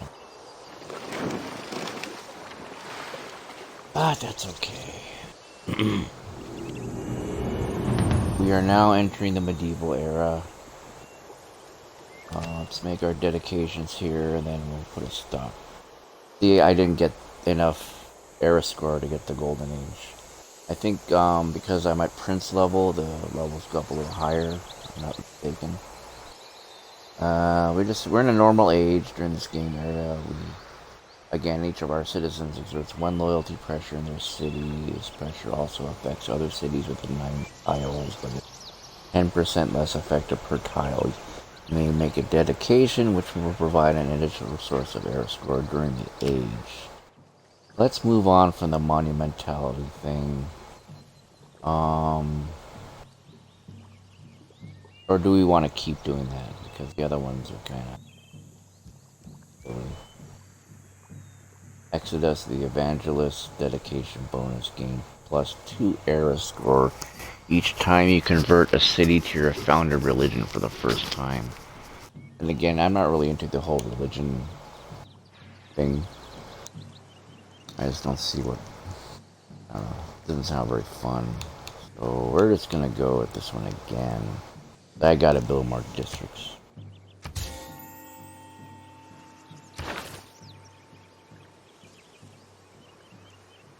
In a catapult. First barbarian outpost within 5 tiles. Trigger a Eureka for shipbuilding. Great general. Bring a swordsman. Alright, we are going to stop right here, right now. Been a great 4 hours. That was fun. Definitely breaks a record. 4 hours is half a workday, folks. We are going to save early again. Save often again. Let's save it here. Last time I saved was almost a couple hours ago, so we're done here. But yeah, hey.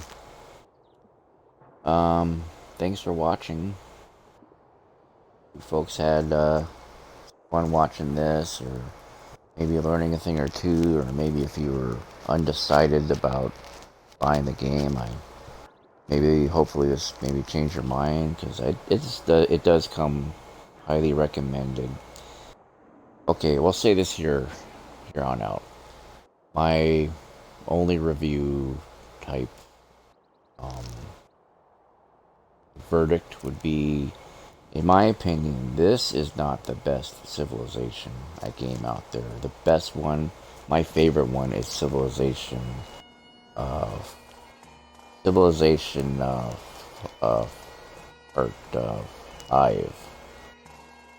And the reason I picked Civ 5 is because visually it looks the most like Civilization 3, or it resembles Civilization 3 the most in terms of how it looks.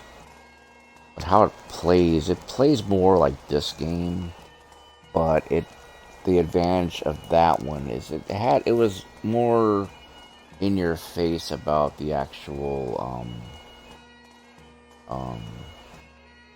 it didn't really focus too much on religion like the previous Civilization games.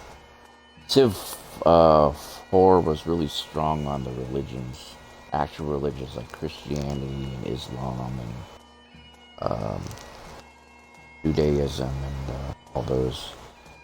Civ 5 went into some weird concept called piety, which instead of religions, you had different types of piety, like how you practiced your faith for your civilization and all that. It was kind of cool because it broke them up into different categories, and you had these little subcategories within each one. But I don't know, it was kind of awkward. A lot of folks complained about it back in 2010. But Civ 5 was also the one that kind of revolutionized the whole combat thing, where it created where you couldn't have the same units occupying a single hex tile or whatever on the map. They had to be like two separate tiles, which again kind of pissed off some people when it first came out because they thought it was too awkward. That was from the crowd that loved to they would stack all their units like they did in Civ 4, and you have like one gigantic army occupying a single tile, where you had like 12 war elephants, for example, or 12 different armies on one tile, which was kind of it's kind of cheap, but it worked. Civ 5 kind of got rid of that. They force you to have one unit per tile. So if you're trying to attack a city or something, you had to have a bunch of units surrounding the city. You couldn't just have them all on one tile, which created more strategy for the game, which I thought was kind of cool because you could put your ranged units like behind your melee units, and you can literally shoot arrows over their heads at the target in front of them. Or like a catapult could do that too, and it's pretty neat. And that was like, but to me the really true saving grace for that game was I loved how you didn't have your like the builders like you do in this game. You had workers, and workers, you could work them indefinitely. They could build improvements, build roads, they could repair things, and you wouldn't use up all their building points or whatever. They could keep on working indefinitely, which I thought was a great plus. Something that Civ 3 had, Civ 2 had it, Civ 3 had it, Civ 4 had it. Civ 5 was the last game to have it. This game was the one where they got rid of the infinite worker, and they gave them like they changed the name to was it builders in this game, and then they gave them limits to how often they could build. They like this one has like a limit of 3 or 4 builds or something like that, whereas in Civ 5 workers had indefinite build. They can just keep on going and building till they got killed or something or captured. So yeah, Civ 5. If you can find that one with all the DLC included, I highly recommend picking that one up. Because, a few years ago,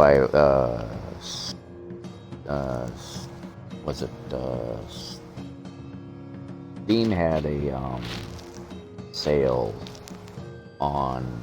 It was one of those Christmas sales, and it was like $120 in the game and the DLC value. It was on sale for like $12. I was like, I could not pass it up.